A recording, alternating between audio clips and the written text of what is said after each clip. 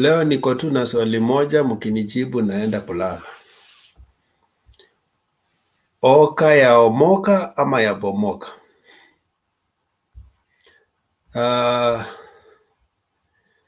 Oka ya Omoka ama ya Bomoka?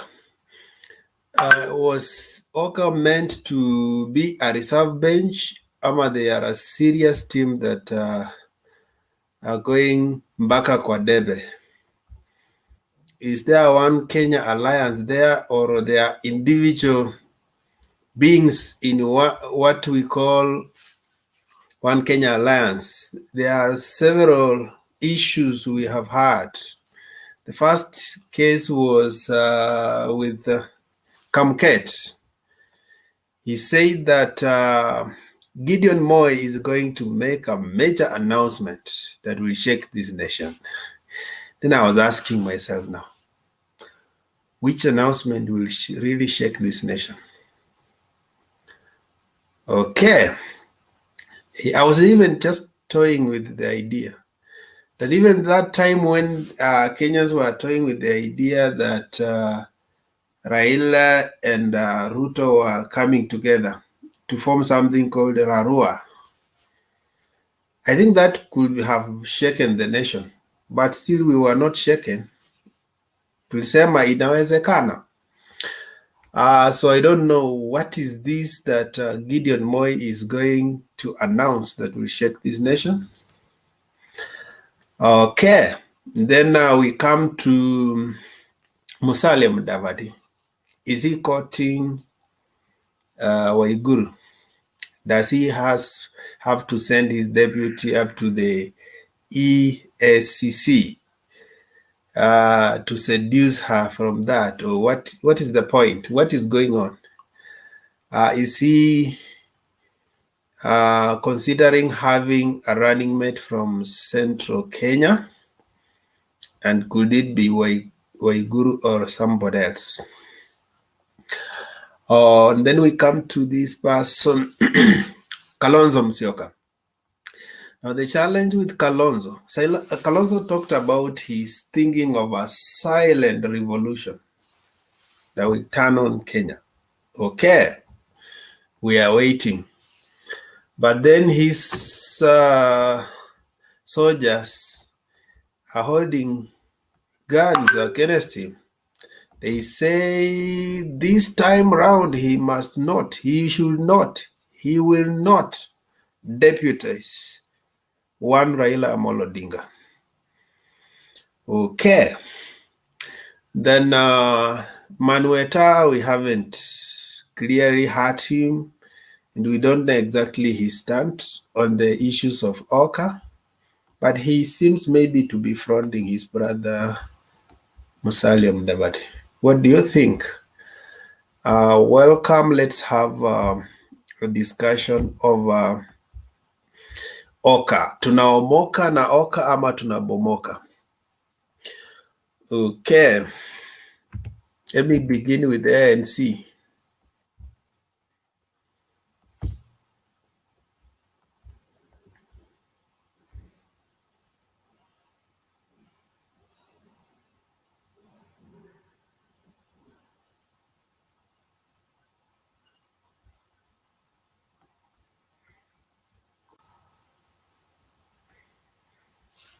Deputy Party Leader, we don't want this governor to be intimidated by anybody.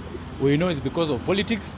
We know in Central it's so difficult to sell a certain political party and a certain individual who is contesting for presidency. As ANC, we're going to stand in solidarity with her, and we are quoting her to be one of our kingpin in Central Kenya. Is she joining your party?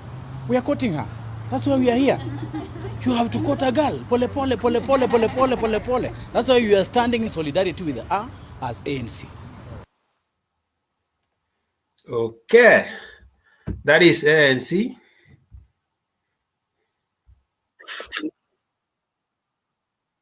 The progress of One Kenya Alliance. As you all know, One Kenya Alliance is composed of Musalia Mudavadi of ANC, Moses Wetangula of Ford Kenya, Kalonzo Musyoka of Wiper, and Gideon Moi of KANU. And we've always said that the door is not yet closed for One Kenya Alliance.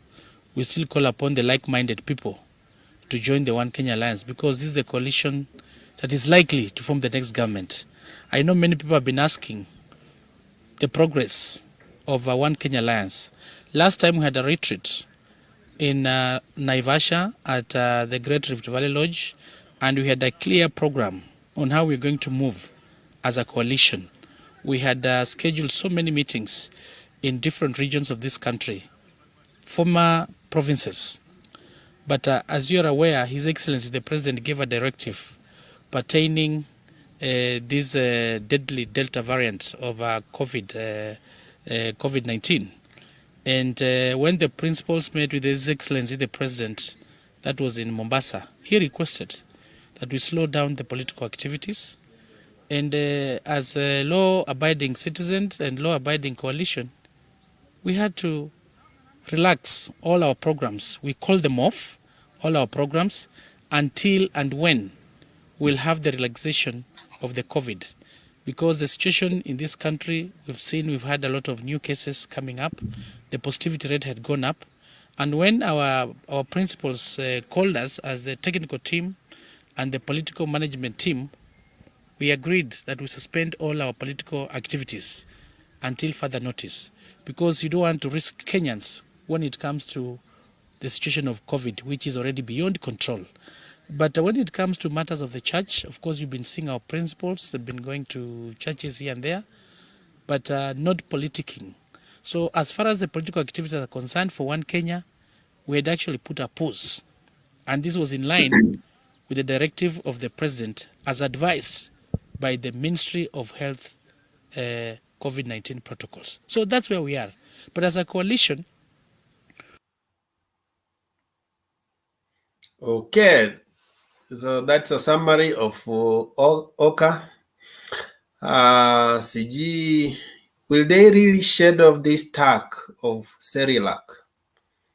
They seem not to be very decisive on where they are going. Okay, or was OKA meant to be a reserve bench for the two horses? Talk to us. Let's hear what the team for Kalonzo is saying.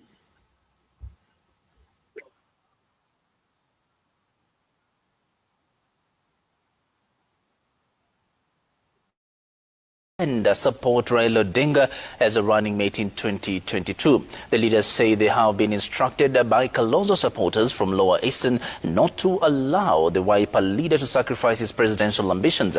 The leaders have asked Kalonzo to remain within the One Kenya Alliance together with fellow leaders in the alliance to fight off any attempts to cause divisions from within. Today we must put to rest wild speculations that our party leader, His Excellency Dr. Stephen Kalonzo Musyoka Senior Counsel, would consider deputizing former Prime Minister in the 2022 presidential contest. This speculation has no basis, and it is not one of the options we are even thinking about. Not everyone likes the presidency of Ruto, and not everyone likes the presidency of Raila Odinga. Therefore, OKA must give a third option so that Kenyans are not tied to those two. And in that regard, a lot of Kenyans are promising if OKA stays together, within a few months, by December, you'll get a surprise.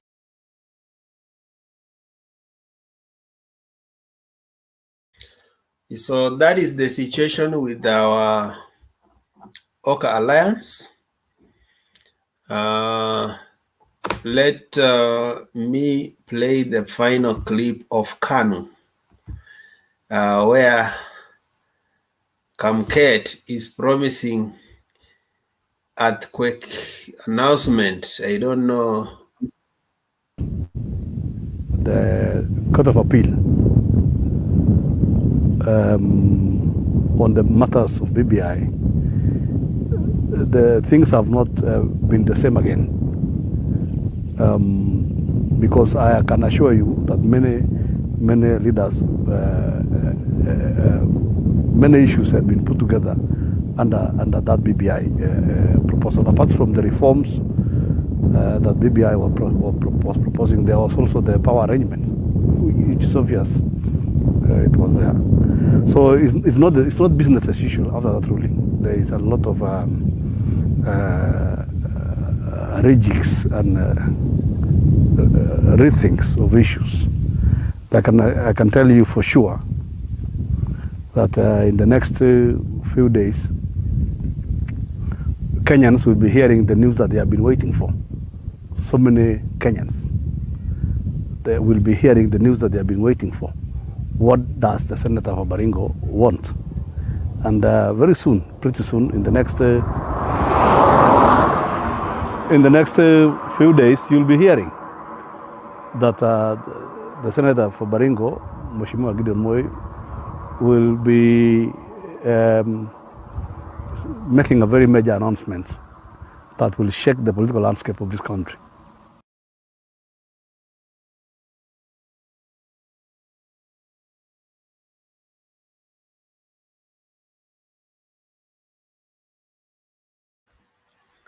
A major announcement that will shake the political landscape of this country. Hata serikali naye tukosea. Why did they arrest this guy? He need to be around to give us a direction. We are waiting for that major announcement that will shake the landscape of Kenya.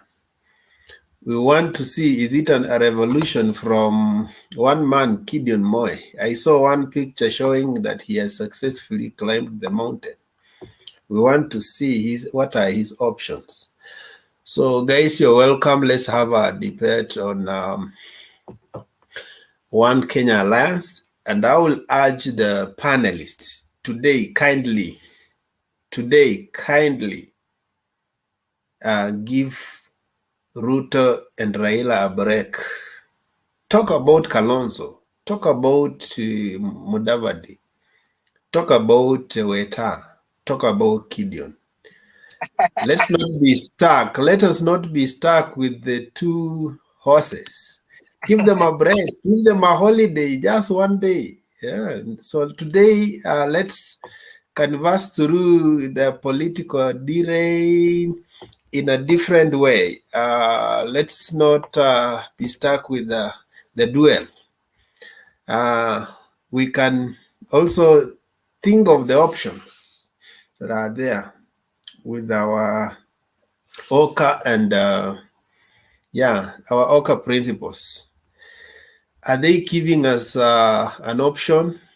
I've seen many argue that not everybody likes Raila, not everybody likes Ruto. In fact, when Mudavadi was in somewhere in the Rift Valley, he said that Kenyans should look at him his demeanor is not threatening. He's not a bitter man. So he thinks that everybody else, he thinks that our two horses have a bucket of issues in their heart. Bitterness, maybe revenge of the people who have hurt them. But he thinks that for him, he has a good heart. That's Mudavadi. While Kalonzo presents himself as Mr. Clean. Gideon presents himself as this cool guy that hana maneno mingi. And then Weta, Sam. So let's have a discussion of what are the options for OKA. Can they hold together? Can they even successfully have a formula to get a president and deputy president? Or they are just there as a reserve bench? Tuna Omoka na OKA ama tuna Bomoka? Talk to us. Max, how are you? How are you, Max? Yeah, I'm fine. I'm getting you well. Well, Okay, I'm almost giving you a chance. Just 1 minute. Let me check through what people are posting here. Okay. William says that sema usikike. Okay. Kemboy anasema Bomoka. William again anasema watching from Congo, DRC. Thank you. Evans Kerima says the mangi are the same, but the forests are different. Okay. Julius Kibangeti anasema OKA are BBI orphans. Sababu BBI imepotea, sasa wamekosa namna ama namna gani? Dennis N. Bryan says Gideon Moi candidature is not significant to Kenyan politics. Okay. Hiyo ni maoni yake. And then someone called who? William Johnson says watching from Kentucky. Okay. Jen anasema rubbish. Gideon Moi cannot shake the nation. Okay. Musalia is the real horse. Benvenja Wabala. Okay, Joseph Ogola says watching from Saskatoon. Hey, kumbe sijuangi country zote hii dunia. Kama hiyo ni area gani? Okay, Jack Alex anasema imeomoka. Mishan Cops anasema Bomoka. Honorable Wanyama says Musalia Mudavadi. Okay. Njeri wa Njenga says Bomoka. Okay, those are the... Keep your comments coming. We will read some of them. Some of them we shall display them here for the purpose of participation. You may not be in the panel, but at least you can participate through commenting, through sending your views. Okay, let me finish with Bam anasema the OKA team is just an experiment that will collapse soon. Okay, so keep talking to us. Max, what do you think of this OKA thing? Huh? When they they were told Serilac coalition. What do you think? What is Serilac in your thinking? And why were they given the tag Serilac? Anyway, and can they shadow the tag Serilac? I will kind of avoid the word Serilac for a bit, but I will compare OKA to a movie whereby you're waiting to see the star. Are you understanding? It's just like a movie or a series or a kind of a film whereby a star is missing in it, and by the time it will start getting interesting, the star will come, okay, and take over the OKA thing and move on. And the star is only one man, one person, who is Honorable Right Baba Raila Molo Odinga.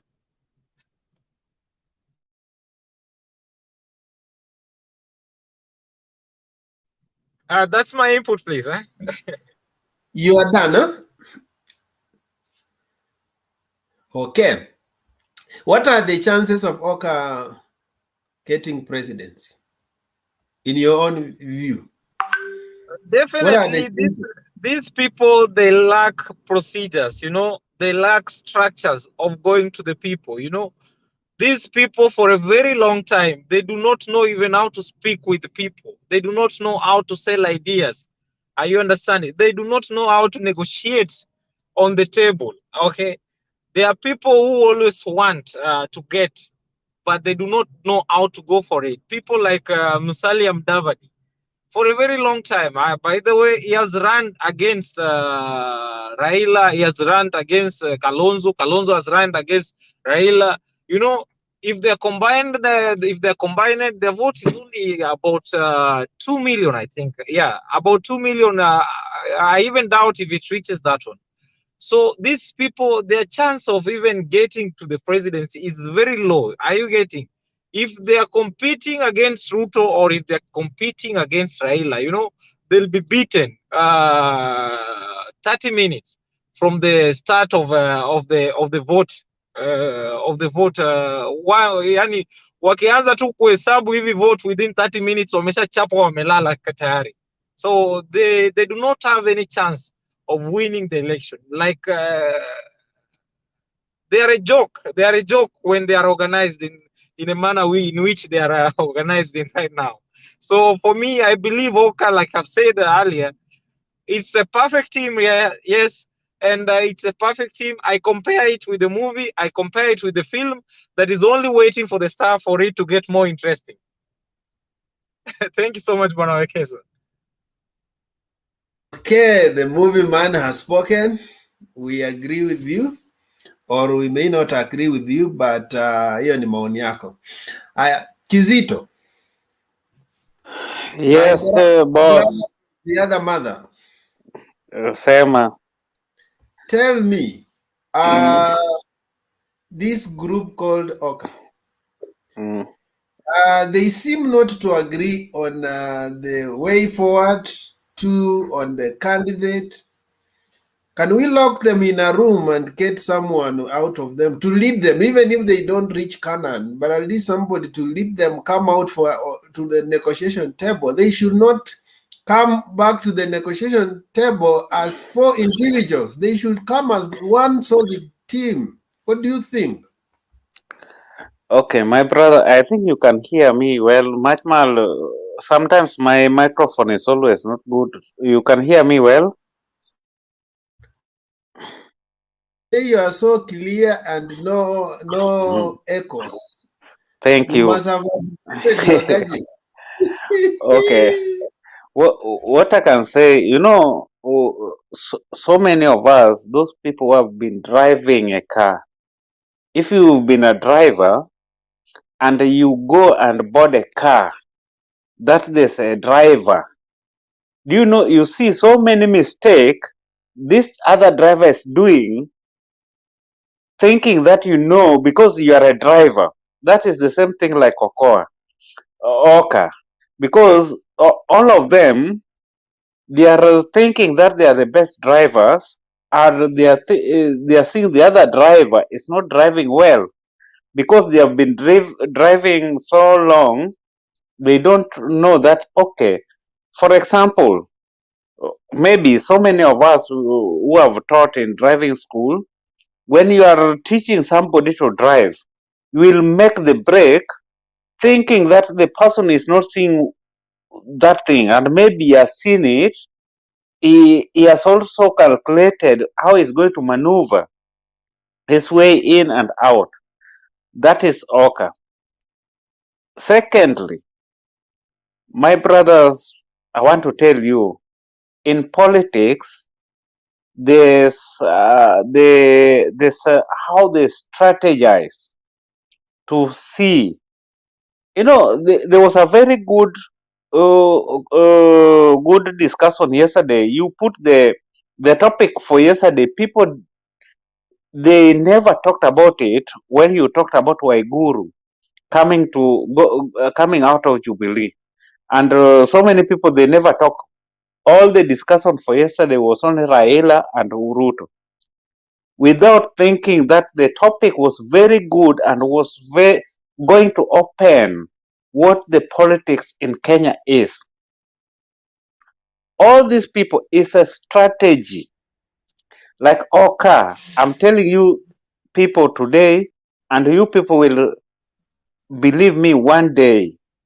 OKA people, this is a strategy.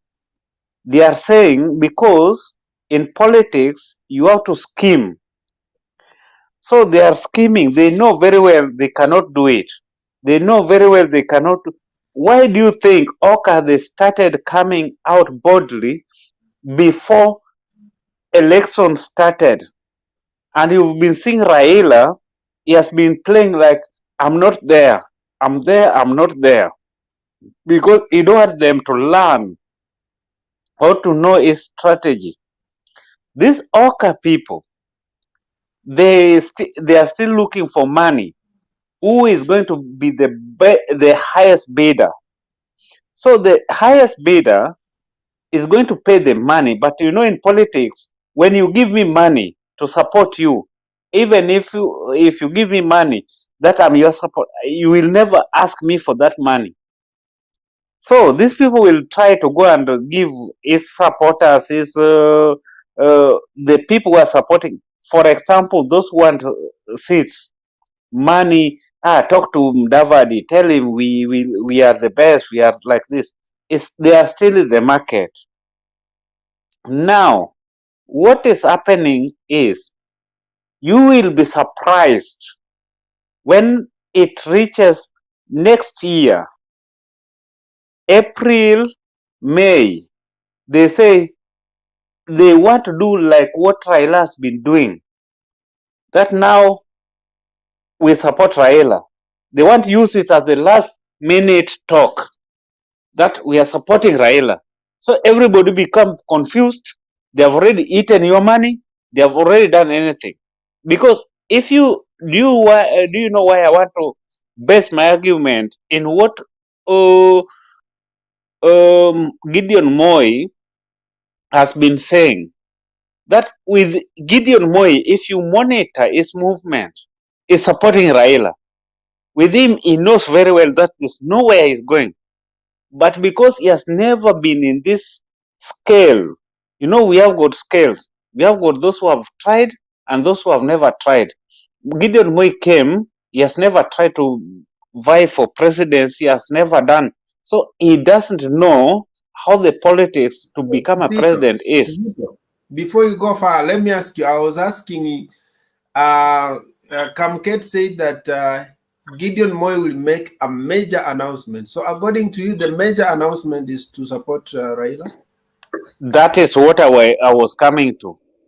The major announcement, he has seen it, but he has got this feeling that when I said it now, the order that is not supporting, sorry to mention order, I just give it as an example.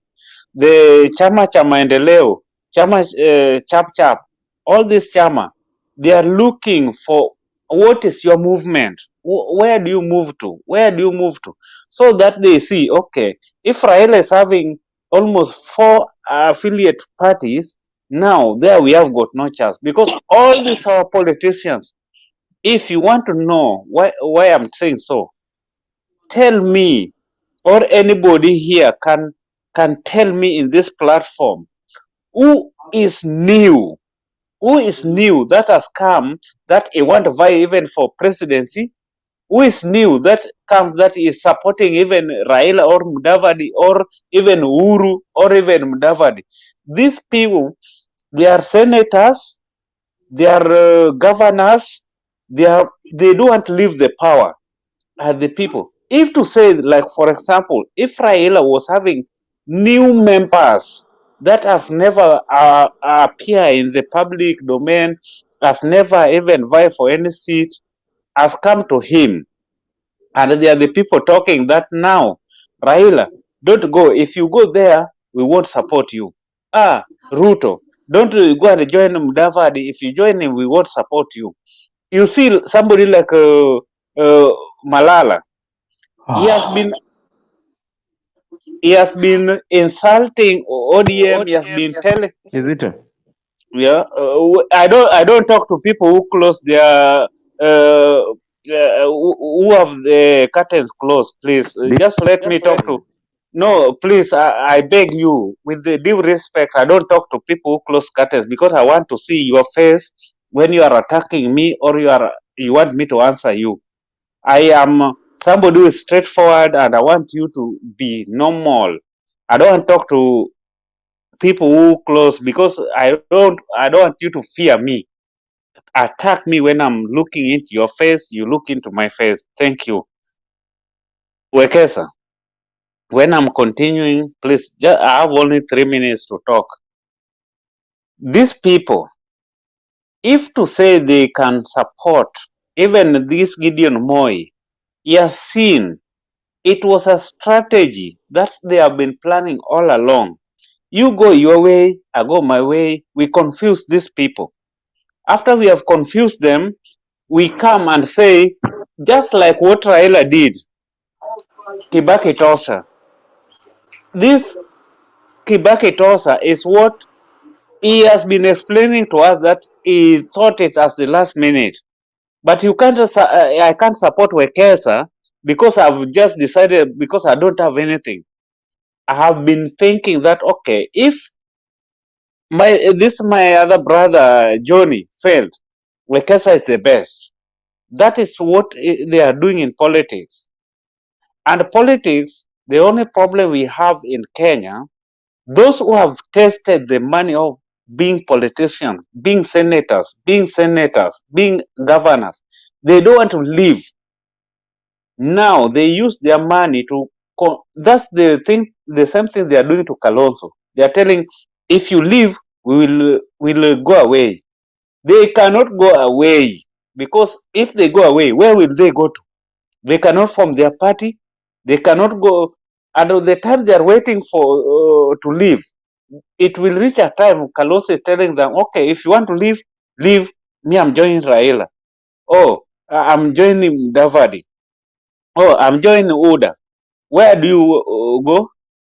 Because it's well scripted, it's a strategy, and these people have been in this platform and they know the game. They are not fools. So this OKA Kenya, I'm telling you, it's just a strategy. If they come out, you remember, if you want to believe me, why is it that when they always go and meet the president, all of them come with different versions? Nobody will tell you exactly what the president said. When they go and meet Uhuru in the status where people always say, they go and meet president, 4 of them or 3 of them or 5 of them, who has ever come out and say, we went there, we met the president, we talked about this. When they come, one is saying, we talk about corona. The other say, we talk about government. We talk about us who. And you know, in Kenya, where two politicians sit, they cannot only talk about corona and forget about politics. That is my take. I want to tell you from this panel today that this is just a strategy. They are just still looking for the highest bidder. When they get this money, then you will find, because any money you give out for politics is not refundable. Thank you. Okay. Mike. Mike, yako around? No, this guy is saying we still have stupid people in Kenya. I'm around. Mike? I'm around. Thank you. Yeah, Mike, now, let me ask you. Yes, please. Let me ask you. Do you think OKA is the best team to climb Mount Kenya? Okay, you can make your contribution even as you consider also my question. Okay. Let me make my contribution and then end up with your question. As you've been talking, I've come late, but I don't know that somebody has taken us through the genesis of OKA and who the pioneer of OKA is, because of course it was not started by 5 people. It must have been one person who came up with the idea and invited the other.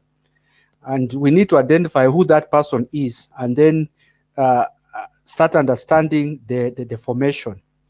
Now, my thinking of OKA is that the genesis of OKA was to get these other principles other than Raila to come together and form a very formidable team that would then corner Raila into a negotiating table so that Raila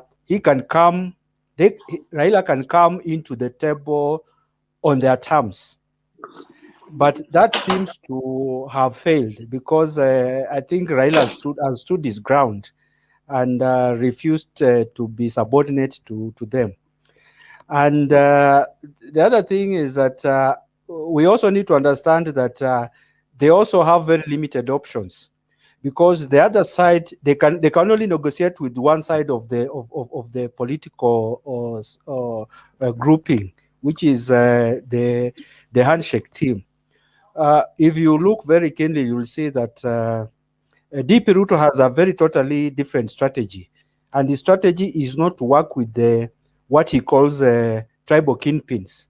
He has identified his own lieutenants who he is using to make inroads into regions where he is not very, very strong.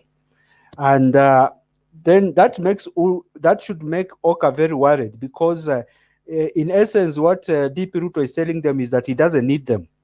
Because if he can come to Bungoma and he identifies Didmas as his right-hand man and Wasiali, and then ignore Wetangula and Mudavadi, and he goes to Kakamega and identifies Halwale as his kingpin, he has made the OKA principles irrelevant in his arithmetic, in his political strategy.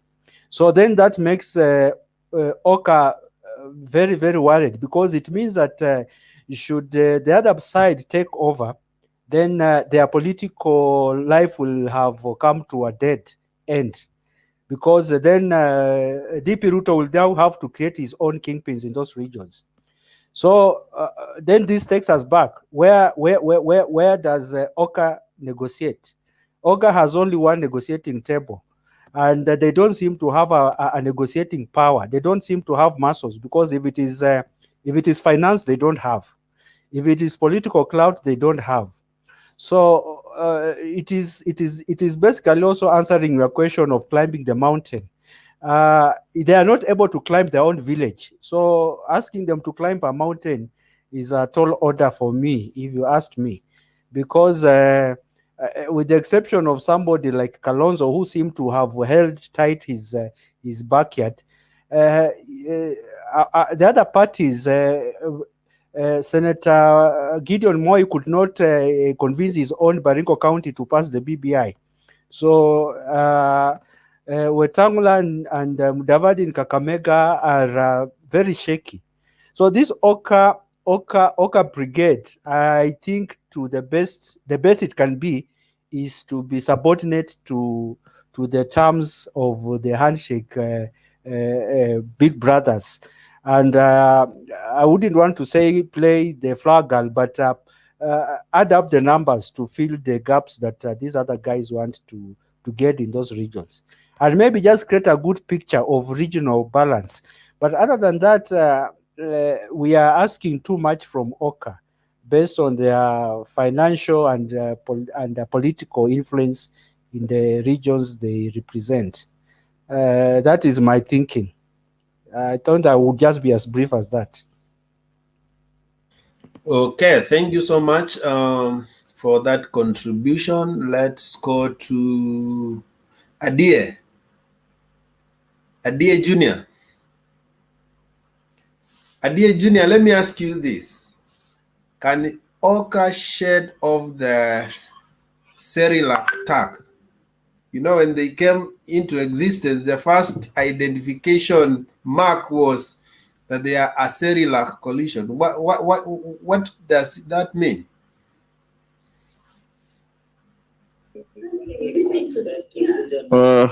Thank you, Ekesa, for the chance. And I thank everyone who is here today on this contribution.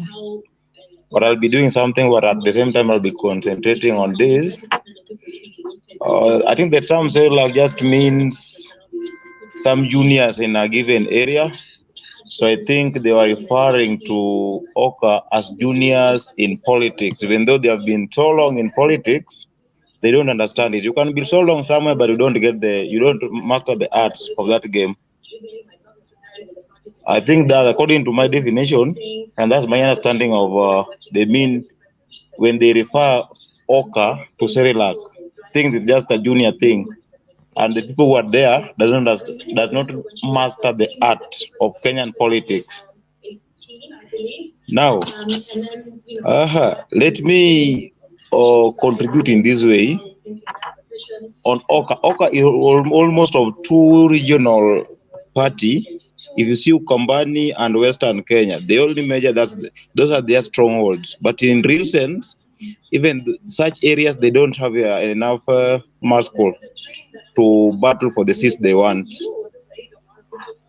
Why am I saying this? The other time somebody was saying that Uhuru and Ruto at par, so that somebody decided just to support the other a friend, so that their friend can vie for presidency. I'm saying it's no. In OKA, we have Wetangula, we have Mudavadi, we have Kalonzo, we have Gideon.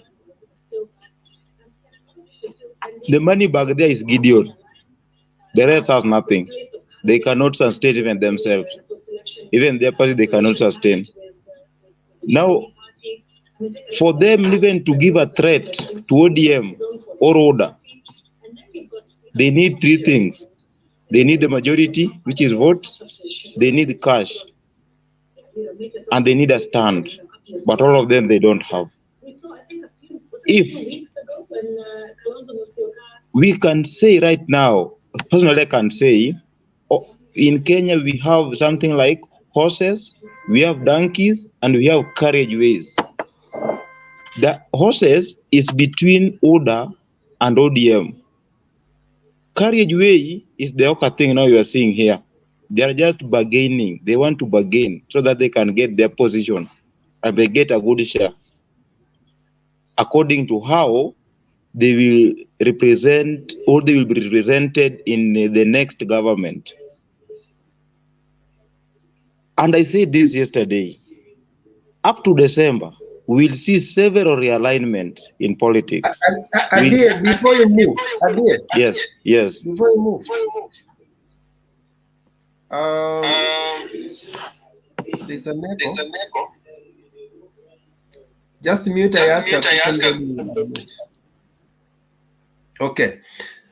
So I'm saying this, there's a time when Muskari Kombo was local government minister.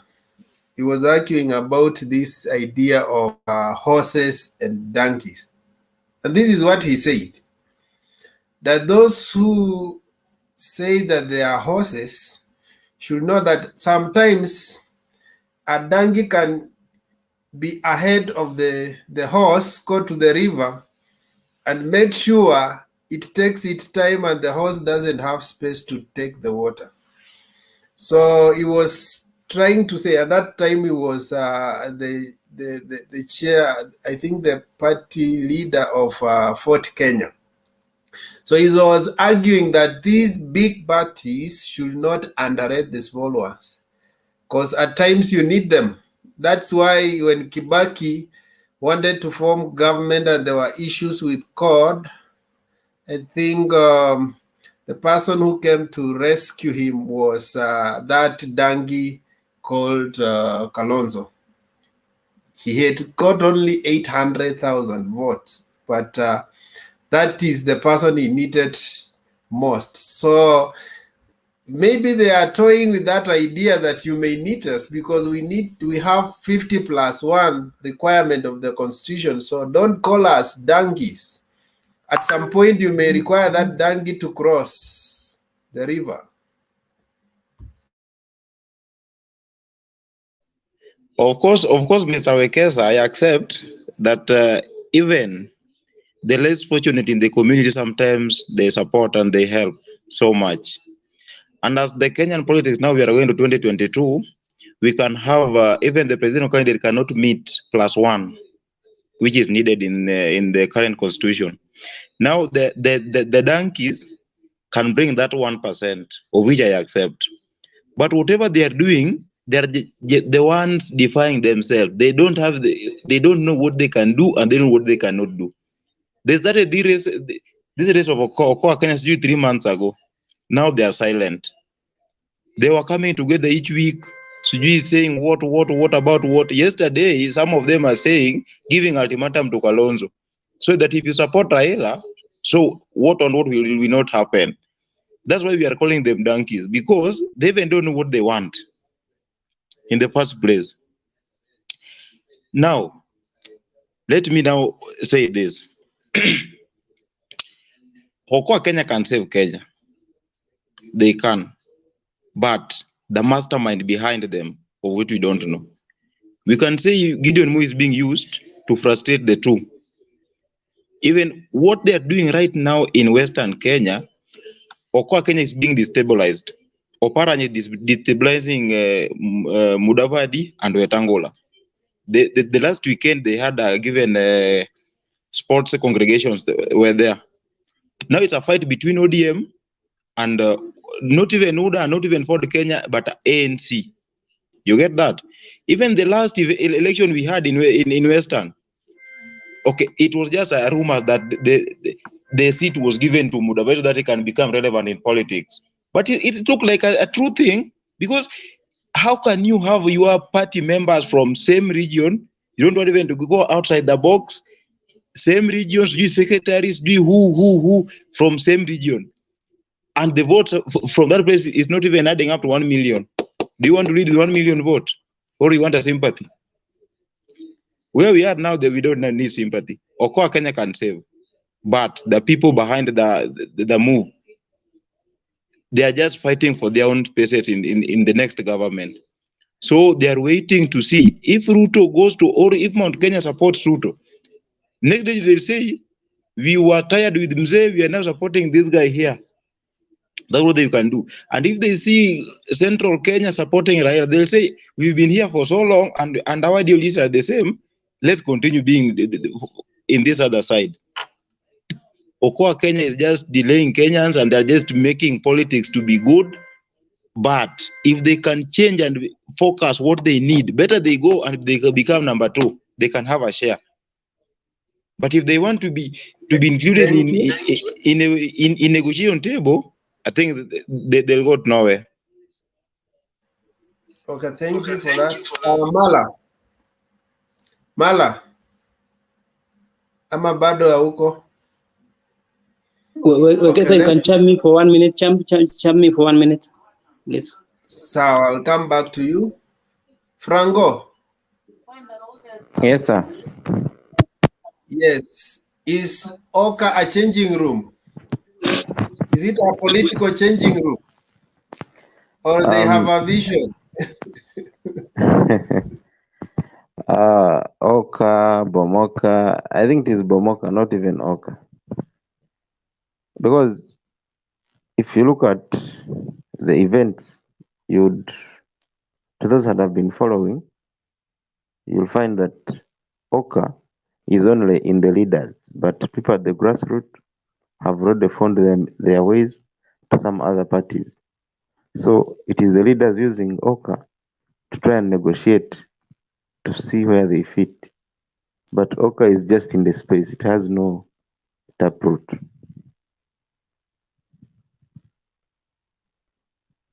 That's my take for now. Okay. Sammy? Okay, thank you What is very your much. take on OKA? Okay, thank you very much for this opportunity. My take is this. The OKA leaders almost, if you look at the OKA leaders, they are all tribal kingpins. We don't have anyone with a national outfit, because for Mudavadi and Wetangula, they cannot command any vote away from the Western region. For Kalonzo, they cannot command any vote away from the Ukambani region. And we have some factors that are coming in the 2022 elections. We have 2 governors in Ukambani who are in their second term. They will want to be part of the group leading the Ukambani vote. So Kalonzo will not have the power he had in 2017. He will not have the control he had in 2017. So he will have no political power to demand or go for president. He will not have any other political power to blackmail these other leaders. If what you do, this Machakos governor comes out with his share of votes, if Kivuza Kibwana comes out with his share of votes, Kalonzo will be left with very little influence even in the Ukambani region. Let's go to the Western region. We have also people like Wycliffe Oparanya. He is also controlling a very good block in the Western votes. So this OKA team, all they can do is create empty threats, but they cannot go for president. In fact, let's look at Musalia Mudavadi. When he went for the seat, he could not even convince his deputy, Jeremiah Kioni. So I don't see any the magic he will use in 2017, in 2022 to convince Kenyans to vote for him.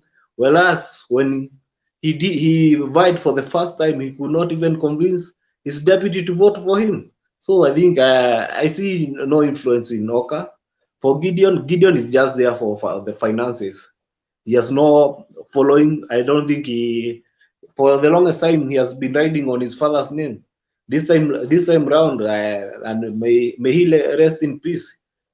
He has no that info. Even he cannot defend his Baringo seat. He could not convince his MCAs to vote for BBI, yet he was among those leading BBI. So on my point, I don't see as if OKA will have any political influence. They will have to either support Baba or support Ruto. But as a team, they make no impact politically. That's my point.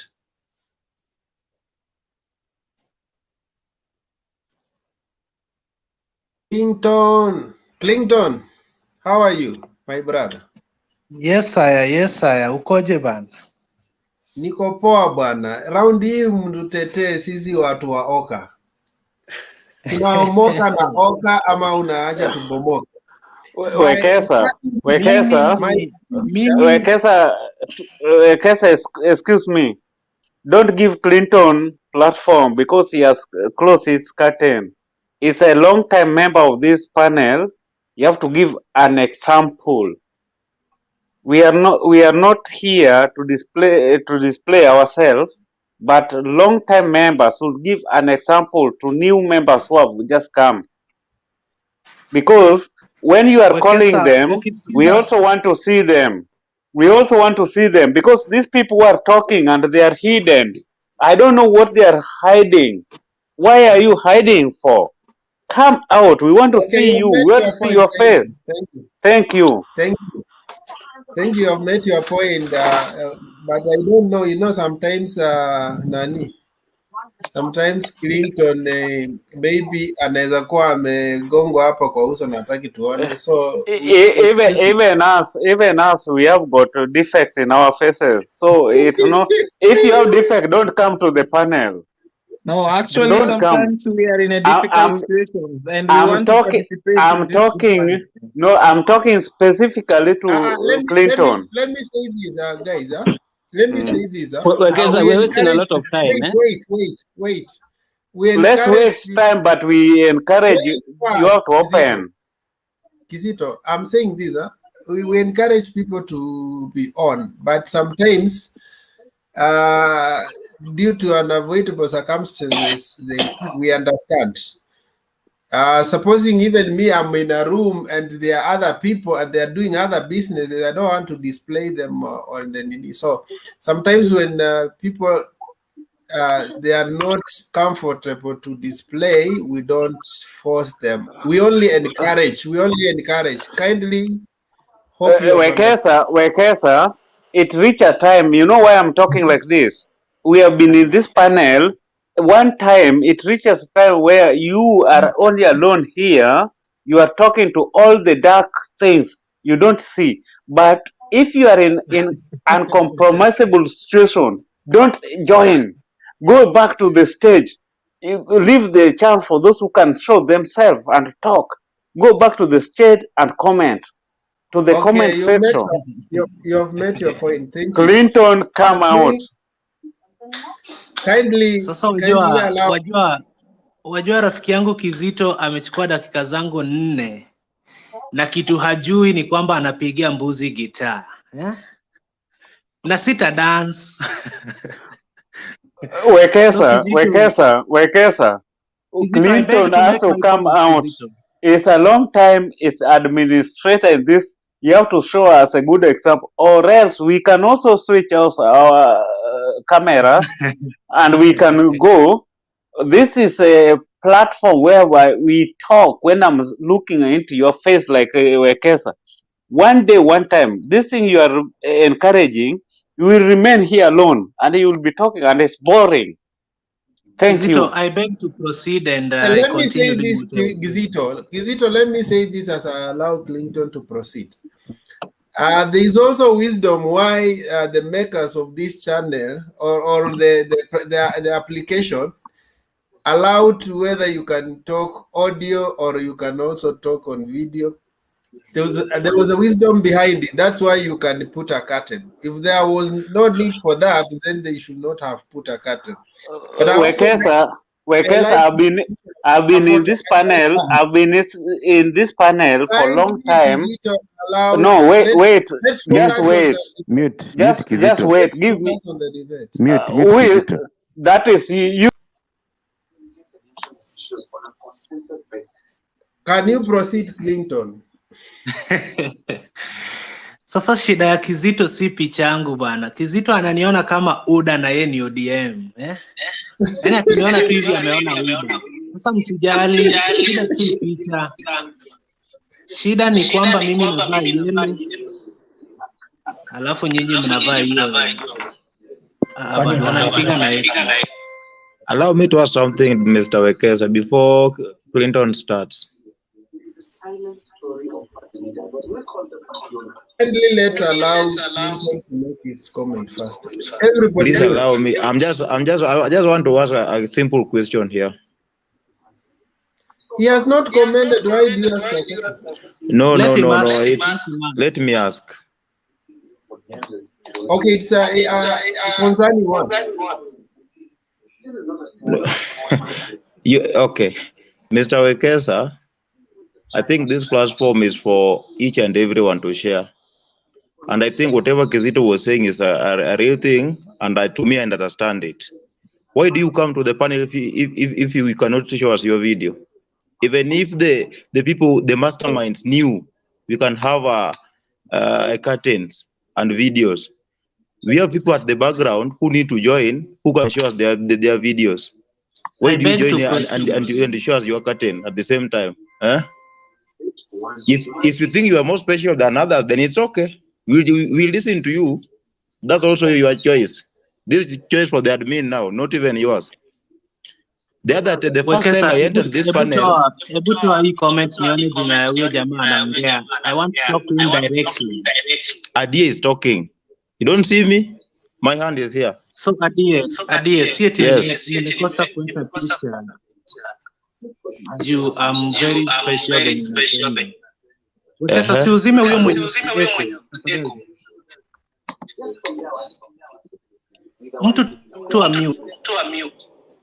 Yes. Mala Nagabe. See, you mute your mic, jameni.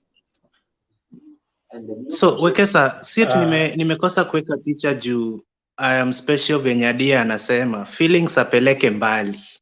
Si mimi peke yangu sina picha kwa forum. So, let me say my point and I go away. Picha huwa naeka hapa kila siku. Sasa nikikosa kuweka picha, maybe I'm doing something, then I quit. So back to OKA ina Omoka, siji OKA ina Okoka. Umewekaje Wekesa? Nikumbushe hiyo topic. OKA ina Okoka ama ina Omoka? Nimeuliza swali ni hivi. OKA ina Omoka ama ina Bomoka? Hiyo ni swali tu. I beg to address that in 3 dimensions. OKA iko na viongozi watatu.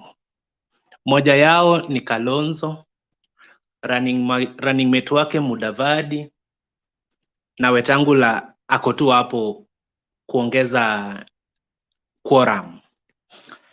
Sasa huyu party leader wa OKA, Mheshimiwa Kalonzo, kuna jina huwa anaitwa Facebook eti Watermelon. Na Kalonzo ndiye anaangusha OKA. Kwa sababu kwa kiwa meeting wanasema kitu kimoja tuwe na presidential candidate, lakini huko nje anatafuta running mate. Anataka kuwa running mate wa mtu fulani. So I think Kalonzo mind yake yote haiko kwa OKA. In fact walikuwa wanangojea BBI. But now that BBI haiko, kutakuwa na presidential candidates wawili. Kalonzo hajafanya kosa lolote kujipanga. sababu ameona pale OKA hamna namna. Na pia msisahau kwamba Kalonzo alisema 2019 hapo eti mimi nitakuwa side yenye Uhuru atakuwa in 2022. So kama Uhuru atakuwa anaunga Raila mkono, expect Mr. Watermelon to join that particular bandwagon. Another thing yenye inaangusha OKA ni huyu jamaa amekuwa akivai kila siku na bado anaenda kuvai Mheshimiwa Raila. Alitengana nao kule NASA, badala awachane nao in peace waende waunde OKA, bado ameenda huko OKA chini ya maji kuwakatia moja baada ya mwingine eti nitakuweka running mate. Mpaka amedanganya Gideon. Gideon siku hizi anafikiria ako na power, anaweza kuwa hadi running mate. Yeah. So baba pia kuna mkono ameingiza pale kwa OKA, lakini kanajifanya kama mtu hajafanya kitu chochote. So I beg think to differ with that. Si nimalize time yangu. Kindly acha malize kwanza, you'll ask permission to. So Wekesa, your party leader na Kalonzo ndio wanaangusha OKA. Ukiangalia mtu kama Mudavadi ako very serious na hiyo OKA, hata Weta. Na juzi wakiwa kwa matanga huko Western nilisoma tu kwa hii channel yenu kwa comment section eti mtu akiadvise Mudavadi eti Mudavadi usipojichunga Wabukusu watakwambia uchukue Weta kama running mate. So tafuta running mate Kenya nzima. So I think Weta pia amekwama hapo kwa Mudavadi. Kama Mudavadi atakosa running mate, itabidi aekwe. But OKA haiendi mahali. Hiyo BBI ndio ingewasaidia, wangetaka kuwa prime minister na madeputy. Lakini kwa sababu BBI imekaliwa, Kalonzo must be a running mate to Raila Odinga. Na akisha kuwa running mate wa baba, sisi kama UDA tutapata kazi rahisi ya kumkatia Mudavadi. Unaelewa? Na tukikatia Mudavadi na running mate pia tupate kutoka Central. Si sasa William Ruto ni kuapishwa tu. Ama kuna kitu tutakuwa tunangojea. So that mathematics is very serious. It is Kalonzo ndiye atadecide the next president of Kenya. Either mwenye ataunga mkono ataanguka, ama place ataenda huyo mtu atashinda. So tunaomba aende venye ashaenda, ndio tupate kazi rahisi ya kuambia Mudavadi, bado ulichezwa, unataka kurudi pale? Eti hapana, acha nikae hii side.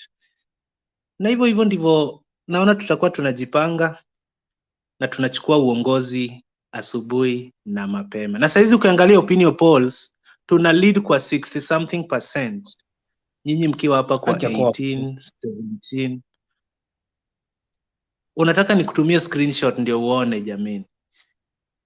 So these things are real, and that is my submission, Wekesa. But watu waache kuniattack. Nimekuja hapa mkiweka giza, hakukuwa na shida, lakini mimi nikiomba tu nafasi hivi nikiwa giza, watu washaanza kurusha maneno. So kama unanichukia juu ya chama, tucheze politics, lakini si eti unaniambia Mr. Wekesa, I want to differ with that. Sijafurahia. Only now beginning to engage in the process. Who wanted to ask a question? Alikuwa nani? Niambie. Alikuwa anasema anataka kuuliza. Okay, they are all no, Mr. Wekesa. Yes, make your point. Mr. Wekesa, I'll just take people till back. I told you that time we need to have rules and regulations in this platform. We don't come here by choice, and it's neither must. No, that's not the issue. I thought you were asking a question. Leave alone that. No, it's not a question. It's a demand. You either take me out of this platform or I stay. No, we can't behave like we.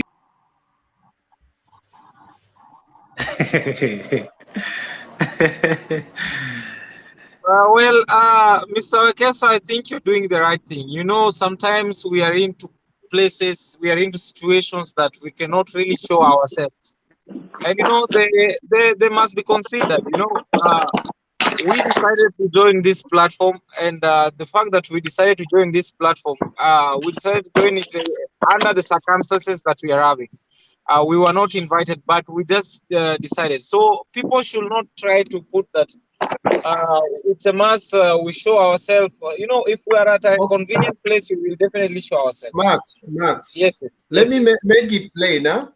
Yes. This channel has moderators. Kindly allow people to moderate. Let the other people. Your work is to contribute, actually.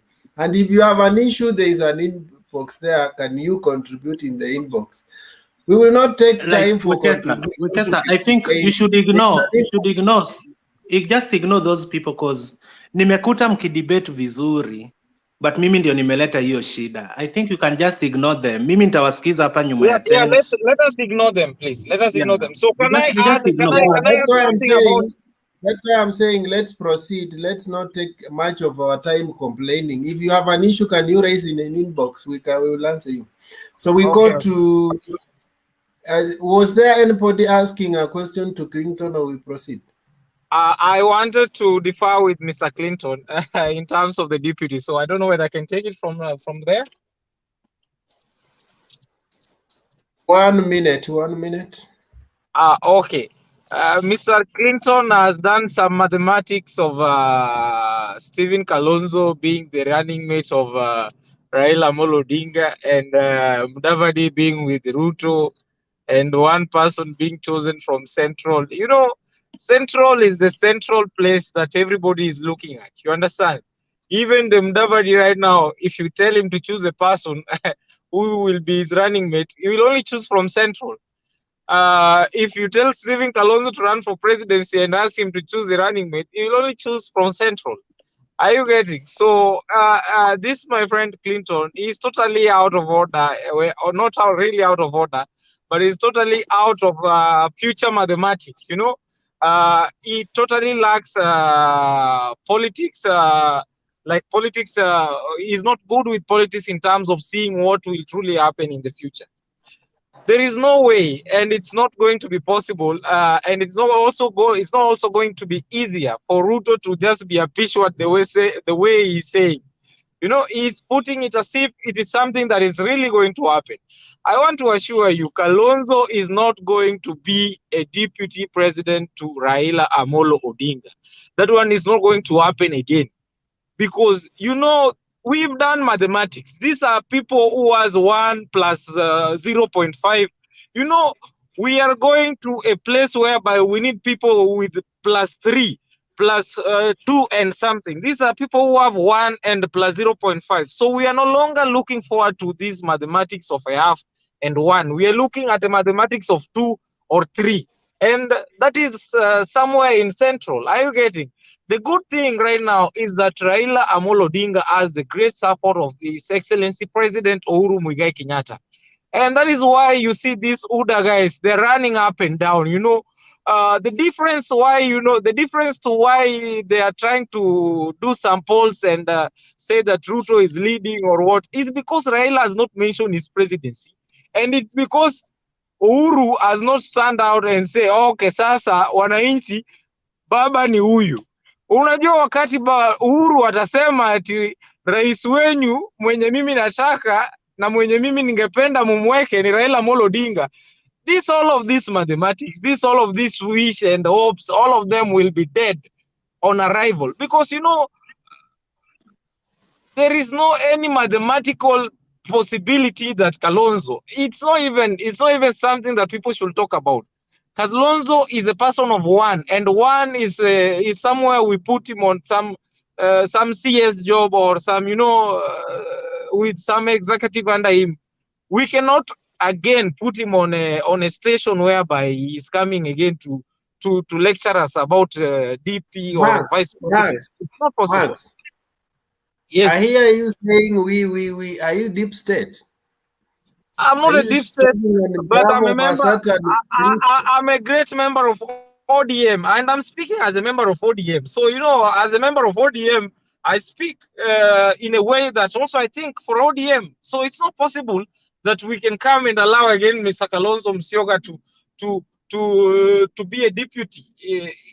There is no any mathematical that will make this possible. Kalonzo he belongs to a rank of 1, and 1 is somewhere of CSS and other things. Okay, you made your point. Leave alone the conclusion. Let me respond. Question. I have a question. Okay, to let me take the second one. Your question is also to Clinton? Max. Yes, I can get you, bro. A question to Max. So Max ask me a question, and you question it at the same time. Max ameuliza swali. Sasa Wekesa. Clinton, before you answer, I also want you to respond to this because you said opinion polls. Today this is our opinion poll on Mutembei TV. Can you check? Sasa hii Mutembei TV kuna venye mmeiweka mpaka William amekuwa tu mtu mbaya. Sasa angeshindaje kwa hiyo opinion poll? Na hiyo opinion poll mimi ni admin hapa na sija vote. Na supporters wangu hatuja vote. That's why you are at 22. Why didn't you vote? Na huyu running wa baba mmefanya rigging hapa bwana. Hii ni rigging. Huyu running mate wa baba hapo chini amepewa mmefanya rigging hapa. I had a question for Max.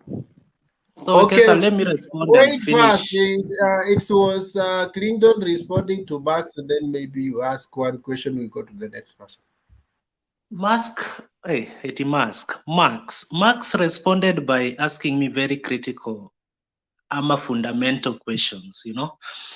Na Max anaongea kama supporter wa ODM na in fact amekubali. Na si tu supporter wa ODM kutoka Kondele ndani. Who is calling? So I'm saying Max anaongea kama mtu wa Kondele kabisa. So kitu iko Wekesa anasema I don't have the mathematical audacity to say that maybe William akichukua running mate kutoka Mount Kenya atashinda. At the same time wana drop Kalonzo juu Kalonzo analeta +1, watu Mount Kenya wanaleta +3. Hapo Mount Kenya pale Kibra by election mwenye alikuwa anaongoza rege alikuwa Waiguru. Eti the mountain imeamua ni baba. Leo hii Waiguru ametoa nguo zote za rege, ako tayari kuvalishwa nguo mpya. Bado baba ako na support Mount Kenya. My friends, mnadanganywa. Uhuru kama ni kusupport baba angekuwa amesema sasa hivi. Nini anangojea? If at all atasema baba tosha, of which haizi akasema, the guy will go silent. Na akienda silent, Mount Kenya will determine who becomes the next president. Na wakiunga William Ruto mkono, hata mimi ni supporter wa ODM, my friend, tutakuwa tunajitayarisha kuenda kuangalia venye Kasarani itakuwa William Ruto akiapishwa. Hapo hakuna kitu ingine. Alafu huyu Kalonzo mnamdharau hapa, nimeona Mutembei amempea 2%. This your running mate, kubalini yaishe. Kama mko na 34, ongezeni hizo mbili zake, mjue mtapata 36%. Kalonzo is your running mate. Juu saizi sioni mkipata running mate. He's the only thing that is available in the market. Na mkimdharau hivi, sisi UDA tunachukua kila kitu. Hata Waiguru saizi tunamchukua. Kwanza mlisha muosha pale, mnaitanga Westgate ama Capitol Hill. Saizi Waiguru ni mweupe kama pamba na tuko tayari kumuingiza OKA kama kesho. Kama Monday ikichelewa sana. Juu ni mweupe. Alikuwa amesafishwa. So I think Max is not being honest with himself, because kama ni ukweli hatuna numbers, yeye naye ako sure that Raila doesn't need the likes of Kalonzo, but the guy will be president without anybody's support. Na hii Mount Kenya ameweka mind yake yote kwa Mount Kenya, eti Uhuru atasema alafu mathematics ita change. My friend, wewe jamani mjanja. Hata mimi nimengojea aseme ndio nijue baba atakuwa rais, hajasema. Imebaki months to election. Clinton. Kwanza amewapeleka Supreme Court na BBI. Baba hataki BBI, lakini Uhuru anamwambia tuende Supreme Court. Bwana mtangojea. Thank you, Ekesa. I beg to leave the platform for others. Max. Okay. So, Yes. who Yes. wanted to Question. ask a question for Yes. Nani? Franco. Okay. Yes, Mr. Max. Yes, Are I you can getting get me? you. Naweza kukupata. Oh. Now, there is one issue in ODM that is being hidden under the carpet. Mount Kenya has a candidate on ODM ticket, and you don't talk about him. And he's slowly gaining. But much as they say, he's not popular. Wanjigi is going to cause mayhem in Mount Kenya as ODM party candidate. Are you aware of that? I'm very much aware, so I just wanted to ask and then I'll respond. I wanted to know if you are aware, because if you start counting Raila in Mount Kenya when they have a candidate, then you have to think twice. Very good. So can I respond right now? Hey, it's okay. You can respond. See, ODM is a party that welcomes everybody to vie for whichever seat because it's their democratic right. When Wanjiki decided that he wants to run for a presidency via ODM ticket, there are certain procedures that has to be followed. You just don't start coming from nowhere and then you start standing up on a platform and you start going up, opening offices, going up, doing and all of this. It's okay. We still welcome this because it still popularizes the party. It's a very good thing for the party. You understand? But there are some things, some procedures that the party has with it. By the way, I can truly tell you, there is no way, there is no any possibility that Raila will be afraid to beat Mr. Wanjigi on nomination. There is no any chance. Are you getting? But what we want is that Mr. Wanjigi should follow procedures. Are you getting? Max. If you allow me to finish, or if I allow wanted you to mention that in passing because I always see the temptation of people changing the topic. And I said that if we have to mention Raila and Ruto, it should be in a minimum scale. Today, our focus is on OKA. And don't try to just change the topic. I know where we are going. Kindly, can we make sure that OKA is the subject? Yes, OKA is the subject, but I wanted to tell Max that in dealing with Wanjigi is like a boil. You don't just slap it, you have to massage it slowly. Okay, that one we will have a day we will discuss the candidate of Wanjigi. Kindly, that one was just in passing. We cannot concentrate on that. I want us to be disciplined. We learn to focus on the topic. Can I say something here? Who is that? Alois. Wait first. I want to have Mala, then we go to Gabriel. Then we go to Alois, and then Jonathan, in that order. Okay, I'm forgetting Mugambi, but he will come and also help me moderate. Thank you.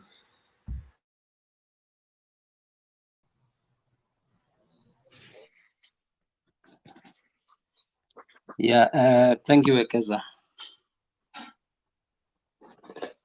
This OKA thing, I think again is another desperate move by the leader of Jubilee. And historically, if you look at it, before the death of President Aramoy, all these fellows had that plan. And remember the way they used to block the deputy president, Raila visiting, Kalonzo, all those things.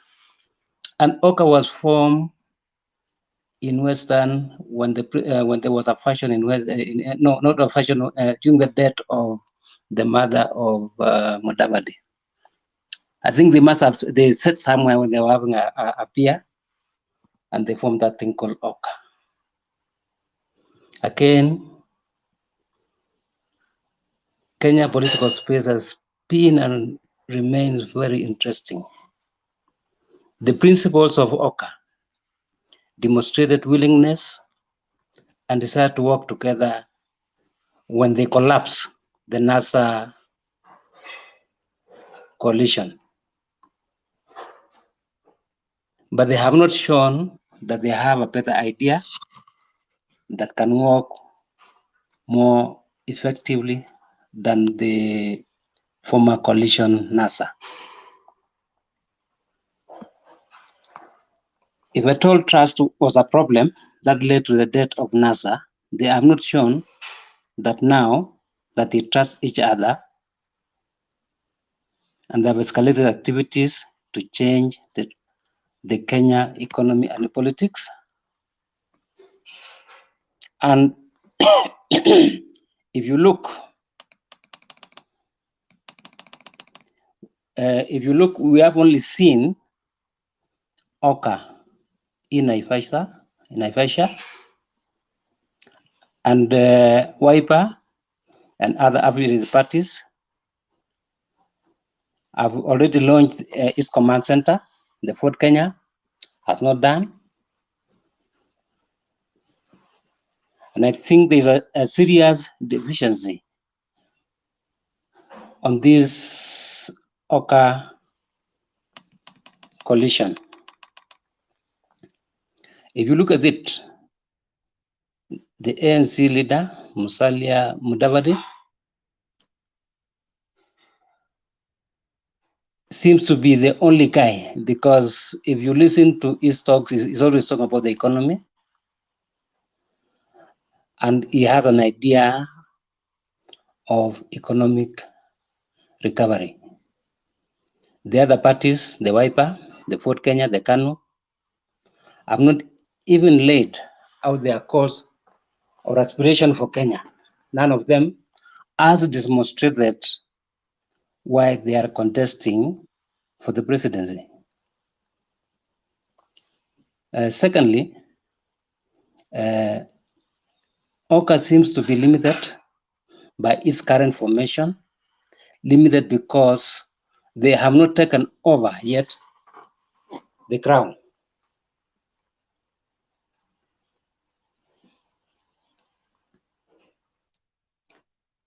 So what we are seeing is actually is another strategy of the 2022.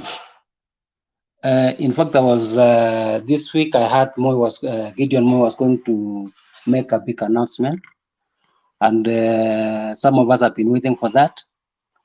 And we thought that what he's going to say is to confirm that he has been working, that he has been a chief wrestler working with his friend Kamket, and that's what we expect from him. We don't expect much.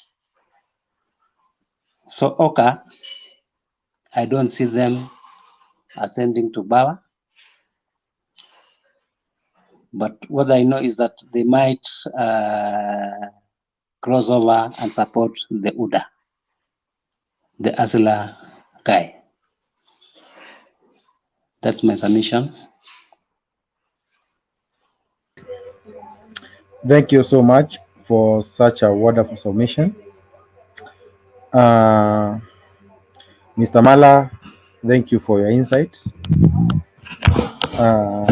Wekesa has taken just a small break from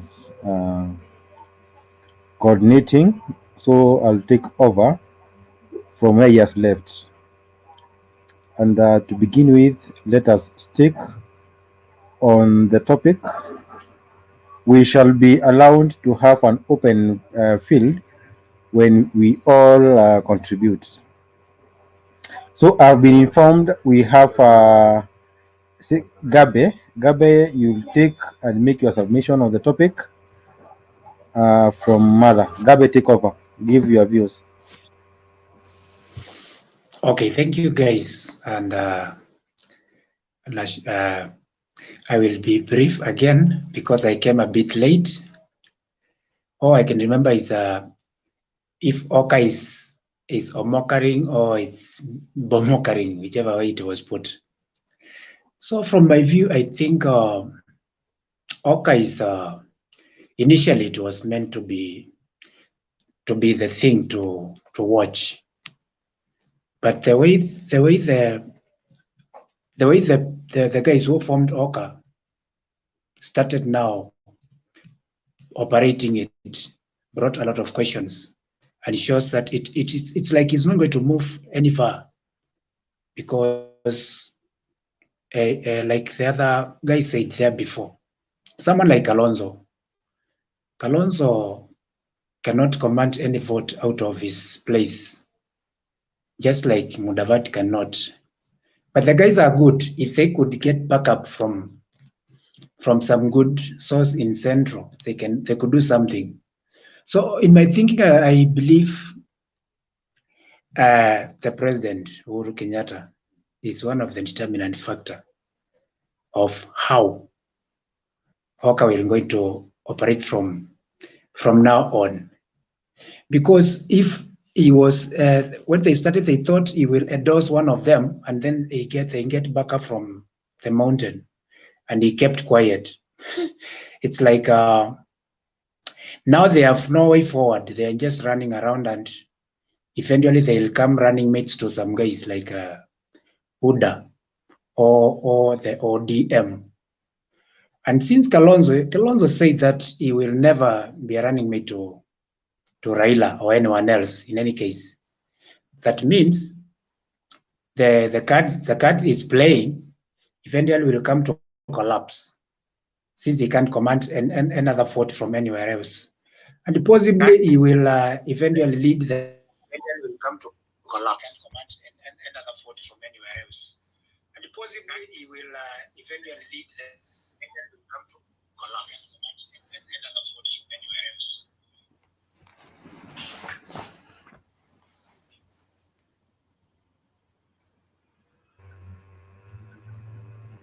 Gabe, are you there? Are you there still? Are you still there? Hello.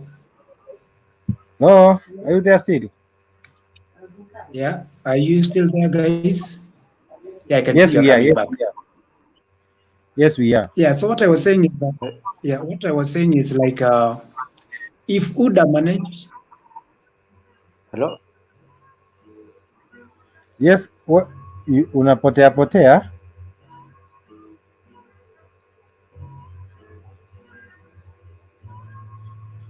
Okay.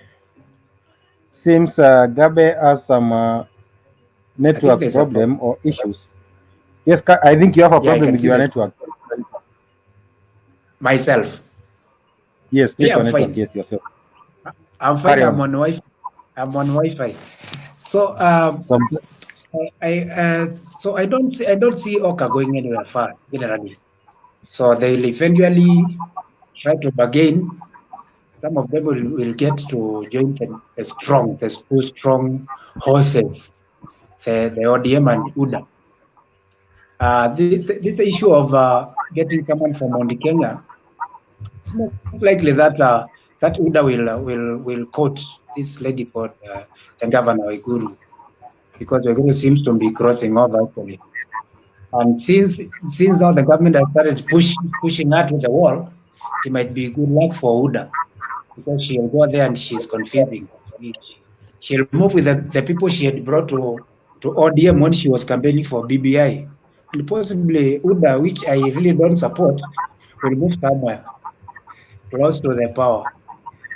So that's my contribution for today. Thank you so much. Thank you, Mr. Gabe. If Mr. Gabe can ask you a question, we have seen these OKA principles going to State House. We have seen the OKA principles in State House Mombasa, State House Nairobi. They go discuss some issues that we are never told. But the moment they leave the State House, we see them pulling strings on their side. Could they be on a mission that they hold their regions until a time that they will come together and form a super alliance? So, my question is, what is your take on the OKA principles meetings in the state houses and state lodges by the president. What's your opinion? Okay, it's a bit tricky to understand what these guys are trying to do. From my speaking point of view, I think they are trying to get people loose network exactly on what they are doing and what they are discussing with the president. On the other hand, I think the president is trying to try to connect them that in the future when he shows his side where he's moving, then they can throw their weight behind his choice. And we really cannot tell this. Actually, from my point, I cannot say exactly. But I believe the president is trying to coach them, so they seem not to have agreed on anything so far. But if he manages to coach them as I'm thinking, then they will be able to throw their weight behind whoever the president will be silently supporting. And that person will be lucky because that means now the Western and the Cumberland and the few Gideon Moy will be able to get from Ruto. Will be back up from to someone. Then it will bring some weight. That's my thinking. Okay, so if these guys have a hidden kind of let them hold their grounds well at the regions, for them to form a super alliance, the person that they back together may win by backslide, by landslide. That's what you say. Yeah. I think it will be very easy for them to win with backup from those guys because they won't go anywhere far beyond being running mate from the way they have organized themselves. So if they don't be running mates, or if one of them become a running mate or one of the team, and the rest give a backup behind, then the person will win very easily. Yeah, I would like Because to add on that one. Just okay, Max. Yes, there is always a formations of politics, and especially when you want to form a very big formation, you have to act like it's a separation at the beginning, and then at the end you come, or you all come together. When we started this debate, I said that the OKA right now is just like a movie film, it's just like a movie film that is liking the star. And the star is just around the corner watching how the movie is going. And believe me, this movie of OKA, it will start getting interesting once the star gets back. And, we all know the star. So the issue now comes whereby who will be the running mate of the star and all of that. Still, like I've said, I don't believe in these people of 1 plus or 0.5 plus because they have failed the star. You understand? They themselves they cannot even achieve to be the star. So the truth of the matter is that when the movie star will come, the movie star of the OKA will come. He will come with the running mate also to this film, and and it will be a great movie. Okay, thank you, Max. Thank you. You had your time. Let up the people who have not talked, to have their one. And now we have Tony, Ben, Jakes, Demba, and myself. We have not contributed, but I will give Tony a chance to give his thoughts. And please let's stick on the topic. We shall have an open field or an open session when we all contribute on the topic. So Tony, carry on, and as you give your contribution, give us your thoughts on the state house meetings that have been going on with all the principal plus the Odinga, but when they come out, they speak in different scripts. Carry on, Tony. Okay. Yeah, let me say hi to everybody in here today. And thank you for giving me the opportunity to air my opinions and views. I think the so-called OKA is a convenience vehicle for the principles to remain relevant in the in this quest for the state house However, each of them knows that it's only one position, and not all of them are going to get it. And when you look at the participants of the OKA, you look at the son of Moi, he has never campaigned for presidency. So he's very sure that he will not be the bet, because he has only been riding as a passenger in that vehicle. We look at Mudavadi and Musalia. They know that they are probably they have best campaigned in the Western only, and they have only made noise nationally on the media, but they have not been in most parts. So they are very sure, unless they are packed up by other regions, they are not going to be the candidates as per se, like to win presidency for the whole nation. You look at their rival, who is the deputy president, who has successfully campaigned in most parts of the country and has massive resources that he can even buy the support from most parts. He is a real threat to most of them, only to be subdued by the former prime minister, who of course enjoys his magnanimity of the whole country. Of course, we know that the Raila Odinga is an enigma in politics of Kenya, and he can never be written off.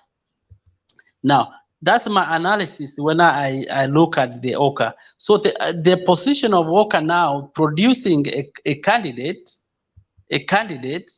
I think is minimal. They are only playing politics so that they can probably make a deal of 50+1 after the elections. That is the only bet they can have over there. None of them. Kalonzo cannot campaign the whole of Kenya. In the support he got only a regional support. So I don't see any of those to be like a national leader as such. So the pronouncement of the son of Moi, I think he has read the signs of the time, and he's playing smart. He's playing smart because he's subdued by the Kenyatta family. I'm not saying the president per se, but by the Kenyatta family, because our president was supported fully by the former president, our beloved late Moi. So he was supported, and he's trying to return a hand to where the support of the president is, which of course we have seen is in Raila. Now he's playing smart there. And I bet the pronouncement is about, after seeing all of them, he will support Raila. Now, about the going to the State House, all the principles of OKA and coming out with the different tongues, speaking different languages, different tongues, the fact is that all these principles, from the Mudavadis, the Wetangula, the Kalonzos, they are kind of very conscious of the previous relationship they had from 2017 with the premier, and how things came up, and how the premier became the darling of the president now, who was his rival. And they don't think he has them at heart. But they also know that he has more support than them. So for them to remain relevant to their supporters, they have to speak the language of their supporters. I say this because if you listen to people like Marala, you will see their stand, you will hear their stand. If you listen to Kalonzo's people, you will hear their stand. The same as Wetangula's people. They are only trying to remain relevant to their supporters. And that is why those different languages are coming by. Now, when you look at the president himself, he kind of sees the whole political ground of the country for the betterment of his legacy is to support Raila so as to satisfy what their fathers, the two fathers, the Raila, the Odingas and the Kenyatas, what they formerly had started. And that is my analysis in the whole thing, that is why the different languages are spoken, and that is why the president is trying to support the Raila. However, Raila has become more Baba in the same as, not the necessary Baba, the more mature in the politics, that he has played the role for the unity of the country. And he swallowed a lot for that. So the prodigal son now who has become is the deputy president to them. He is muscling everything to go on his own. We expect more fireworks that will come by, but of course, we citizens vote, and there is a system that counts the votes. That's what will make the difference. That's my analysis. Okay, thank you so much. The reason as to why I've asked you about the state house thing, we have realized of late Mudavadi seems to be having an approach towards central Kenya with the promise or a perception from we that you take a running mate from central Kenya. So if at all Mudavadi has such a thought, does it mean that OKA is a dead coalition, dead before formation coalition? Because there's no, you'll tell me that Mudavadi, like today, when Ain Guru was grilled by EACC, we saw the ANC MPs or elected leaders with her, and later on, a few minutes later, we saw her in Lavington at the Mudavadi Center.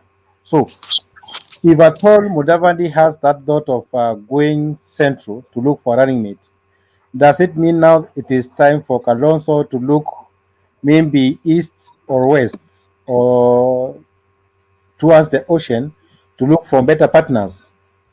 No. Mudavadi is playing smart. In fact,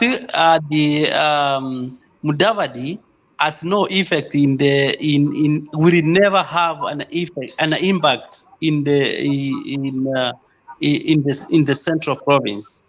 Neither Waiguru will ever coerce or sway the vote of the central province. That's the reality. She is only a flower girl, and her time is only to fade in time. The reason why I say that is because there are big wings in the central province who are, of course, some who are playing from the background, who are most of the rich people in the country we have, they are from that area, and they are playing on the background so much that they can sway the politics of the region. And what Mudavadi is doing is conscious that the OKA is not united in a common goal or presenting a common candidate, and is trying to play smart to hold himself, to hold his head upright. And in fact, I can say going to the Mudavadi Center has no effect because Mudavadi cannot sway the politics of the country, or not even the central province. Because you look at the Mudavadi's background, is the least vice president who ever was in the office, and that's the highest he ever held, which he was handed silver platter, and he has never recovered from that position since he took that position. Since he fall out of accepting from Moi's vice presidency, he has never held his politics upwards, other than the time he was he was a deputy prime minister. During the Mukata, I don't know what position he had. Other than that, Deputy Prime Minister. Yes. He was the Deputy Prime Minister. So, yes. Thank you, Tony, for your extensive contribution. I know we can talk and talk and talk, but we appreciate your contribution. Actually, the way you have knocked it out on our Guru factor, it's a lens that I didn't see, but it's okay. We shall have more and more conversation on the same. Now, welcome, Bernard. I see we have Jonathan. Give your brief contribution on today's factor, on today's topic. Stick to the topic and be as brief as you can. Welcome. Hello, everyone. Hello. So, for me, I just think like some people are just meant to be vice presidents or deputy presidents. They were not meant to be president. Do you get my point?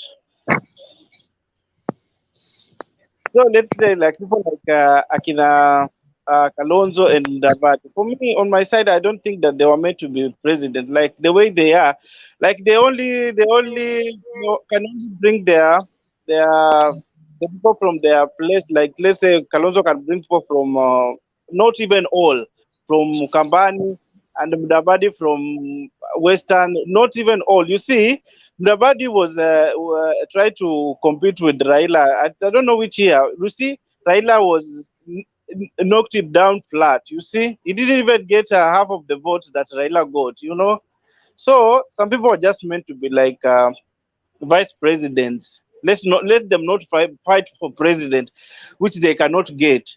And for this, like the other thing of this Waiguru, like people like say that Waiguru now you see now the NIC people now they are running to Waiguru. They think that Waiguru will bring them votes to become president. Now they're saying that please now come on our side. And the one thing I hate in this Kenya now with this politician, when a politician is being investigated or when she has a problem with corruption or something, when she comes out, she will say, blah, someone is after me. Someone is want to ruin my politics career. So I want to quit this. I want to join this, but she's not saying correctly. For me, I just looked that Waiguru just wanted to join UDF from the first go. That's what I was thinking. She was just going around and meandering around, but for me, I think just she wanted to join that UDA long time ago, but she was just fighting inside because of the BBI. Now she have seen now she's saying BBI was not good. Now I want to move out. These people they are fighting me. And Waiguru got the vote because she didn't got the vote because of herself. She got the vote because of President Uhuru. Okay, Jonathan. Yeah. Thank you for trying to speak your voice on Waiguru, but let's spare her. I think she is going through so much. So let us now focus on OKA with its principles. That is Kalonzo, Mudavadi, Weta, and Moi. Spare Waiguru for now. I think she is going through so much. Now focus on the topic. Okay. Is OKA alive or it is dead on arrival? What? Is OKA, is it alive with its 4 principles or it's already dead on arrival? Just try to analyze the 4 principles and give us your thoughts. It's dead because for me, I see there's no life for OKA because you see now they are not that relevant the way they used to be. Like when there was BBI, when the judges were not BBI,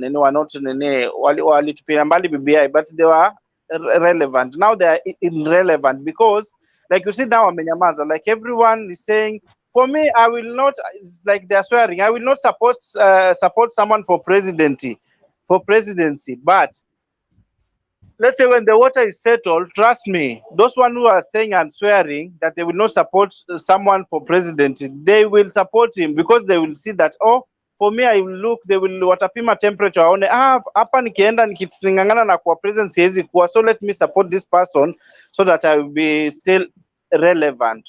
That's my take. Okay, thank you so much, Jonathan, for your contribution. I know if I open a chance for questions may come that may give us a long conversation with you. But now we have four people who have not contributed. We have Jakes, Demba, Bernard, and Ayaga.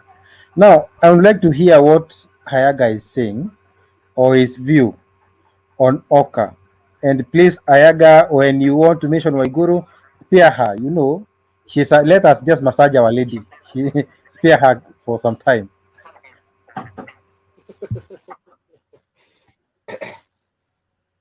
Thank you very much.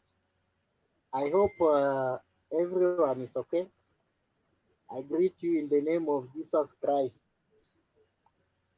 OKA. OKA is a marriage of convenience where the couple sleep in the same bed but having a different dreams. OKA was meant for 3 purposes. Number one, OKA was made to OKA was actually formed to weaken Raila Odinga. To weaken Raila Odinga, which they have failed to. That's number one. Yeah. Number two, OKA was formed to actually eat some support base for William Ruto, which they have failed. And number three, OKA was formed to be with the reason that if you cannot sell Raila Odinga in Central, the faces in OKA can be acceptable in Central Kenya, which also they have failed. So OKA and OKA was formed on suspicion because they were baseless, valueless. It was formed on hunger. Let us deal with Raila. Let us show Raila that he has no strength. Or at the same time, let us deal with William Ruto. No, we will tell you. Let us bring a third force. I can't see OKA is going beyond where it is because Gideon Moi is out of that. Tangola is out of that. OKA is only 2 people. If you remove Kalonzo Musyoka, there is no OKA. And if you remove Musalia Mudavadi, there is no OKA. OKA are these 2 gentlemen who want to be treated equally in NASA as equal partners, whereas they cannot even bring the governorship and the senatorship from the counties where they are coming from. It is impossible, you know. These are the guys who want to be treated equally, yet the equal fighting, they don't have the equal fighting on the ground, more so where they come from. Because when the last time they were in Mombasa, I saw a leaked memorandum for ANC and Wiper because they are the OKA. If you remove the 2, there is no OKA. So they were saying that if they were to support Raila, Raila should not field candidates mostly in Western Kenya and Lower Eastern. How possible? Who told you that if ODM will not field candidates in the larger Western Kenya, that ANC will win all the seats or the majority of seats? Hasla will go with all of them. Hasla will go with like 3/3 of those of the seats because the guy has no fighting power. Yeah, politics is fighting. If you sit there, you want to be given no ODM. Don't field the candidate in Kakamega. in Busia, in Vihiga. Asla will win, even in Vihiga County. Yeah, and he will still come a weak person unless they build those parties to capture the regions, because they want to behave their kingpins. You know, if you are a kingpin, like Kalonzo Musyoka is at least very sure with the votes, Ukambani votes. But Musalia Mudavadi is 50-50. And the guy want to be treated equally, which is very wrong. You have to play according to your level of play. I wish Musalia Mudavadi swallow the ego, and how I wish Kalonzo Musyoka should not be lied to by the guys who will be elected. You know, these MPs, people like Wambua, they will use you. They get elected as MCAs, governors, or MPs, and you will be left up there hanging on the rock. They should use a very correct and calculate the difference, because I'm very sure Kalonzo Musyoka huyu moja akiachwa tu Ukambani na Hasla, I'm very sure Hasla atamgonga. I'm very sure that is 100%. So the objectives of OKA failed, and if you want to know a person is dead, you go to the main organs. You test brain. If brain is dead, you are dead. You go to the heart. If heart is not pumping, you are dead. You go, you go to other organs. So if the objectives, which the objectives that basically was made to occur to reduce Raila's strength to fight William Ruto, they have failed. It is failed. It is no longer there. It is just a pepper tiger. Pepper tiger is something that it looks so threatening, but it is very harmless. Thank you very much. So much, Bwana Hayaga. So, which way for OKA? What do you say about Weta and Gideon Moi? Okay, thank you very much. Weta from long time ago, and I said it here. Weta has always solidated his backyard from 2013, which is Trans Nzoia and Bungoma. He always operate well in his backyard. And to presidency is not the guy is not interested he has no interest in presidency. So he was just in Okoa to be seen, not to be heard. And actually has not been heard. So I think the person who you can swindle, who can is in a swing balance. You can swing it anyhow. Is Wetangula. You can go Raila way, you Ruto way. Number two is Moi. Moi from the word go, from the point go, is the guy behind the Okoa. During those by-election campaign, he became the bread financiers of all these campaign. And they achieved something small. So you wait for the big boys to play the game. And Gideon Moi in this Okoa, because Okoa is made of two rigid people who want to go against maybe the wills of President and Raila Odinga, Gideon Moi was there as a spy. And the spy has done his work. He has taken report to the masters, and the masters are now forming a formidable team or a formidable ground to deal with him. Raila Odinga was not a fool when he was going to Mombasa with Oparanya in his side. He knew very well that Oparanya, Ojamong, and Wamalwa can deal with Musalia in Vihiga. In fact, Vihiga alone, Otichilo alone can deal with Musalia. Otichilo alone can deal with Musalia in Vihiga. So Raila was telling him, even if I dropped you, I have options for you. But the guy did not read the message. So he's coming for the real battle, which very soon he will realize that The Trojan horse, which is Gideon Moi, who was a spy there, has given the other guy all the information and the tragedy will fail. And I'm seeing Salim Davadi going to support William Ruto. Thank you. Thank you for such a flip side of the discussion. We didn't see that coming, but you are enriching our conversation. Now we have Penny, Jakes, Demba, and Bernard.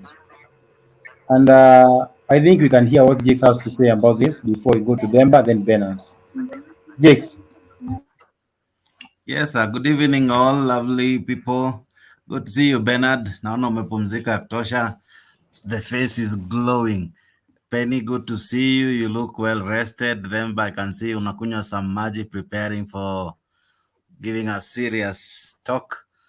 I can see Tony and the Mimi commenting behind the scenes. Now the topic today is interesting. It is which way OKA. Let me read it. Hapa juu inasema OKA ya Omoka ama ya Bomoka. Still waiting for Gideon major announcement that will shake this nation.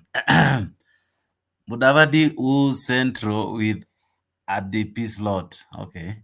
Kalonzo men won him against deputizing Raila. Mugambi, are we dealing with everything a bit by bit? Okay, that is what we are discussing. When you get your time, you can just canvas everything depending on which one you see you start with and end with. Okay, let me begin from where Ayaga has left, and I think OKA, I'm yet to really know why it was formed, because I think it was a by-election form of coalition. Kulikuwa na crisis. They needed to win a Kabuchai seat. They needed to win a seat in Matungu. They needed to win a seat in Machakos. So who better to go to than to people who have similar problems? So it was a collection of people with similar desire and needs. Hence they formed OKA.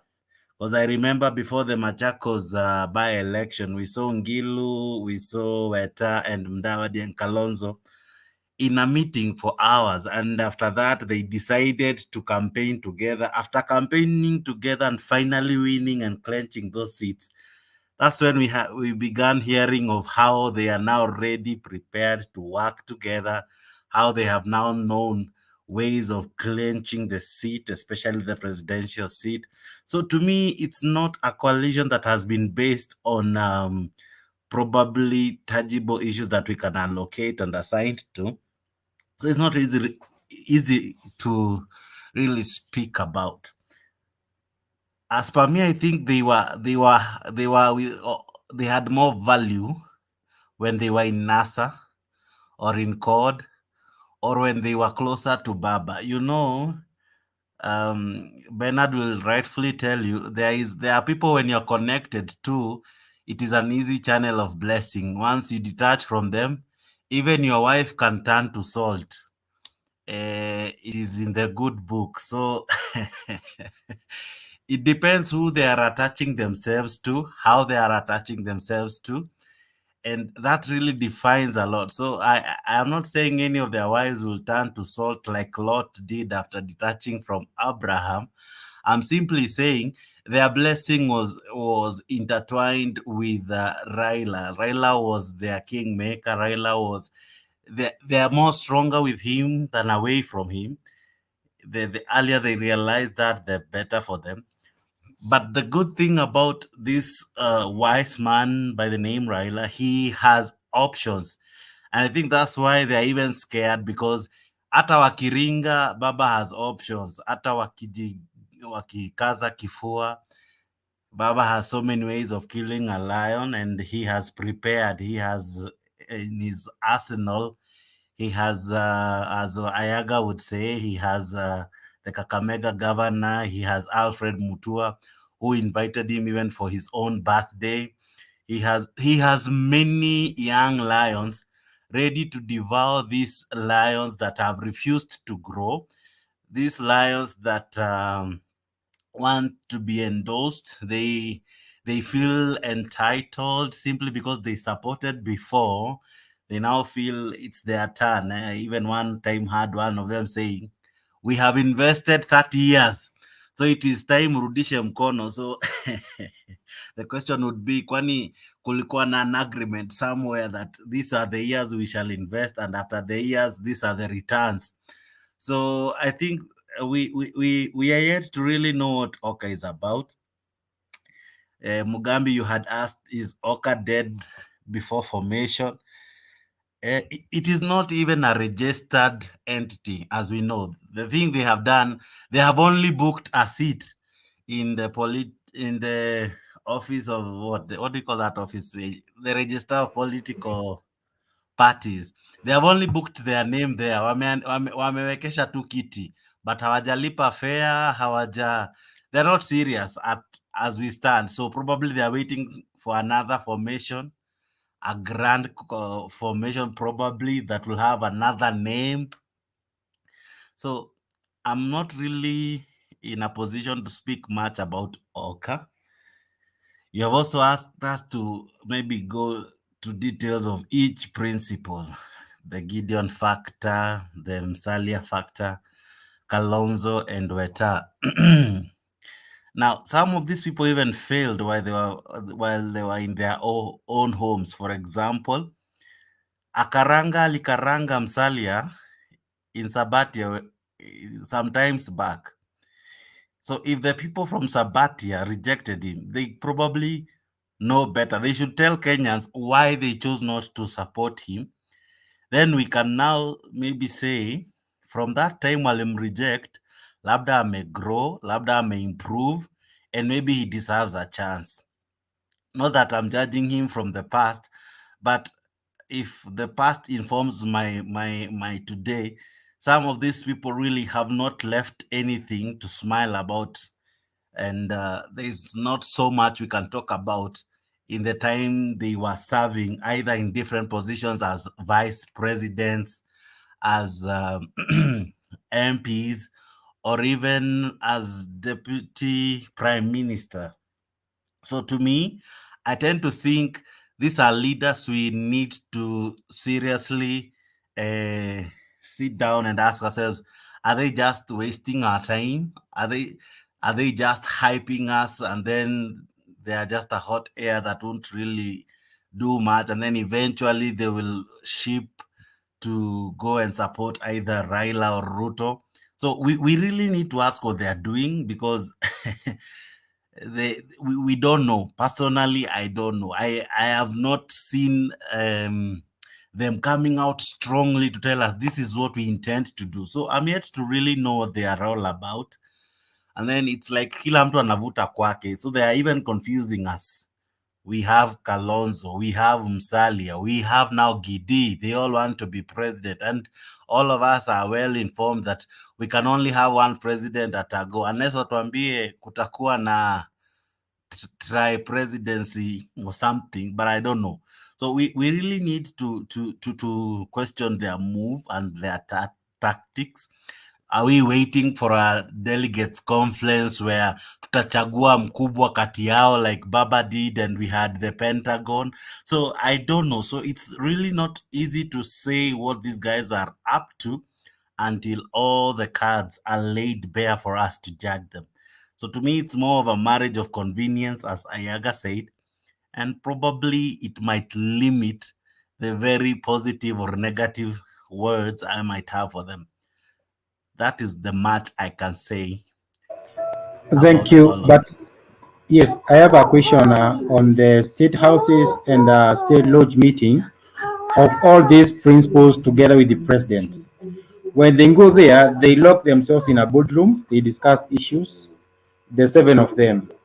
When they come out after the greetings, each man speaks his own one.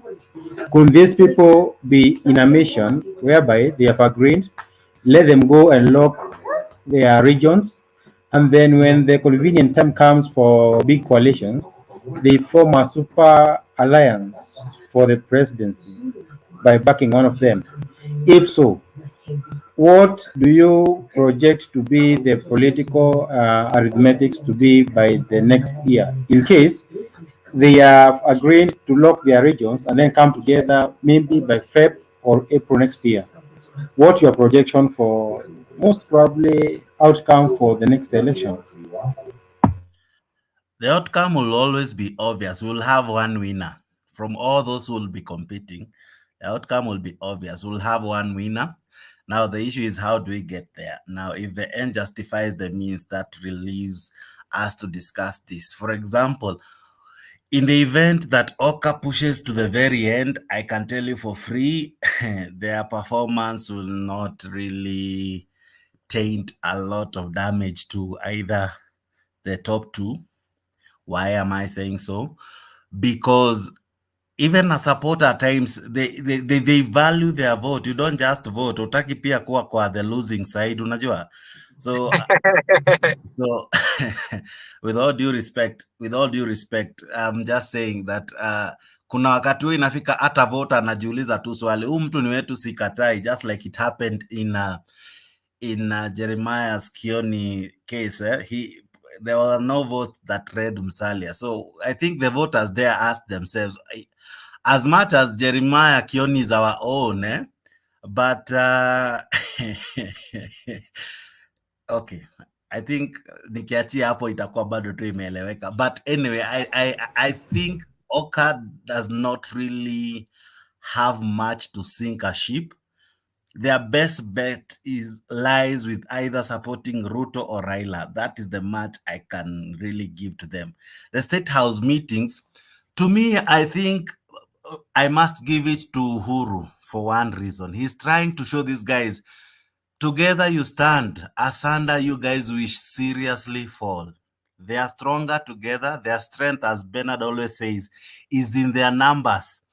And their numbers are well distributed across this nation. We have a sizable number from Lower Eastern, a sizable number from Western, a sizable number from the Rift Valley. It is hiyo kidogo kidogo ambayo huwa inajaza kibaba, lakini sasa ukitoa kidogo moja, kibaba bado hakitakuwa kimejaa. So to me, I think they need to find a way of uniting, to have a unity of purpose. And it is never too wrong to shelf an ambition that cannot be actualized. As Ayaga said, not everyone has been born to be a king. Maybe they are best suited for governors. Maybe they are best suited for senators. They are good leaders. They can do good maybe to a smaller region than giving them the entire nation. So maybe we can apportion an area and we say this area we seriously allocate it to Kalonzo to govern. This area we seriously allocate it to so and so, so that at least they also feel part of us, because we are not rejecting them. It's like what at times Bernard would describe, kuna ile kiwango tunasema umeweza kutosha mboga, so they are yet kufika hapo. So maybe wafike tu kiwango cha mboga ya kienyeji, but sukuma bado, let them continue trying. Forgive me for making jokes. Okay, thank you. Jokes are welcome. You break the monotonous. That's okay. Don't feel sorry. So now we You're have. serious, Mr. Jake. You're serious, Mr. Jake. Okay, now before I give the two gentlemen, I can see we have Penny. Penny, give your contribution. Then you'll have Demba and Benan following that order.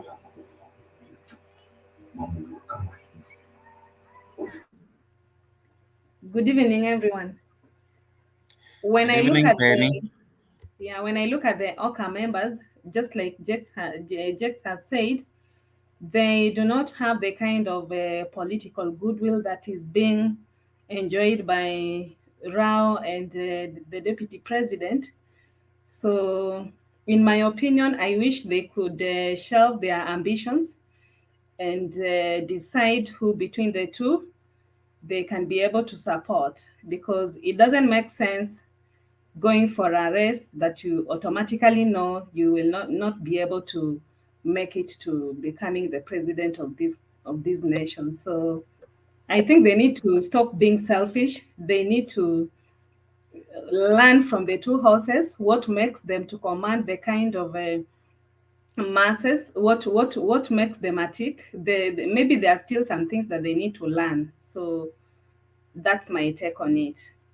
Hawajatosha mboga bado. They need to shelve their ambitions and support the likely party to win. You have been so brief, but I think you'll get more flesh as we continue.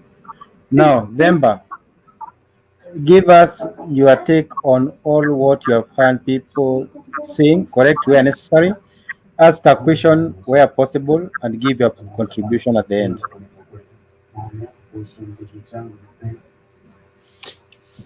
Good evening, good afternoon, good morning, and good night from wherever you are.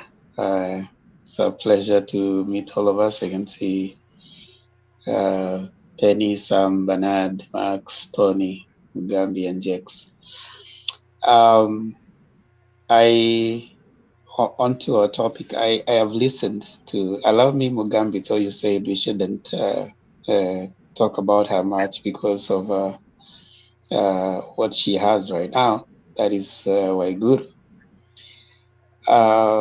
We need to look at her in the sense of activities before, during, and after BBI.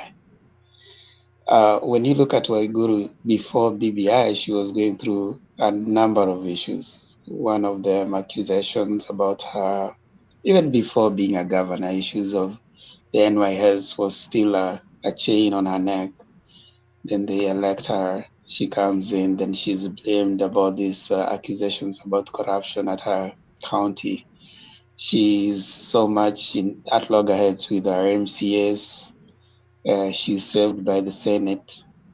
Then BBI comes as a good deal for her. So she jumps in. So the question one asks, did she make BBI or BBI made her? You know? So BBI, in my view, was giving her a lifeline. You know, like if it went through, then it was gonna be for her a bargaining tool. But now, unfortunately, BBI doesn't pull through, and now she doesn't have any other thing to fight on, because first of all, she had been very, according to the MCS, she wasn't respected that much. So the ground is not very friendly for her. And now BBI has gone, so she doesn't have anything to hold on. And word that there's also, according to her own words, that she's facing probably some, stiff competition from one of the government honchos, the PS. And it's not also easy for her to just jump ship and go to to UDA that she has been spending all her time, castigating, because already her chief antagonist, that is Girish, is there. So she's at that point in time where she has to find some relevance in her politics beyond next year. Therefore, whatever she says, in my view, I usually see as someone who is just trying to find some relevance beyond 2022. And that's why when you hear her talk, she gives some interesting view. Anybody having to take a running mate has to come from the mountain. And all of a sudden, she's having this thing that I'll go back to my people. When she was going around BBI, she wasn't saying that people of Kirinyaga must decide. She was going that BBI is good for people. But right now, she's taken this because Girishi has gone up with the Kirinyaga Kwanza, and that is really hitting her, and she's facing the heat from the ground. So I pity her, and I that's why even such a time, for a politician is, I dare say it's even good to call the EACC to come, because you can use it. Right now, you can even call them. You can tell them, can you kindly come to my place and just call me so that I can come and visit you guys, and that will give me some Never be kind.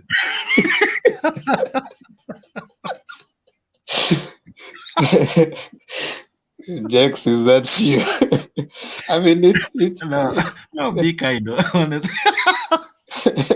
I mean, right now you can. Right now you can call them. I mean, and just to you know, get you right, as in you're saying, it is more of a sympathy kind of tactic move.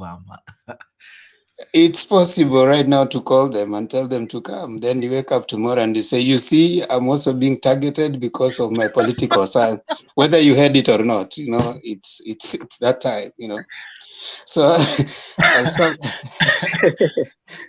You're right. You're very right, man. It's truly possible that she might have invited herself to the office of the EACC. Lakini be kind, boy. She has been through a lot, boy. Okay, so I want to heed to that, Jex. Now, on to the OKA. I think we need to appreciate, first of all, the OKA guys. If you look at all of them, when I look at Ruto, I see he has a backyard. He has the Upper Rift Valley as a backyard. He's kind of, let's say, basically assured of almost, let's say, 70 to 80% of the Upper Rift. You know, he has a backyard. So you know, like in politics, you have this that you are assured of. Now you go to hunt. But now when I look at the OKA guys, look at all of them. Mudavadi is struggling in Western. First of all, in OKA, you have Mudavadi and Rectangular. So first of all, they have to sort between the two of them who is gonna be the chief guy, you know. Then from there now, between Mudavadi and Rectangular, when they are done, now they are coming to face two people who are also struggling, you know, like Gideon Moy is struggling in Rift Valley. So what is he bringing on the table to OKA? Kalonzo Musyoka, he's struggling in you know, Lower Eastern, you know, like there's Kivuda Kibwana who has a party. there's Dr. Alfred Mutua who has a party. So they also, and Gilu has a party. All those governors have parties. So they are already giving them some. And of course, there's also another party, UDA, via their chairman, that is already also in the Lower Eastern. So you find they don't have a base to bring on the table. And if, as I want to agree with Ayaga and Jackson, they say that these guys, they have come together because of hate. First of all, they came together because they were crying about money that has not been given. That is Mudavadi and Kalonzo. Then, then later, you know, the money was given. They are now quiet. They cannot. Then now they are coming together because they don't want to be deputies to someone. You know, you can't base your strategy on other people's tragedy. You can't be that. You know, I can tell you for sure, I cannot support someone else. That's not a political strategy. You know, you need to be. I must give it to Ruto. You know, he went all out. He is very clear. He's selling his message. Raila is out there, but these people, what are they selling? Mudavadi at first was very ishish about BBI. He was very like, you know, you people need to sit down. Oh, now it is okay. Now when it was being signed, now it came signed.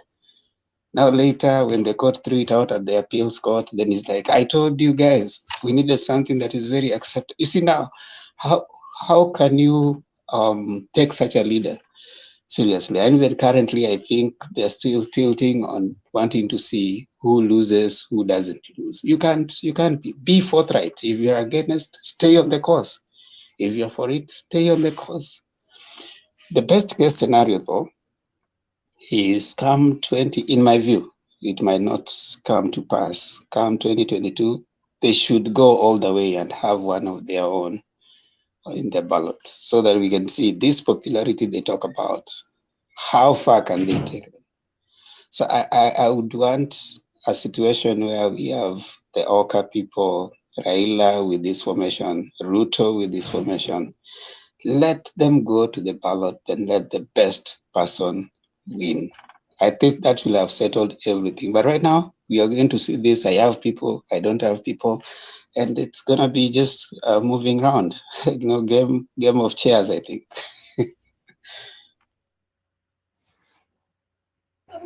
Okay, thank you, Deba. I think could we have any question for Demba? Yeah, there's You have not asked him. Mugambi. You have not asked him what you asked Yes, me about each individual. Mugambi. Oh, sorry. Maybe Yes, sorry. Yes. Remember, there was this question Mugambi asked me. I would still wish to pose it to you on what are the likelihoods of each candidate on their own. You see, Mudavadi is saying he wants a running mate from Centro, and today we saw Savula preparing us for the grand dance between Musalia and Waiguru. Kalonzo leo amepewa msomo, was it leo ama jana, ameambiwa tukuone ukideputize baba utajua ujui. So what happens?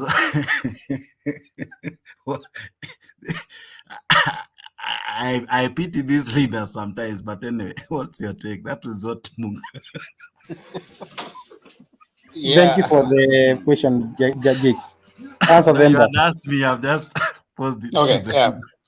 Yeah, I want to agree with Jax to the extent that these people are not having pressure not from themselves. By the way, you need to appreciate the people pushing them are much more interested in their seats, not necessarily on whether this person is going to be a president or not. I can actually see that you don't stand a chance, but I'll want to push you so that I also get my seat down here.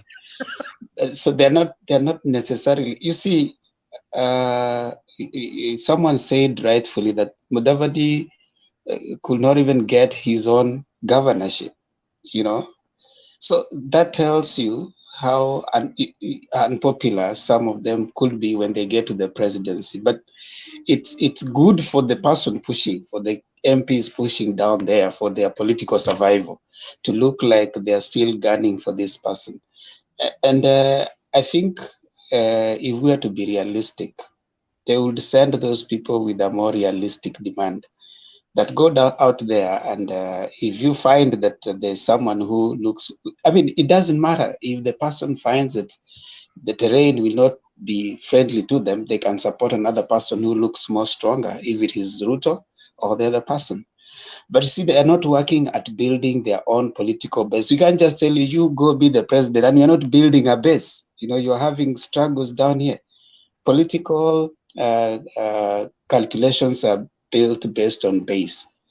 Raila has a base, Ruto has a base. Generally, as he's talking from you don't hear many guys coming from Rift Valley saying that they have another party they're going by. You don't hear many party leaders coming from the Rift Valley. I don't say it's right, but it shows you the person has built a base. So he's hunting out. Someone was asking, why is Ruto going to Central and these other places? Because he's assured of his base. Why do you want to waste more resources where you are assured? You want to keep wooing someone that you are interested in, and he knows that the battleground might shift to Central because Central might not be having a serious candidate coming next year. Someone was asking me about Rigathi on the comment section. You see, now that's the other thing. Rigathi Gachagua is I don't know how politically strong he is in Central right now. I wouldn't tell, but he seems to be trying to make himself as the kingpin for UDA in the Central area. And the other day in an interview, he said that it will be wrong for Ruto to pick any other person who has not struggled like they have struggled all this time. And he mentioned, Then I think as much as mimi niko UD, I think Rigathi ni pole nimekukata, but Rigathi ni tutamuitaje? Remember Kamodho of those years, they had a way ya kujipeleka mbele karibu na kiongozi to outshine everyone mpaka wakae kama they are the very best, yet kwa ground you remember Kamodho would fail every time. most of the years he was a nominated MP, if you remember correctly. But he was ever in Moi's pass, ever. So to me, Rigathi is a overhyped leader, but Paul, with all due respect to him. Yeah, I find that the other complication, even if Waiguru would cross to UDA, they would now have to struggle with those people who have been fighting the battles of the deputy president since they have been chased. There are some people who being chased from house committees, being taken to court, as a plus and as a reason as to why they should be the ones who will be given even free nominations.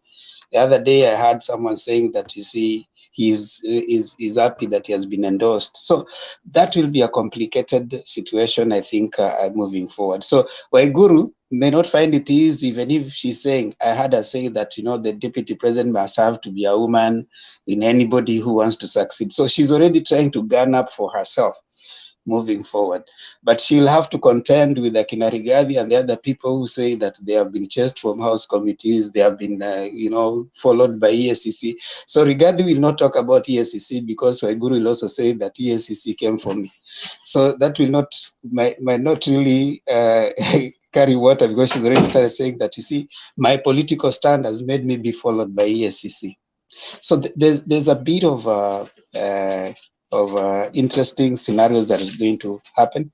But to finish, as the issue of OKA, unless a miracle happen, that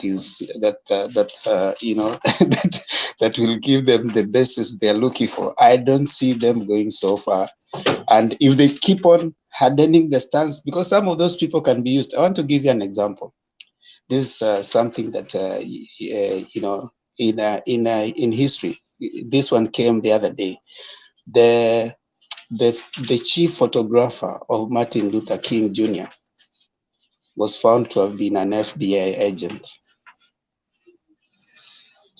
So it is possible sometimes the people you see pushing you to a certain place are actually double agents. They are being pushed to make you take certain positions so strongly to your detriment. See? So where these people will be telling you, see the way Malala comes and says, we have decided, even when you're seeing that the Secretary General of the party is Luhya, the chairman is Luhya, everything, and you're still saying, if Mudavadi is not standing, see now, that's already telling you that this person anapeleka kichinjio, lakini they probably don't care so much about you. So that is what I can say about it. Thanks for the time for now. Yeah, yes, you're right, Mr. Themba. By the way, if you look at the last election in Kakamega, Kakamega is a place whereby many people from different sector comes from. The Luhya nation there, the Luhya is there are many Luhyas there, but still, the ODM is still the king maker of Kakamega. Like the ODM is still the only party that wins Kakamega. Now let us look at Max. Yes, I agree with you, and we have case sample here by the name Bernard. I don't know which part of Kakamega he comes from, but maybe he would be in a better position to tell us honestly why not Musalia, why not Weta, what really is in them. Wachata na mambo ya baba, what is the problem? Because you are the people bringing this candidate to us, na mumemkataa kwenyu, but huku nje wanajipendekeza, na unajua nabii wanasemanga hakubaliki kwao. Sasa ili tumkubalie huku nje, what needs to happen? There is a time for everything. Baba is still existing there. And it's just like a king. When a king goes, that is when a princess or the other person who follows comes into place. But these are people who want to take a seat that belongs to someone. Are you getting? We are people who follows that one. And by the way, from the beginning, that is how we do things. Now another thing why we don't need these people to just be floating around and saying that okay, we are Metosha, we are Koivi, is because first these people they lack ideas to go nationally. These people they only care about themselves in terms of when you look at them, when you look at Mudavadi, he only cares about himself. He will talk. He will talk of. He will talk of. He will talk of economy. He will talk of many things.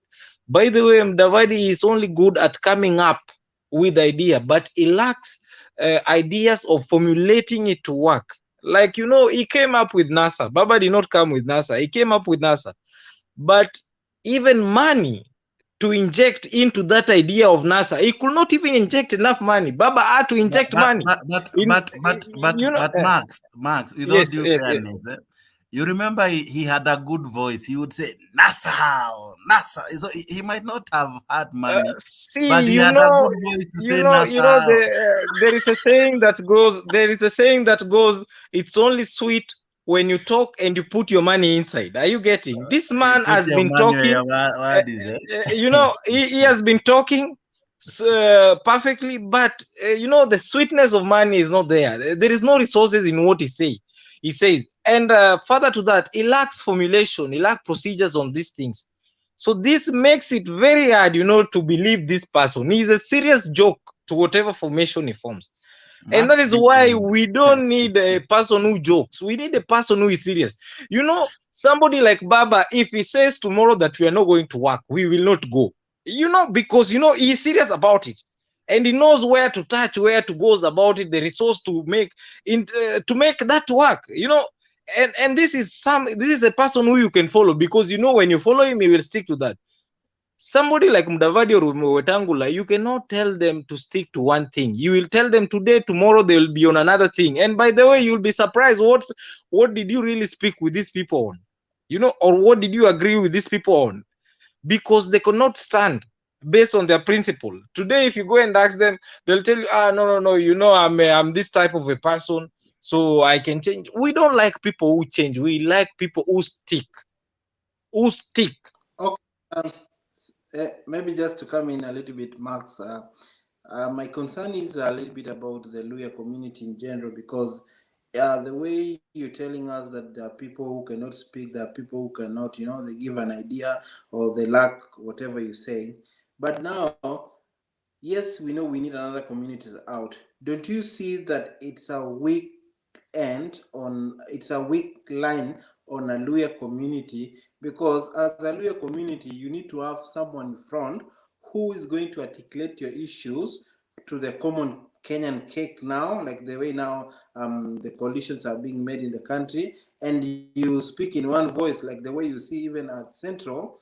They're saying at the moment that they don't have anyone who is strong, who can be a strong. That's why you see everyone is talking. But before that, they're trying to look for someone who can actually, you know, bring all the Luo community together. So what I don't understand what might be wrong with the Luo community, because this one has not even started today. Because if you go back to the history, there have been issues. As I would say with Wamalwa Kijana, he tried, but it worries a lot, because at least if a Luo community has someone who can, you know, articulate the issues well in the national cake, that would be bring a good picture, because that's what they are lacking. Because you cannot tell us now that you're going and supporting Baba and you've got a leaders of your caliber. So meaning, if you can't trust your leaders, why would you go and trust someone who is not, you know? I'm not saying we're not supposed Baba is a national leader, but we have those leaders on those sides. So but charity starts at home, begins at home.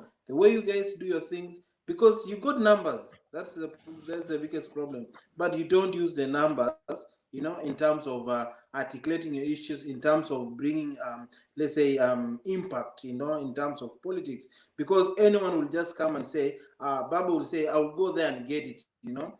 You don't have that thing that you say, let us have a bargaining power with Baba, because you already have the loyalty to your votes to the Baba, you know. And that's where the problem is coming from. That's why you can see them being terms of Cerelac, whatever. Because if you have a stand, if you had that a family father who's got a stand, whom you have a farm stand, even for neighbors to come and have a discussion with you, they will try and see how are we going to approach this person. But if your house is just open, anyone can come and grab whatever it is, you know, there must be some problem with the Luhya community, I might say that.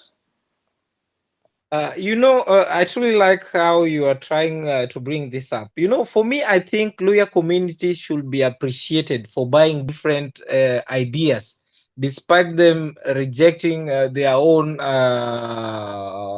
people from their own soil or their own leaders who represent to them like the kingpins and all of. They should be appreciated.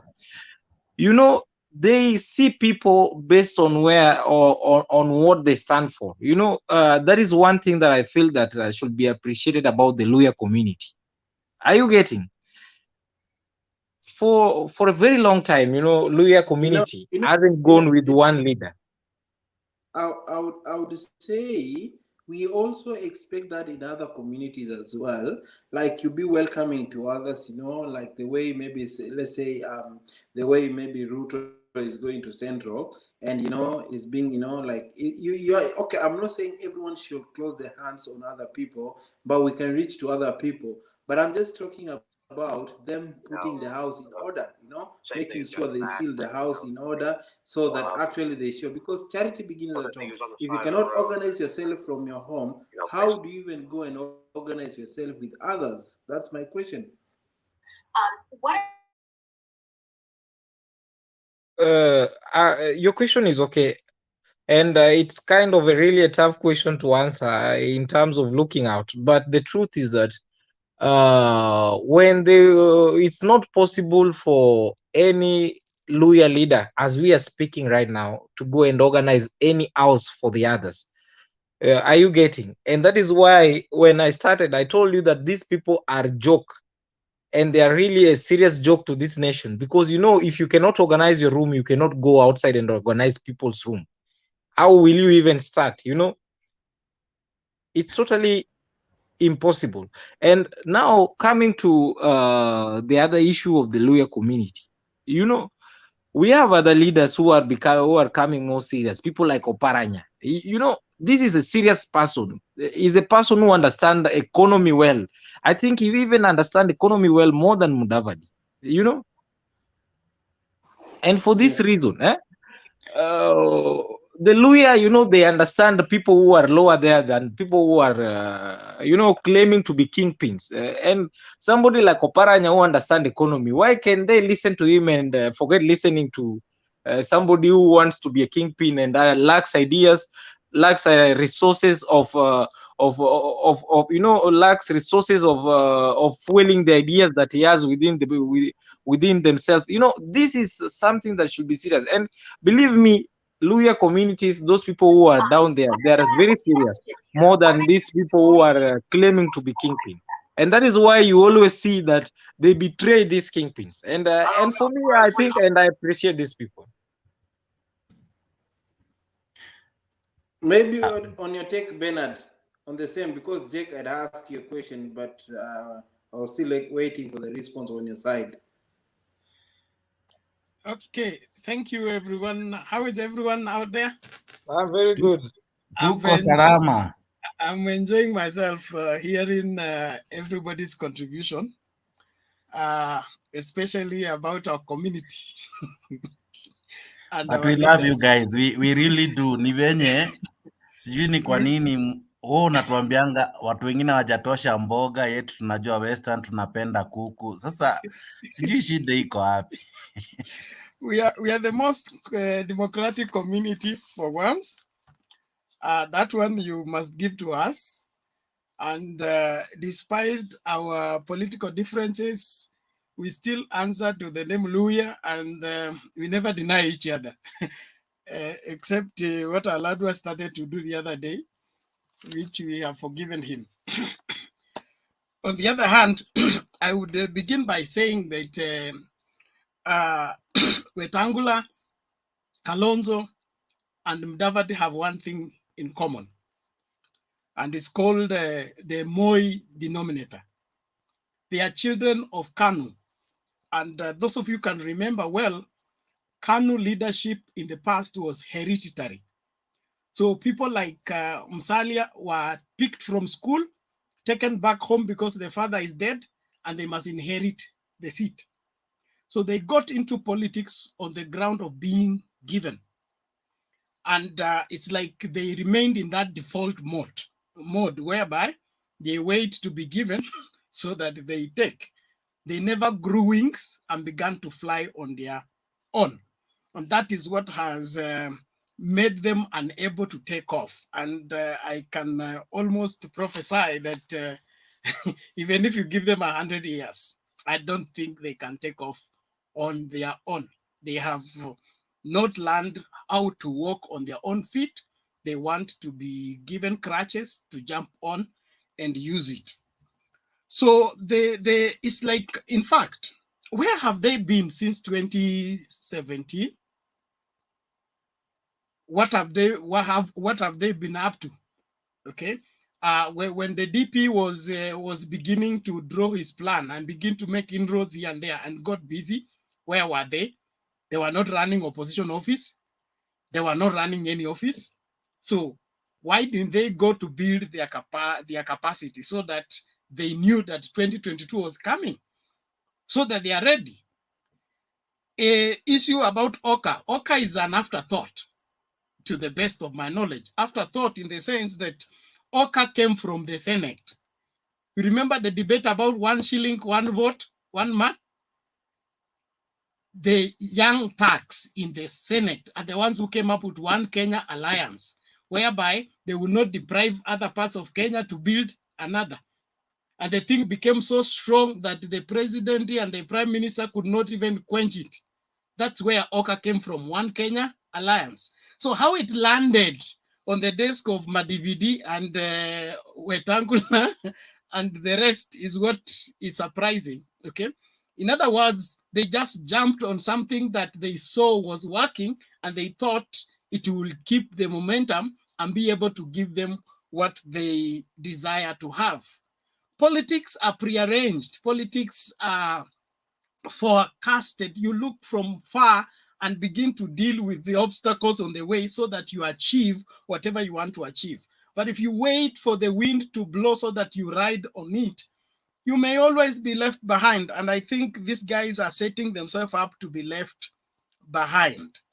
For once, I don't know what happened to them until they decided to destroy NASA because they were moving to OKA, but they have not built OKA yet. So it's like somebody who goes home, he finds his house is in bad shape, and then he decides to destroy the house before he builds the house where he will be staying while he's building this other one.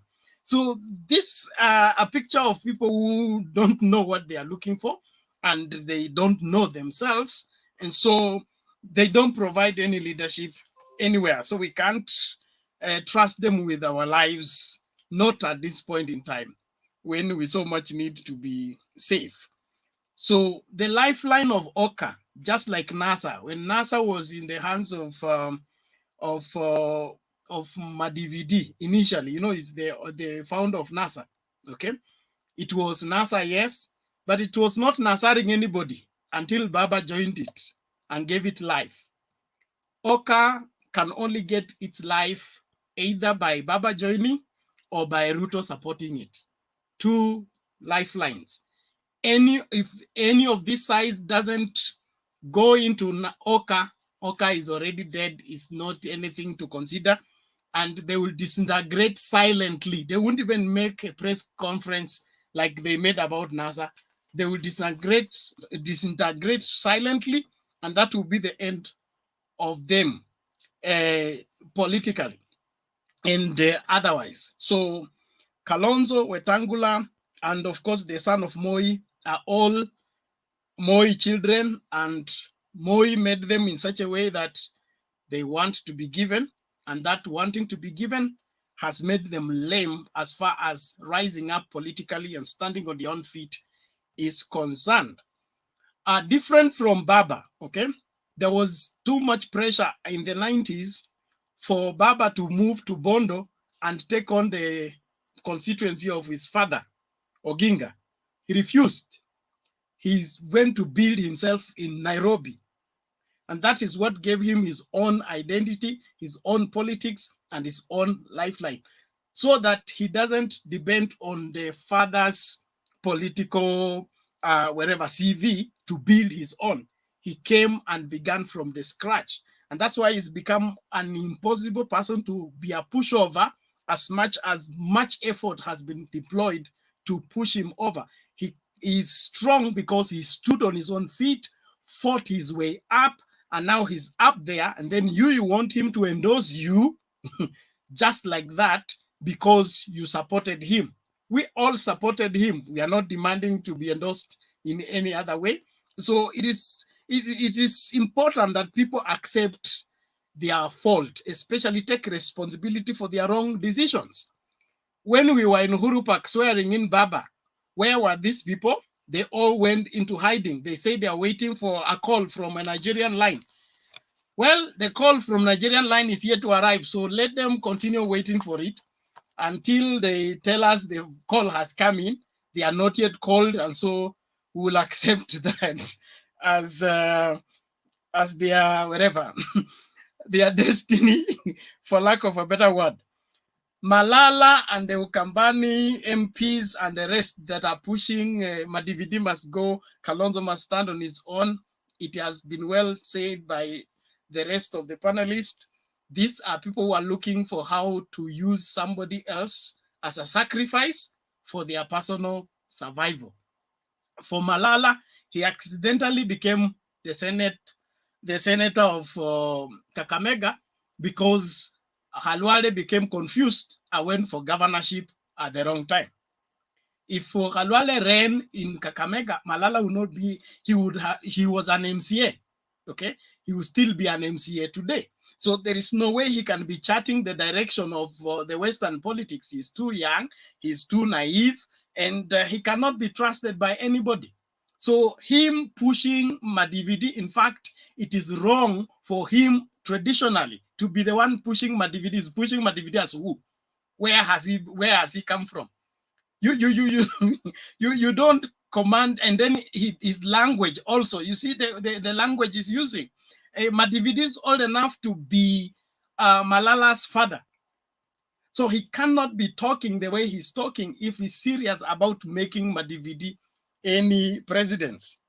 The only thing that can upset the political, and we have discussed this with the Jakes and the rest of the panel some time back, the only thing that can upset the political direction for the country right now, that will be something of concern, is if William Ruto decides to say Mudavadi tosha. If William Ruto surrenders his political ambition of being president and throws it to Mudavadi, then that will cause confusion as far as the Raila ticket is concerned. But if Mudavadi goes to deputize William Ruto, the outcome is the same in terms of Western votes. There will be no Western votes going towards Ruto simply because Mudavadi has gone to be deputy.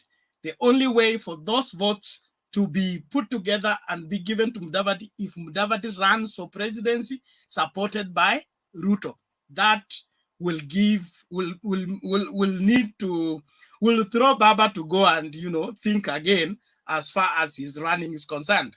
And Baba, the way I know him, he has options and he will always pull a surprise. And that surprise is not only limited in him running or getting a running mate.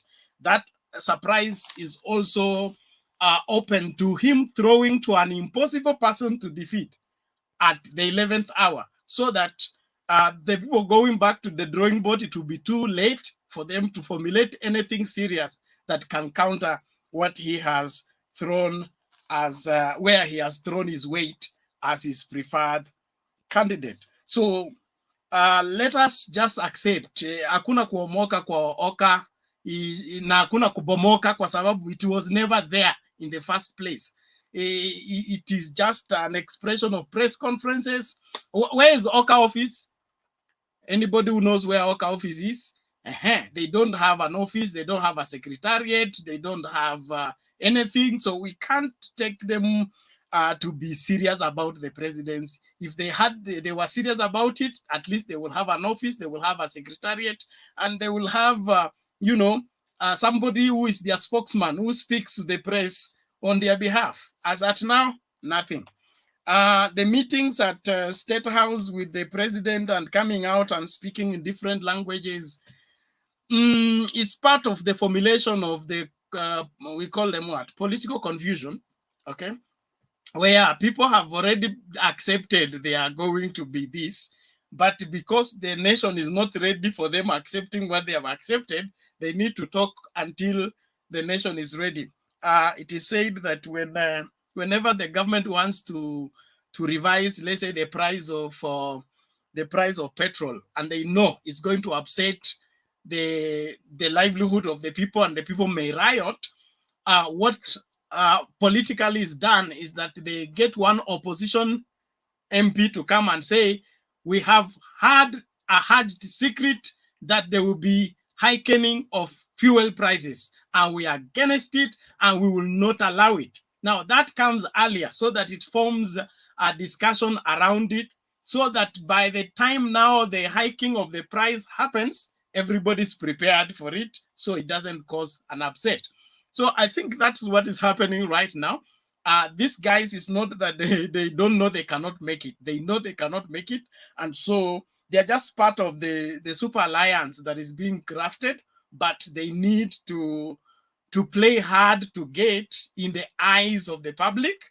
But to the best of my understanding, they are already in the box. Tusisumbuane hapa. And then lastly, on Waiguru is cornered. She's cornered. She's just looking for the reed to hold on, but it's too late. I think she just needs to cool it.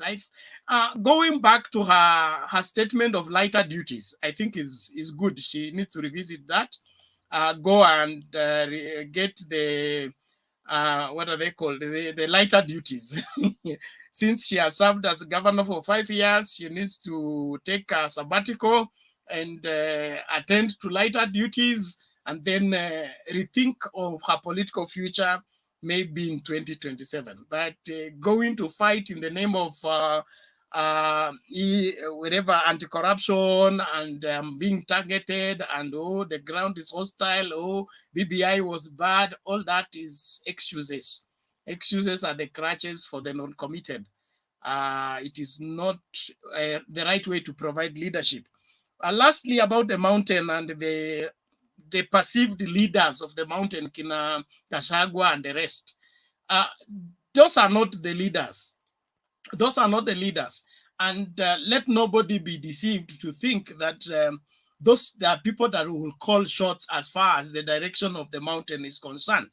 The direction of the mountain will be decided, but the people making noise right now are not part of the people that decide. So taking Moses Kuria serious, taking Kiunjuri serious, taking Gachagua serious, and thinking that where they are, that's where the mountain will be, is accepting to be misled.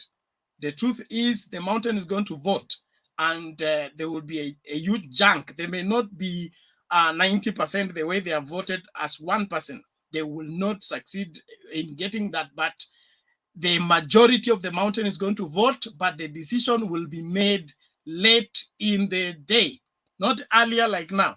Right now, it's just dildaling, let everybody come, bring whatever they have, let us eat, but late in the day, those guys are going to move, and where they will move, that is where the gathering of the egos will be. Thank you very much. Let's keep talking. Thank you so much for such a extensive, broad, and educative conversation, Bernard. I think you have touched across all the topics that we had for today. And if I say I can add anything, I may distort everything, since you have given most of what I could have given. But we have Sam. Sam, have you contributed anything about the topic, Sam? Can you come on board and give your views? Just give your views on the topic and give your contribution, please. Very much. Yep. Thank you very much, Mugambi. Yes, today's topic about OKA guys. I would say these OKA guys, they might know what they're doing, or either way they might be confused and they don't know what to make a step. Just to say that is, actually you just see the genesis where OKA started from.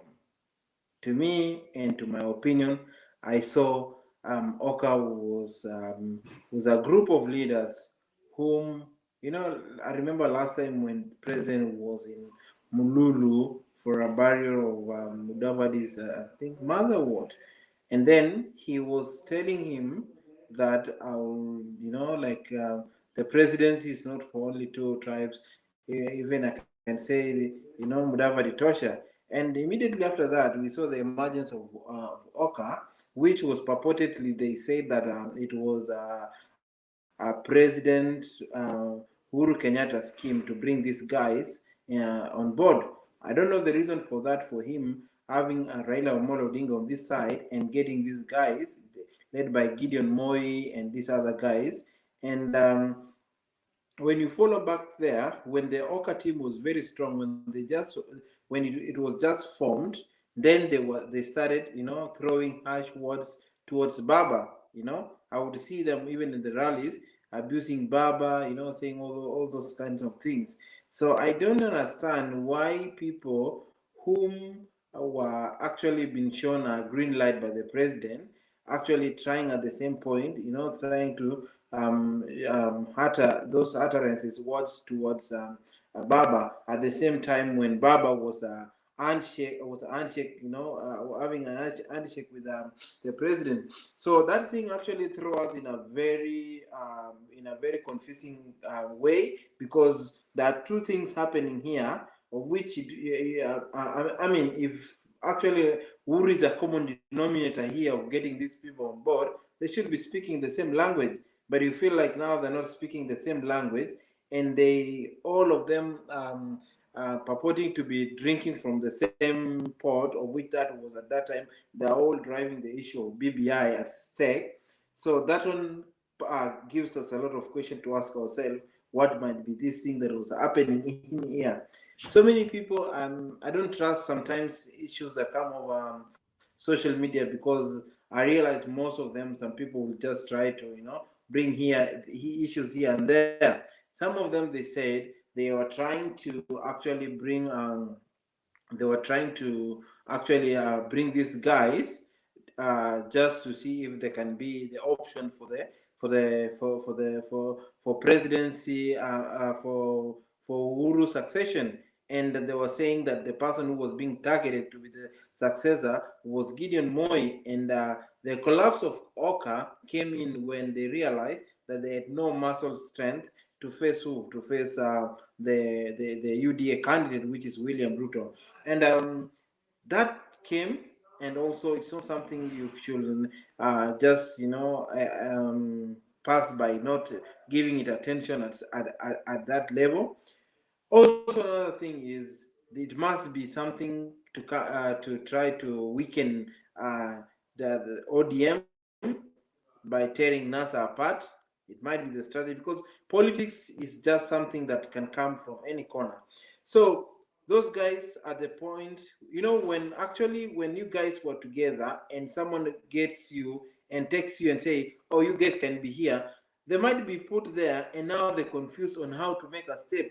And being a leader, you should not be tomorrow you're here, tomorrow you're there. You're losing the ground, because you can't be twisting people every corner. You can cut corners the way you want, but you can never cut corners with the people. Tell people, oh, today we're talking this, tomorrow we're talking this. So I might say they might be in a political stage whereby it's really hard for them to make the next move, bearing in mind that there are people who are rallying behind them. And now they know it's a time they really need to make a step, which can be political beneficial to them, which can also, number two, give them that continuity support from the people who are backing them, let's say like Kalonzo Musyoka. And another thing is, there's another challenge that is coming to them, that they're also worried in the regions where they come from. The other new emerging leaders, like we said, there is the likes of Tula, this guy was Alfred Mutua, who is actually in the same region with Kalonzo Musyoka, so that they're also worried, like if we make another mistake, all these people might rally behind these young coming leaders, and we might lose the popularity. So it's all question like that, because you can see those leaders who are telling him, please don't do this. So you see, you don't know. There are leaders from grassroots. You don't know what the people are telling them from the grassroots. So there might be in a kind of confusion, because at here we've got conflict of interest, because I want to gain my political mileage. I want to sustain myself in politics, and sustaining by yourself in politics, they want to make sure that in the next government. So, and also they don't want to ruin their career, because you can make it to the next government, but you disappoint your people. Election is 5-year cycle. Come the other 5 years, you be coming to the same people, and they will never forget that. They will just putting that card before you, and they're telling you, this is what you did, and this is what happened. And now it's hard time for you to try and pull the support back. So it's all a lot of things happening. But to me, and if personally, I might speak as from where I'm sitting. I see a problem in that OKA, and the problem in that OKA has been brought by the president himself, who actually got these people when they were united, and they started talking to them individually, and now getting them together has become a problem. When you realize that these people, I put them apart, and now it's not working, getting them together, it is now something different. Because if I get you Mugambi and Bernard, your friends, and tomorrow I take Mugambi and start telling Mugambi, when you are with Bernard used to do these bad things, or Bernard is not good to you to this point, and if that goes backfire, and tomorrow I start, hey guys, you just come together. You say, come on, man, you are the one who told us the other day that this person is not good this way. How comes now?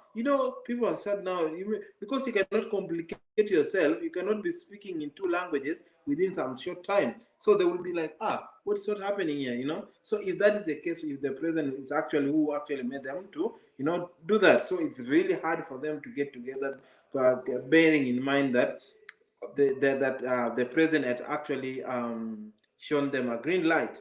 Another thing, they also feel some kind of betrayal from the president, because for them, they don't trust that they don't have the muscles to win the election, given that they were to form a coalition, and actually have the president on the side and the government on the side to help them sail through. So they don't trust that. They feel like, no, maybe the president is playing up. Now, between us and Raila, is find that Raila might be the better option. That's why it's hard for them to buy any request from the president for them to rally behind Raila. Another thing, the hopes of OKA lied on BBI. But now, with the collapse of BBI, it's now everyone for himself and God for us all. It's really hard to tell, because you really need to know who are you going to rally behind. And rallying behind, all the benefits that are going to be brought by BBI are no more. So what does that mean? Meaning that if they're going to support their leaders who are going to go back and run, like someone like Moses Wetangula has to go back and run for the Senate, and other leaders like Gideon Moi has to go back and run for the Senate, of which he knows with the way ground he is really hard for him. So he has to stick in OKA, though it doesn't look like it's something. It doesn't show that it's something that it's really. They don't have a office. They have nothing to do to show as a party, but they have to hold there and see. Another thing is Gideon Moi is trying to be loyal, and maybe I don't know if there was something that president had promised about his presidency, or had assured him of any support, because where you see from Gideon Moi is always loyal with what president says, because even at the meeting, I don't know, that's a source like he will fit anywhere as far as he is in that train. So with Gideon Moi, because he has no option to, he doesn't have a reverse gear to go back to Baringo and claim the seat back, he has to just try and see what option is good for him. And also to go on that, I don't understand why, or it might be sources of information, because for us, we are not in Kenya, we just get information on media, social media, and everywhere. So I saw the other day they're saying that Jubilee are very hesitant to actually sign like a party ties with the merger with the ODM. Reasons I don't know. They also says that maybe there must be some cards being played in there. I don't know. They were saying the cards which are being played might be connected to the announcement of Gideon Moi, which he said that going to make an announcement which is going to shake the nation. Also, those ones we don't know. So to me, I would say we will. The politics we are talking about. We can just try and use guessworks like this one might be this one, but a matter of time will answer all our questions. If that time comes there, then we know exactly this what we wanted. But it's really a hard time. I would say it might be even a hard time from the president's side as far as he's trying to put these people in order, because now the divide and rule that happened, it was a sign of which the mistrust that these people had, and also they're psychologically prepared that they're going to be running on their own. That's why they were throwing those hard, tough words to Baba. And now it's like, now if someone start abusing you, and now like it's another it's a, I would say, if they had opened their political journey towards a place, and now being told to come back, it was really hard for them. So thank you very much, guys. I'd say that's my submission for now. Maybe if there is anybody any question before I leave, because I've got work to go.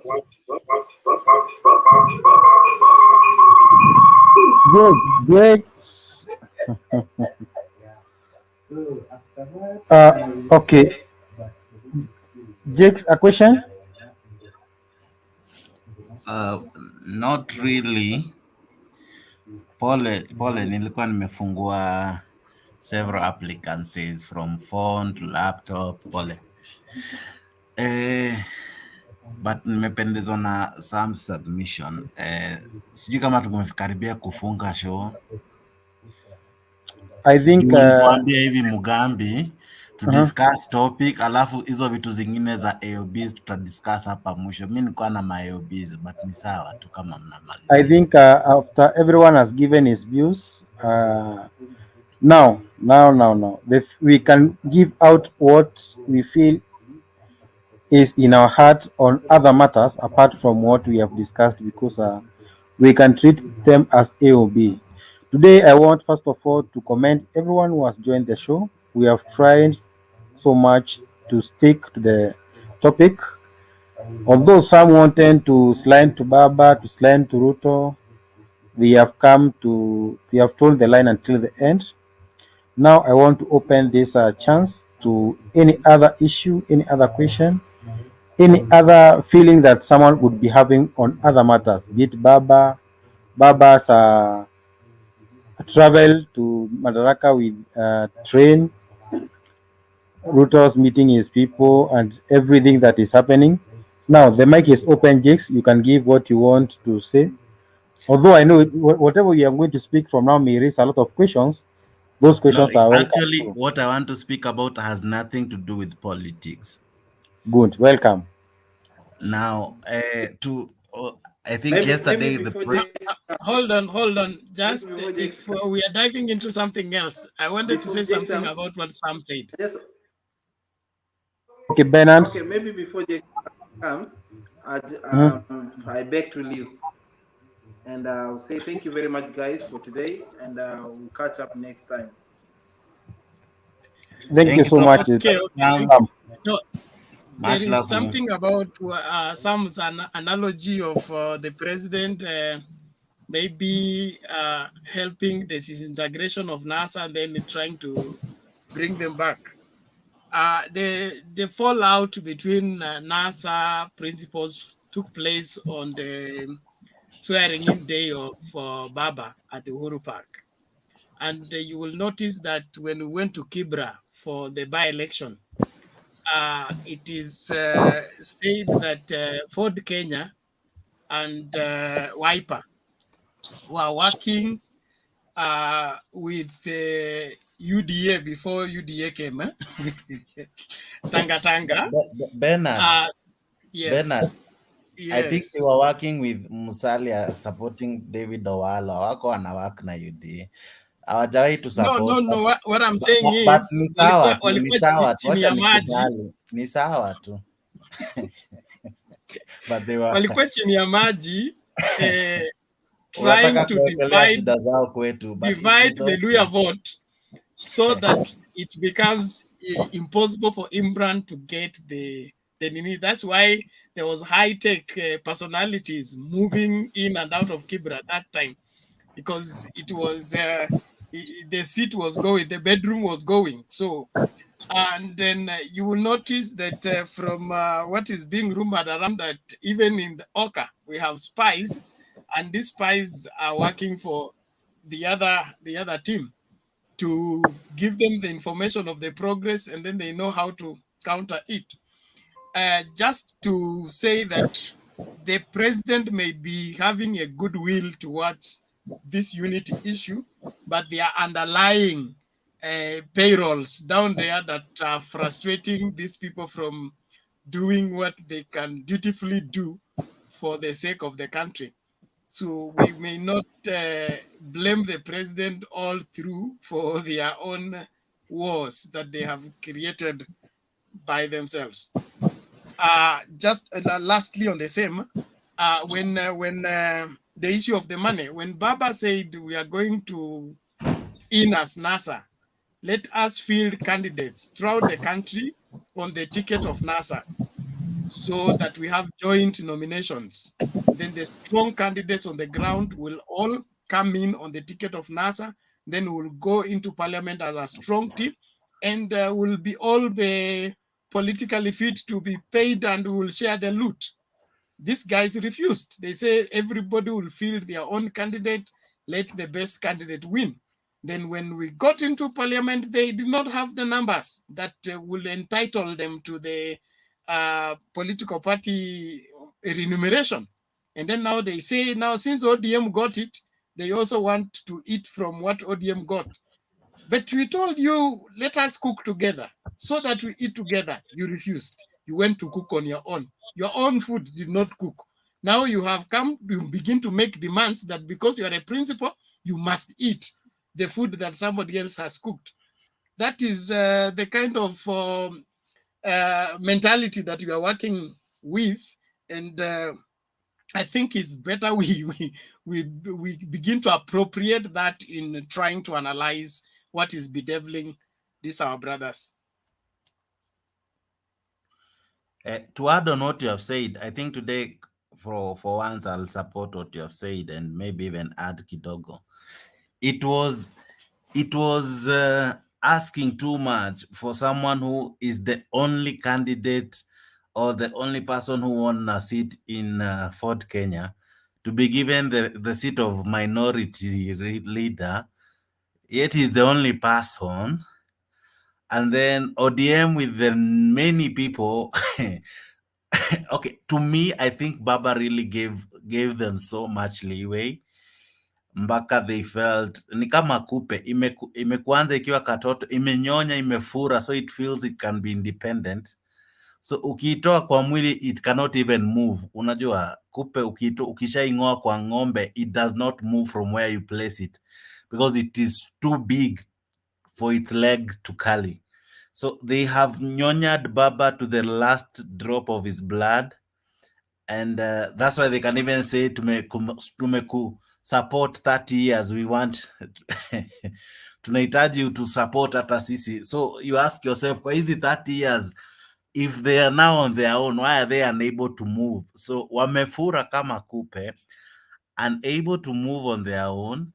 And I think it is only fair if now Baba can trade on his own. Yani, he needs to shed off this old skin, because in one way or another, to some extent, imemkosa Sarah.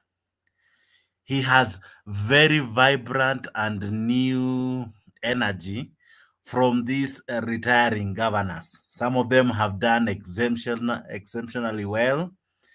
Some of them have made our country proud, and he has options. Before alikuwa anashikwa koko sababu these people are few, na kila mtu alikuwa anamwambia sisi ndio tunasema we are the kingpins, we are the ones who say in our community. But we have had serious governors who have done exceptionally well, and it is not a wonder if we see him choosing Oparanya, choosing someone like Alfred Mutua, because in actual sense, some of these leaders are better off combined than some of these principles.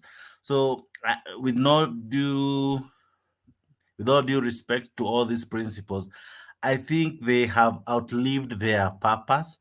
I'm not saying they're useless, but I'm saying when the country needed them to shine, like Bernard is asking, where have they been? While others were working hard, campaigning as they were describing Ruto was doing, while Baba was trying to do something in the name of BBI, even if it failed. But they were doing something, trying to mobilize, trying to garner more votes, to enrich their baskets. What were they busy doing? Were they creating WhatsApp groups? What were they? Honestly, we need to find out so that we are able now to give each person his due share, so that kusikwe na mtu ananyemelea anaitisha, oh, I need party funds. Na hizi party funds, you are the only person in parliament. Na unataka upewe almost equal amount with a party that has 70 something. Honestly, I think as we are fighting for equal representation huku nje, hata huko juu kuwe na equal representation. Kama umepata tu kiti moja, pewa hesabu ya kiti moja. Hauwezi hesabiwa kama watu 10, yet ni wewe peke yako. Wewe ndio mwanzo na mwisho kwa chama yako. Hakuna mtu mwingine, ni wewe tu. As in, if you walk out if you resign, umeresign wewe kama chama. So we need to have seriousness in this thing, honestly. So I think it's high time Baba shakes off from this luggage he has carried for some time. He has tried. I gave it to him. He has tried to make them leaders, but these guys have refused to grow.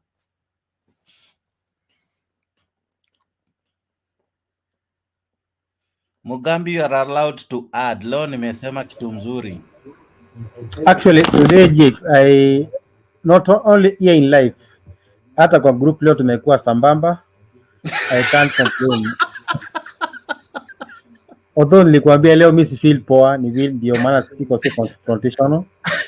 Matisi amkaide. Sijakuvamia. Hujanivamia, although hujanivamia lakini. But on everything that you have seen today, I think the debate has been so good, well coordinated. We have given out. It is not even political. So nataka tumalize politics so that I finish with that. Okay, Mimi, anything to do with the politics, I think I'm done. I have no any other point remaining for today. Let me reserve my energy for the weekend. I know ukiona unaongea hivyo unajua something is cooking. Ni sawa tu, we will not ask you to spill the beans. Dennis Itumbi will try to do that. That is what he's employed to do. Let him do his work. I know kuna serious things happening, and I'll not be surprised. But we welcome you all to UDA.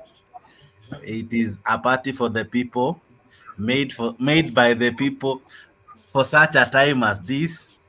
Na tutawapeleka na rieng pole pole. That's a very hard gospel to preach. Mimi kama chief campaigner nawakaribisha sana UDA. Here we have no equal, because UDA makes us all equal. Those who are bottom, they should feel on the top. Those in the middle, they should feel right at home. Na wale wenye wako out, they should feel truly inside. And those are the top. should enjoy the top. So we are the party for the people. We are here for you. So we love everyone. Tuna refuse makasiriko. We may Tunawakaribisha hata those call on who you, feel but on offended. arrival, we may be kicked out. Alafu Because tafadhali. we'll find Sudi at the door. So we have able ushers. We are even recruiting others.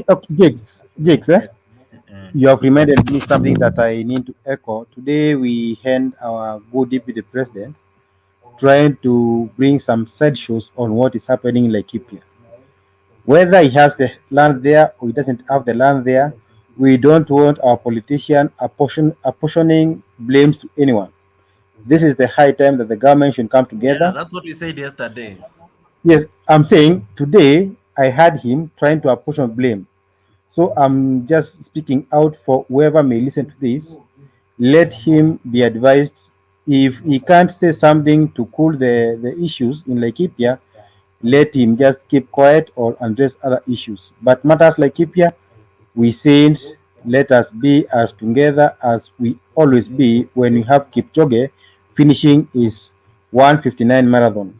Hiyo tu ndio umenikumbusha, nimesema ni vizuri niseme. Okay, mimi lazima nichezee mtu wangu kwa sababu mcheza kwao hutunzwa. Nitamtetea na kusema alisema uninterested women alone, bro. Yes. Now,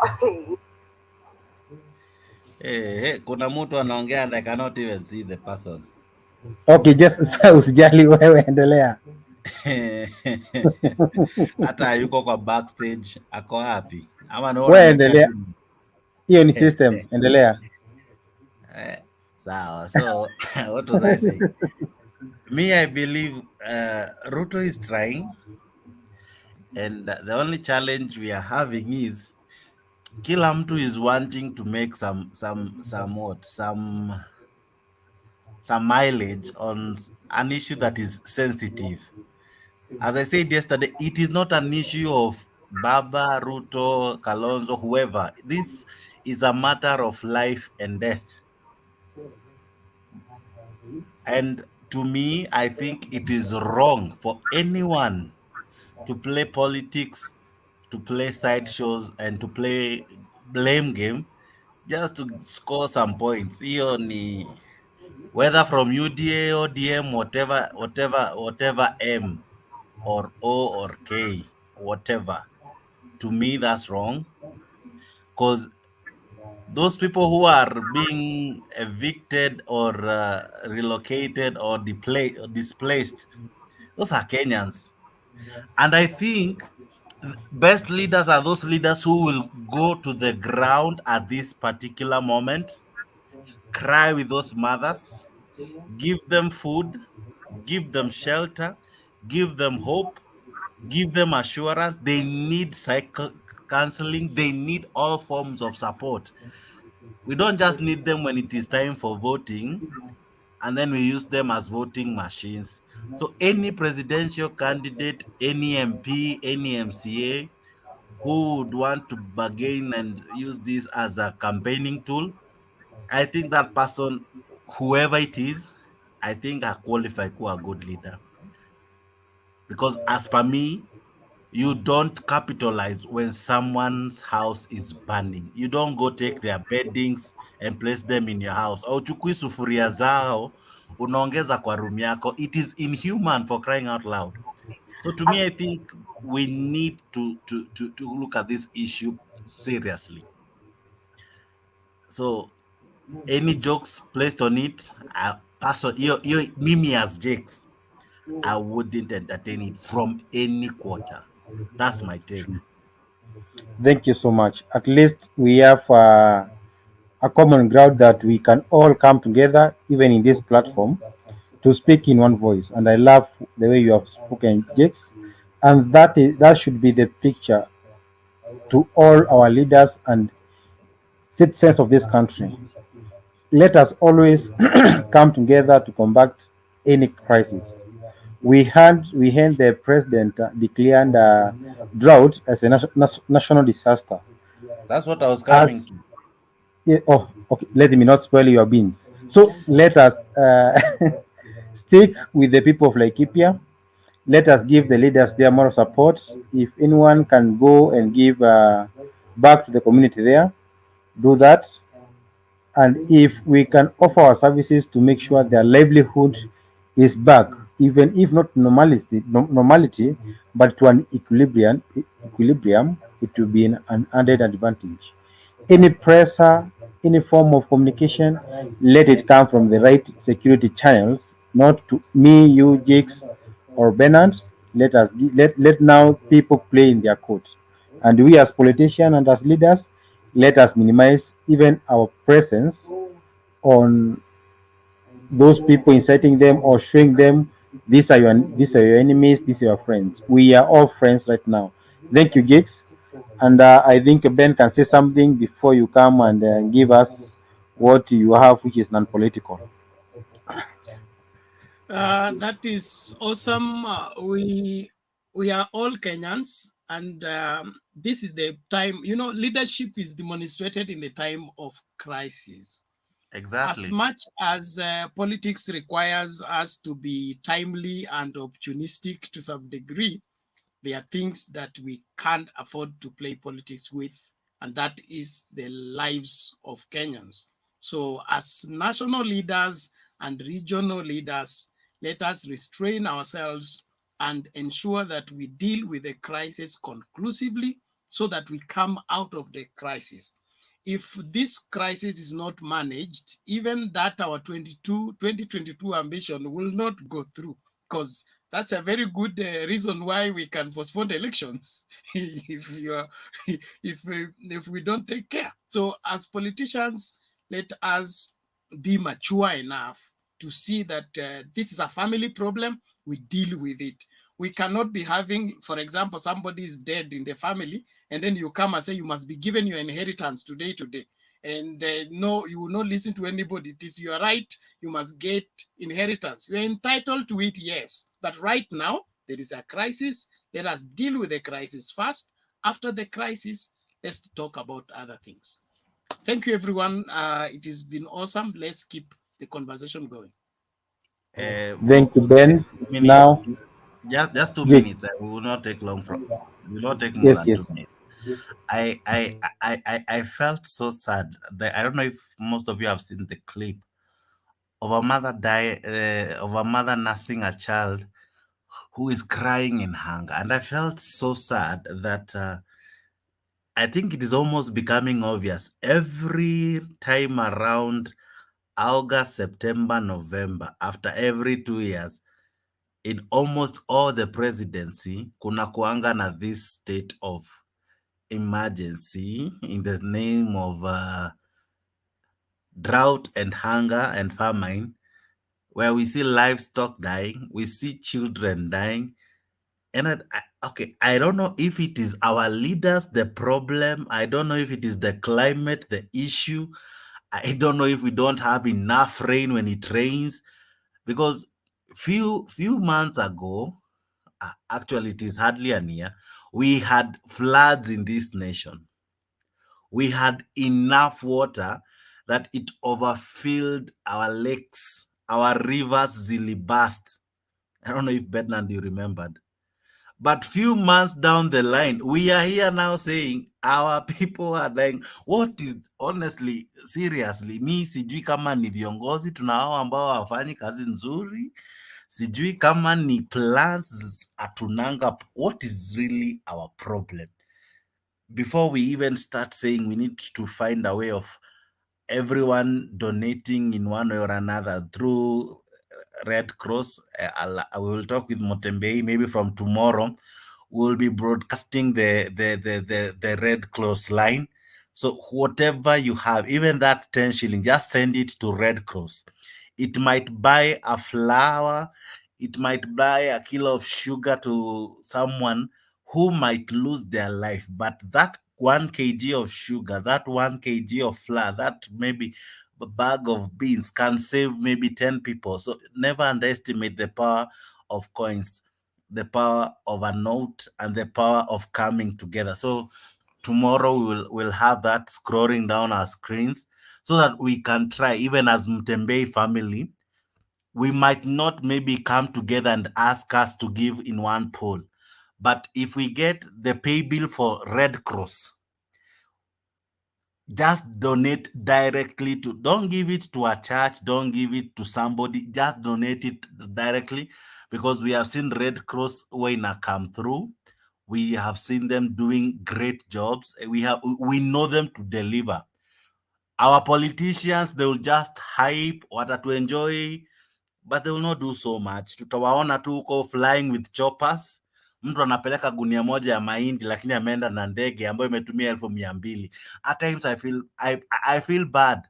Ile pesa umetumia kwenda kuona hawa watu ni nyingi compared na ile msaada umewapea. Si hata heri ungeweka hiyo msaada ya hiyo fare uwatumie, hata heri upige simu ama aje Bernard, because we use so much resources flying to those places only to supply them with few bags of maize, few bags of flour, and then few weeks later they will still on it. I don't know. Sijui kama kuna watu wanafika place wanakasirika kama mimi, because one thing as I said yesterday, the leader that will serve me is the leader who will take care of the nation Kenya, from water to electricity to food security to infrastructure, without us going to beg at his doorstep.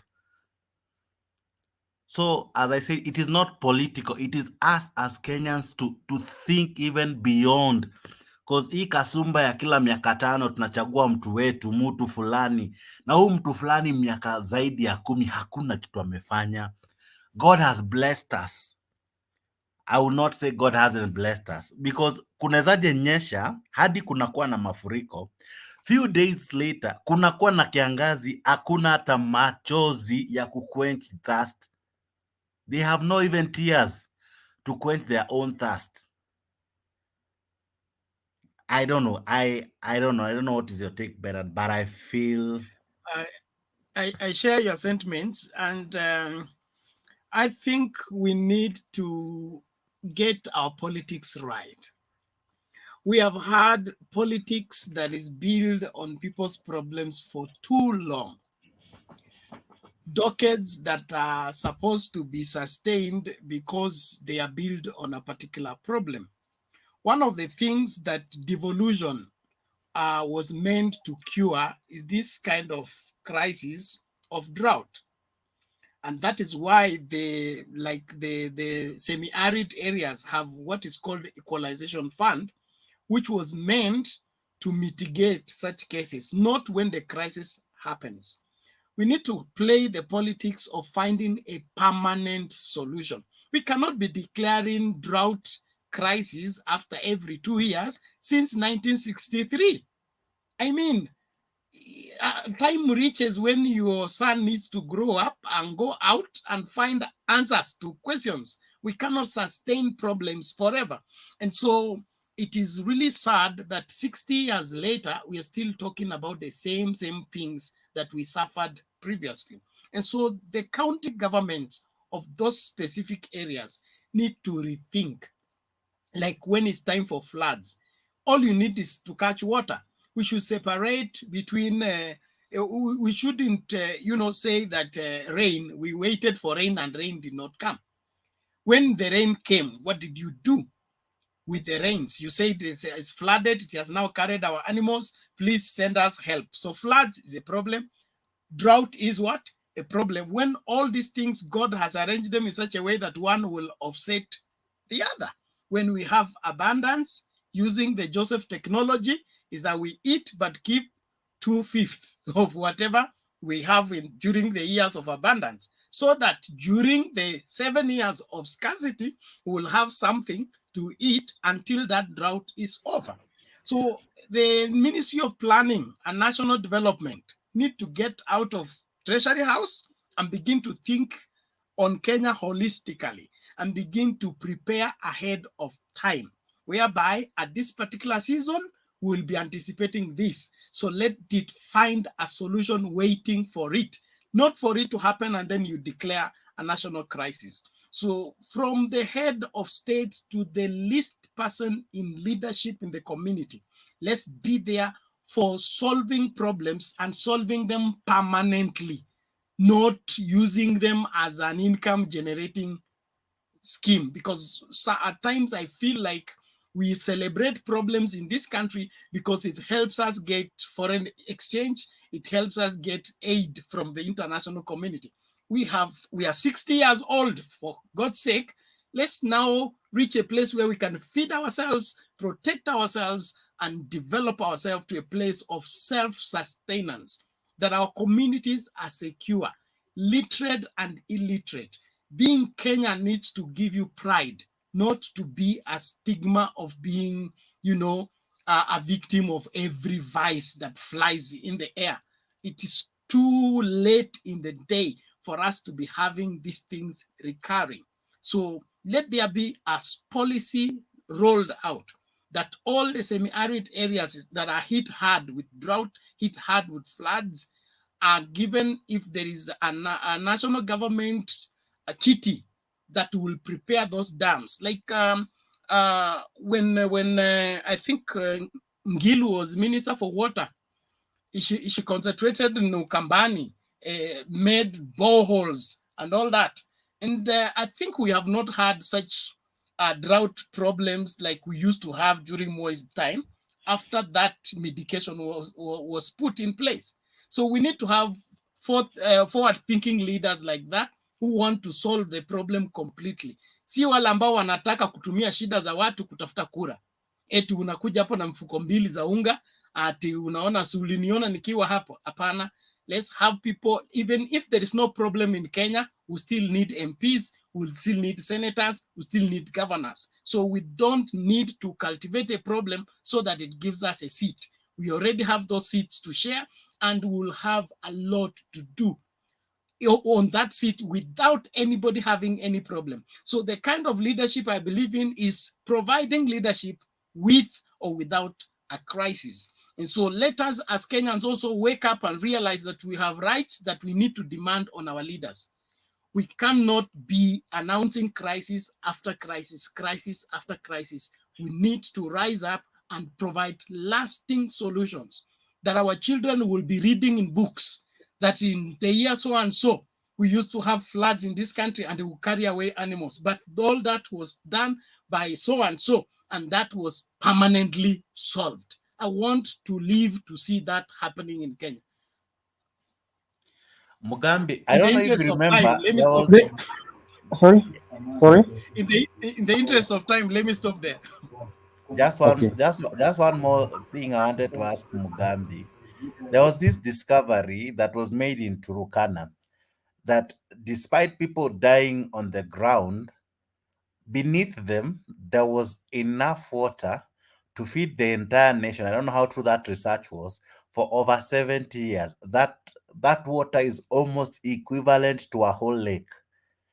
But funny enough, I don't know if it is resources that lack or what, but people above that water are dying from the lack of the same. What's the honest? Okay. What is the problem, honestly? What's the problem? Are we tumerogwa ama? I think, Jakes, the problem is with the people getting the wrong people in these mostly political offices. Remember, politicians have one philosophy that when you elect me and I solve all of your problems, after 5 years you won't get any reason to vote me in. So I think we have the wrong people in the political offices and wrong people in the technical part of the government, because there is no way you'll tell me, for example, people who farm maize, they have gallons or they have stores where they sell their maize. These Trukanas and these Samburus and people who practice the livestock farming, we have KMC. But today, go to the KMC database, you realize we have millionaires and billionaires who supply that KMC with cows.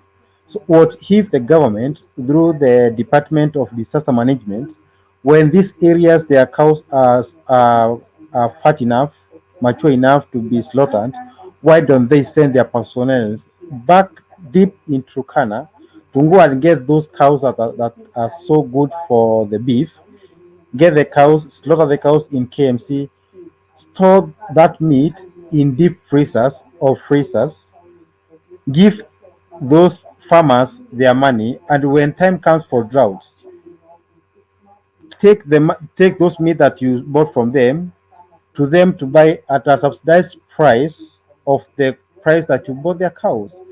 If we have the right people in office, I'm very sure we have fantastic thinkers in the country, good policies that can be formulated, and such issue can never ever be seen again. It has been a cycle for 2 years. Those pastoralists here comes all their livestock dies. You go to square zero.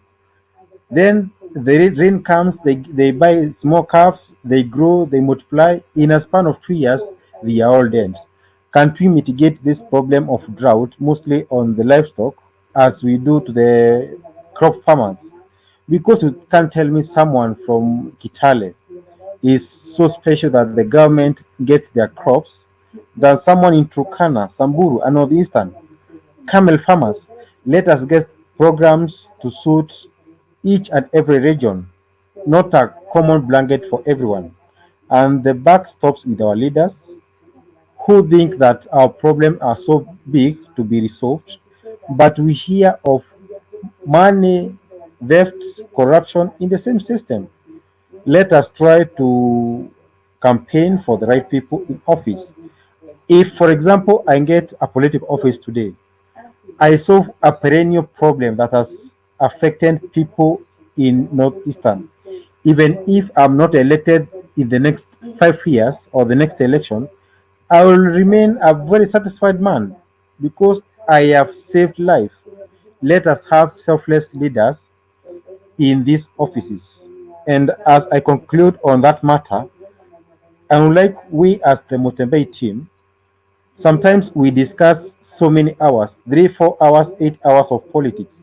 But when we have these sound bites that touches the common man, are not inclined in any political conversation, the Mutembeis can extract these voices in small bits.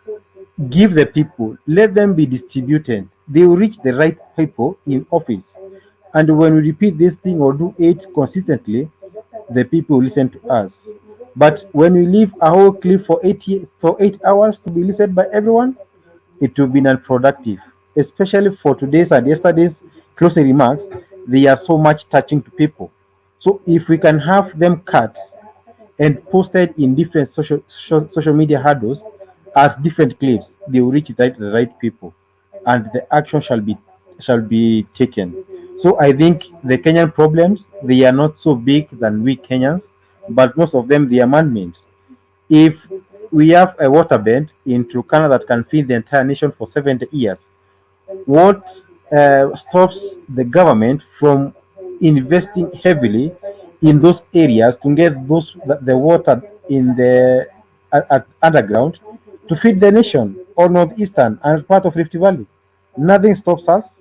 But if we voice out these things repeatedly, consistently, it will capture the ears of the right people.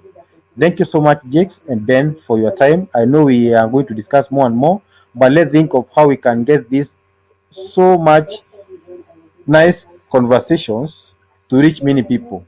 Thank you.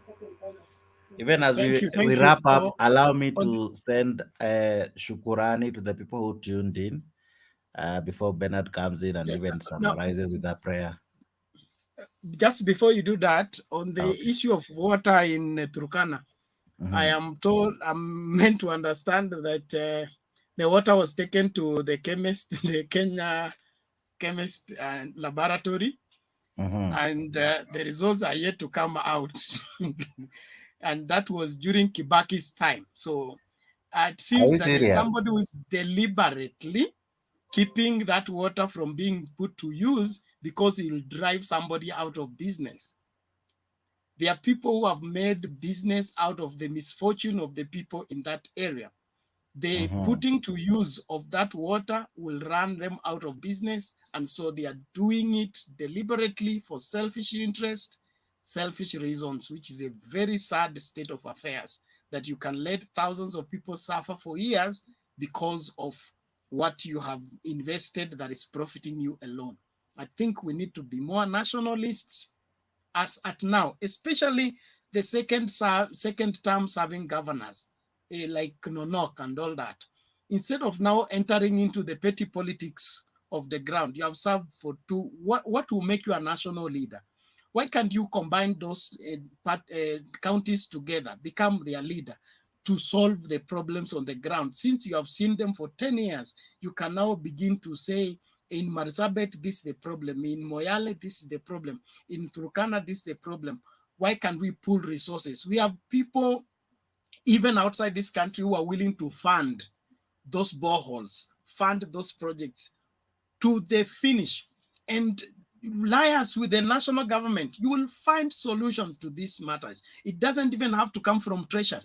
There is international communities that will gladly do that, but they need somebody on the ground to make sure that that is happening. So it is sad that we have leaders who are so short-sighted in their thinking that they only think about the election cycle and not the generational that they are putting at risk by fulfilling their interest.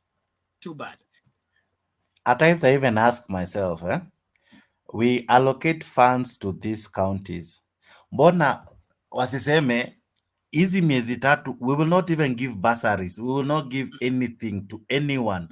We are going to solve this one particular problem with all the money we have, right? I'm not saying that they crash everything, but they put like an emergency to some needs and say in the next 3 months we are going to dig down, like for example 20 boreholes. If each borehole cost $1 million, that's 20 million. Hata kama watu watakosa basari kwa hiyo term, right?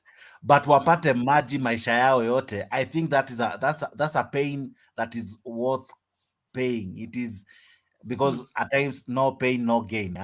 So I think if we have leaders who can budget and prioritize, and at times not to overcost, because anyway in Numa, one time I remember from my home, my village home where I come from, they one time walikuwa na present their budget to us, the public.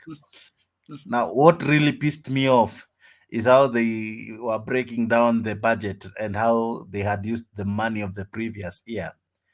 Now a toilet that was dug in our inaitangwa aje hizi bustani ambayo DC anakujanga kuhold Mashujaa Day and such uwanjas, there is like a public toilet there that up to date haina roof. It is, I think it has 4 rooms, no, it has 6 rooms. Hizi rooms zimegawanyishwa hapo katikati, so kuna pande ya nyuma na pande ya mbele. Pande ya nyuma ni for the ladies, pande ya mbele ni for the guys. It is unfinished. It is, I think, like 40% unfinished, and it is a pit latrine. The cost of doing that was estimated to be, I think, 8.3 million. Where I come from, a friend of ours did a maisonette of 8 bedroom, a serious home with a beautiful wall, perimeter wall fence and electricity on it as security and all, and beautiful finishing. He spent 6 million. And then I asked myself, if huyu anajenga nyumba yake na pesa mingi hivyo na inatoka maridadi, hii Choya County inatumia milioni nyingi na hata haijaisha. Honestly, Mugambi, I don't know if you have ever attended such barazas and you are surprised by the figures they present. We are bewitched as a people. We you know. Have you ever attended such, Bernard? I avoid going because I will fight. And my collar cannot allow me to do that. I went to to my daughter's school the other day where she schools, and the headmistress began to talk, and she talked badly. She has locked the girls out of the gate because they must bring the parents. Then she comes to us, the parents that came, and says, I have locked them outside the gate, and I don't care whether they get raped there or not. I almost turned into something else because we have entrusted you with our girls and the parents left, they know you are taking care of them. Then you are coming to tell us you have locked them out and you don't care whether they get raped or not. That meeting almost collapsed. So we have sick people out there that we really need to work hard in ensuring that we get this nation back on the track. And I think we should just hold these county governments to nini. Like there was a documentary done, I think was on Citizen or something, some years back, of a Catholic church in Turkana that has rehabilitated the whole region. It's all green, and mamas have now stopped being gatherers and hunters. They are now cultivating their skumas and all that, and life is back to normal. They are no longer disappearing, looking for animals they can graze. There is water and all that. Why can't we duplicate such things as county governments so that we make Turkana all green? And if Turkana is all green with that massive land, hata investment ulipeleka huko at Golalo, sijui Golalo what, it would have gone to Turkana with that water. It will have fed the whole of Kenya. We will not be borrowing maize from anywhere. So actually, the mistake that took place in 1975 when the law, the penal code that was against government officials doing business with government, I think we need to revisit it because it has been adopted in the new constitution as it is. Until we separate business and politics, we will not get it right. Because these same people who are selling maize in Turkana, the people who are selling maize in Turkana at exorbitant price are the same politicians. So they come pretending to give it one hand and take more. They have denied them to produce the maize so that maize price can drop in the region and every Kenyan can be happy, so that they bring it at a high price, they make abnormal profits. And as a nation, we need to sober up. There are basic human needs that we can't do politics with. The shelter of the people, the health of the people, and the education of the people. Of these three, kula na hizi zingine tafadhali, lakini hizi tatu tafadhali tuachie angalau tukue na nyumba, tukue na chakula. The basic human needs, just make sure that they are always there. Tutakuachia security also is there. In your list, I would wish to increase one more thing: security. Yeah. Because if you lack security, all those three will vanish. Because I saw a woman in Laikipia the other day, alikuwa anasema nyumba yake ilichomwa, ilibidi tu atoroke na kuku, sijui alikuwa watano, ili kwenye atafika atakuwa nauza kuku moja, anatafuta unga. So kuku tano watamsaidia siku ngapi? You know, so such actually, and that woman, she has 9 children. Yes. And his husband was killed in the same circumstances some years back. So you ask yourself, kuku watano atawauza siku ngapi? How long will she survive? That is what she carried with her, and she even took her grandmother, if I'm not wrong. So she is already someone with a lot of people looking up to her to feed. And the best she can give is 5 chickens. And it's just like that woman in the Bible. She does not know how long those 5 chickens will last. So to me, security, I think, is number one. And then the other basic human rights, hakuna compromise hapo, hakuna sijui yuda, hakuna, it's not even a party position.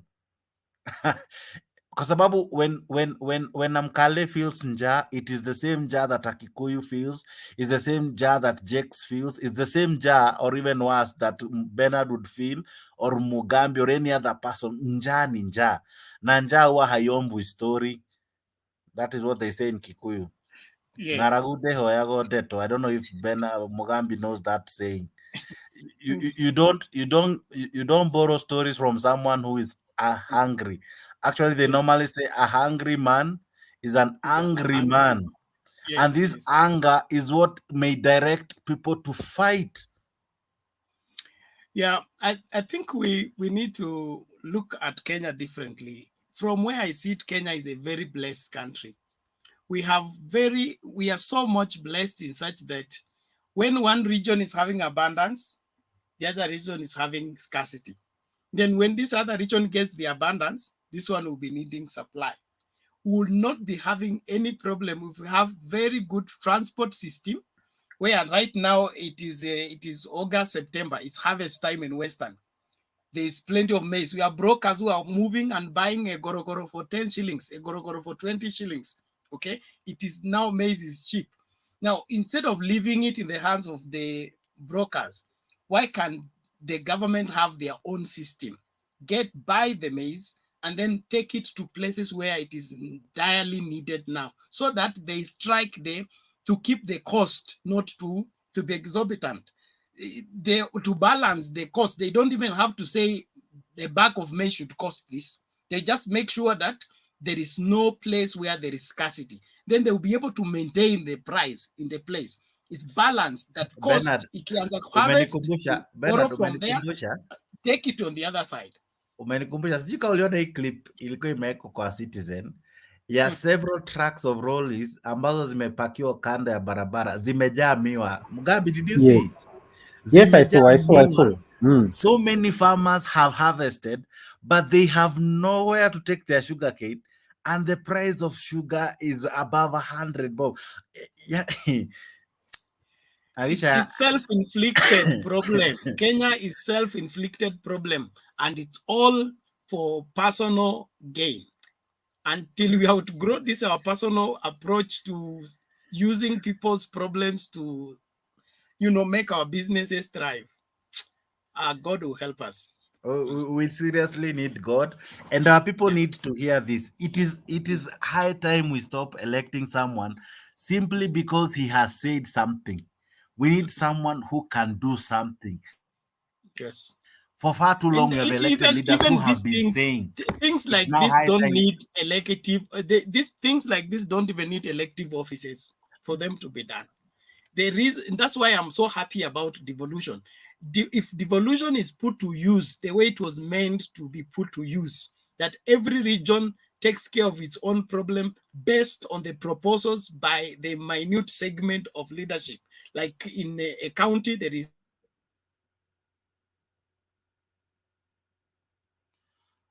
Oh, Bernard amekwama. Amekwama, eh? Yes, to add on what we are saying, Turkana, we say Turkana is hit by the drought, but it is blessed by the sun. If these governors can sink those boreholes and they put up a solar system to pump the water from the borehole, that can be a permanent solution to the water shortage in those areas. Then after the water comes from the borehole, it can be pumped to tanks in elevated areas. That water can go through the force of gravity to homesteads, and then we'll have areas that are so productive. I think amepotea juu ya network. Yeah. And the worst is unakutanga, like for example in Turkana, not only do they have water, they even have oil. I want you to imagine such a scenario. They have crude oil. And how much is oil in Kenya? I think soon it will reach 150. It is just to make rich people richer. We even constructed a beautiful lami ya kuwakaribia. Na hii oil, hata sikumbuki kama kuna siku tumeambiwa the next 1 week ile oil itakuwa inaingia ni yenye ilitolewa kwetu. Unani understand? Actually, for information, Jakes, I think after the president flagged off the crude oil in those tankers, that place created a lot of problem until that process was stopped because of our own self interest as leaders, which is so bad. Yani, one place they have been dying of poverty and lack. Mungu amwa bless na mafuta na maji. Honestly, I think we have a problem. Na hii shida yetu sio ya viongozi, ni shida ya I think ingine hata ni ya kuzaliwa. And we need to bring out some elements in us that truly need to come out if we have to save our nation. One of the element is an element to say no to some selfish desires. Some of these people, mtu anaingia kwa bunge hana hata gari.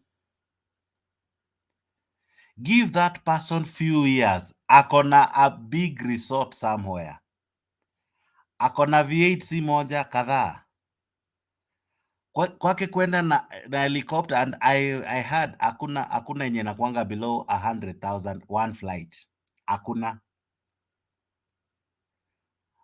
Kila weekend anapanda kama mara 3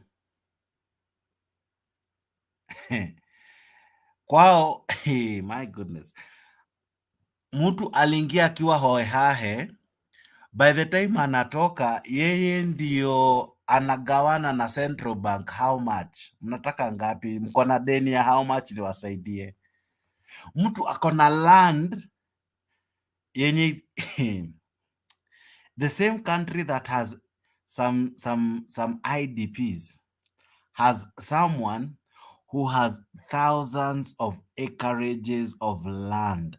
One individual, one family can own. Hata mashamba zingine anaweza maliza miaka 10 kabla hajaenda kwa kona moja hiyo shamba hajawahi fika.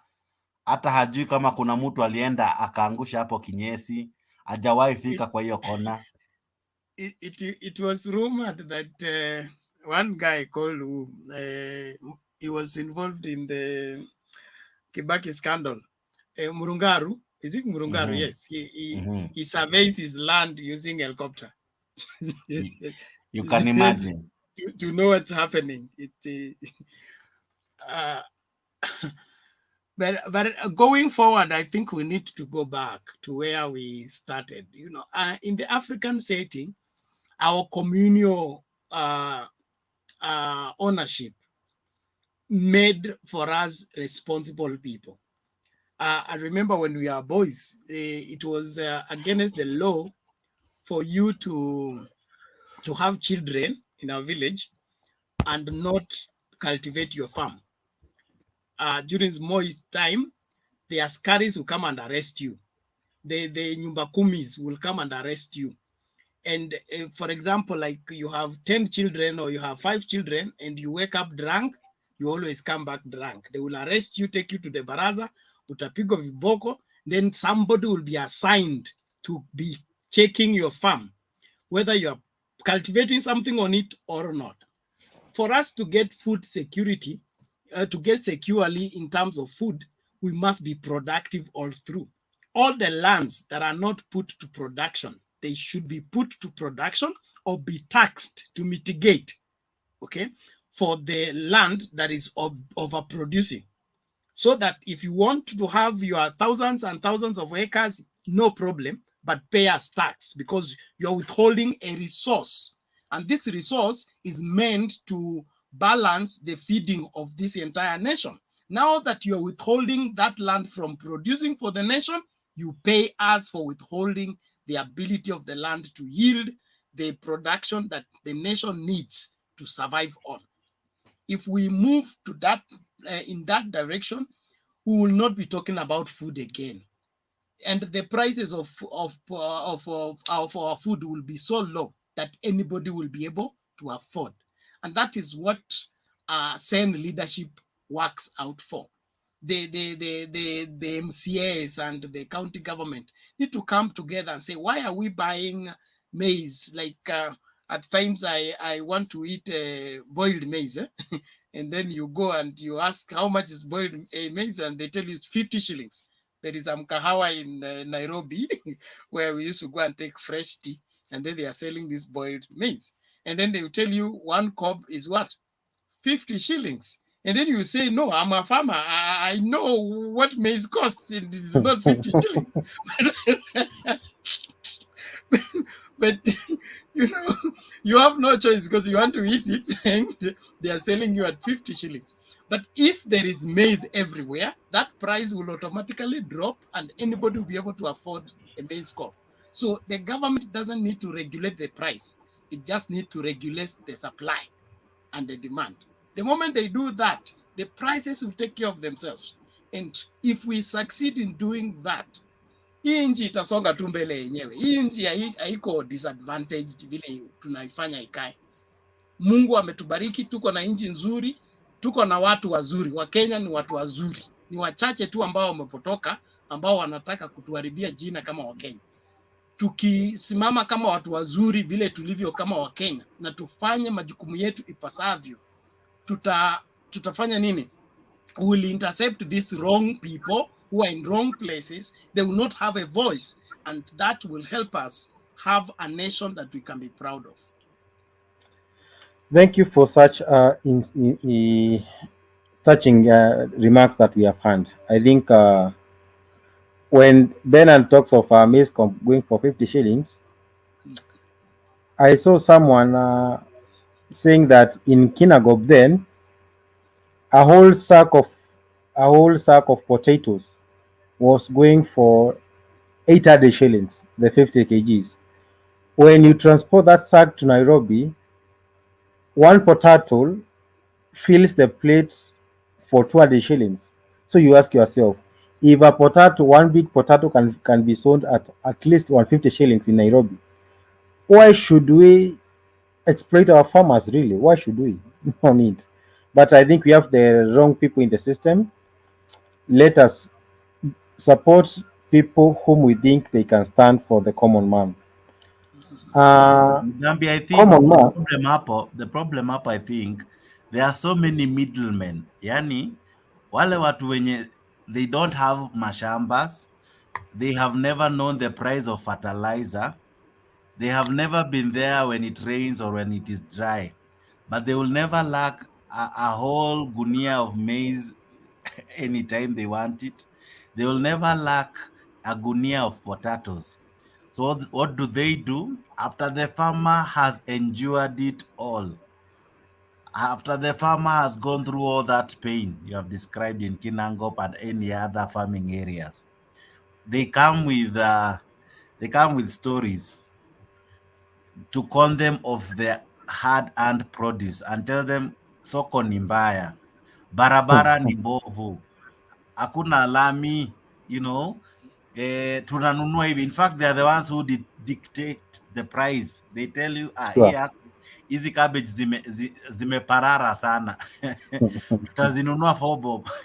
So they create the price, and then after tu we mwenyewe mwenye mwauzia ukijiambia, can I buy one cabbage, nimeuza zote nikakosa ya kwangu, hapo tu na ni kwa shamba yako, they will now tell you hii cabbage labda tukuuzie 50. Unajua imekatwa na kisu expensive, kisu yenye ni carcinogenic. Unajua mwenye alikuwa amevaa gloves, alikuwa amevaa PPE. They will give you funny excuse, and it is your cabbage in your own farm, but simply because it has changed hands, the prices become exorbitant. Then after transport, inakutana na another brokers in the market. They buy from these transporters. After they buy from these transporters, they now sell them to other small retailers. They increase their kafi kidogo. So by the time inakufikia wewe Mugambi and wewe Bernard ukiingia hoteli kununua mahindi 50, mkulima aliyelima hiyo mahindi alipewa shilingi 3. aliyepanda hiyo mahindi, aliyenunua hiyo mbegu, aliyeweka fertilizer, aliyengoja miezi kadhaa, kwa sababu mahindi huwa inakuwa kwa miezi kadhaa ya. Aliyefanya hiyo kazi yote alipewa labda shilingi 5 ama 3 bob, lakini anayefaidika those are the pain at times I feel. Mangi work, baboon chop.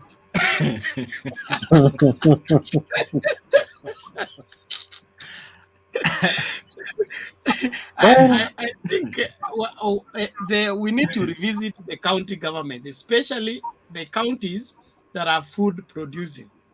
If we can have trade between counties, okay, like for example, let's say the Trans Nzoia, okay, was in Gishu and all that. The way there is, the way I'm seeing a very good, healthy trade relationship is between Kericho and Kisumu, okay.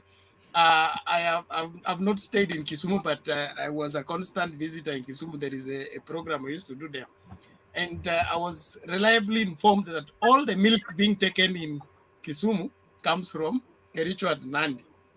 So if the Nandi people deny Kisumu milk, there will be no milk. Okay.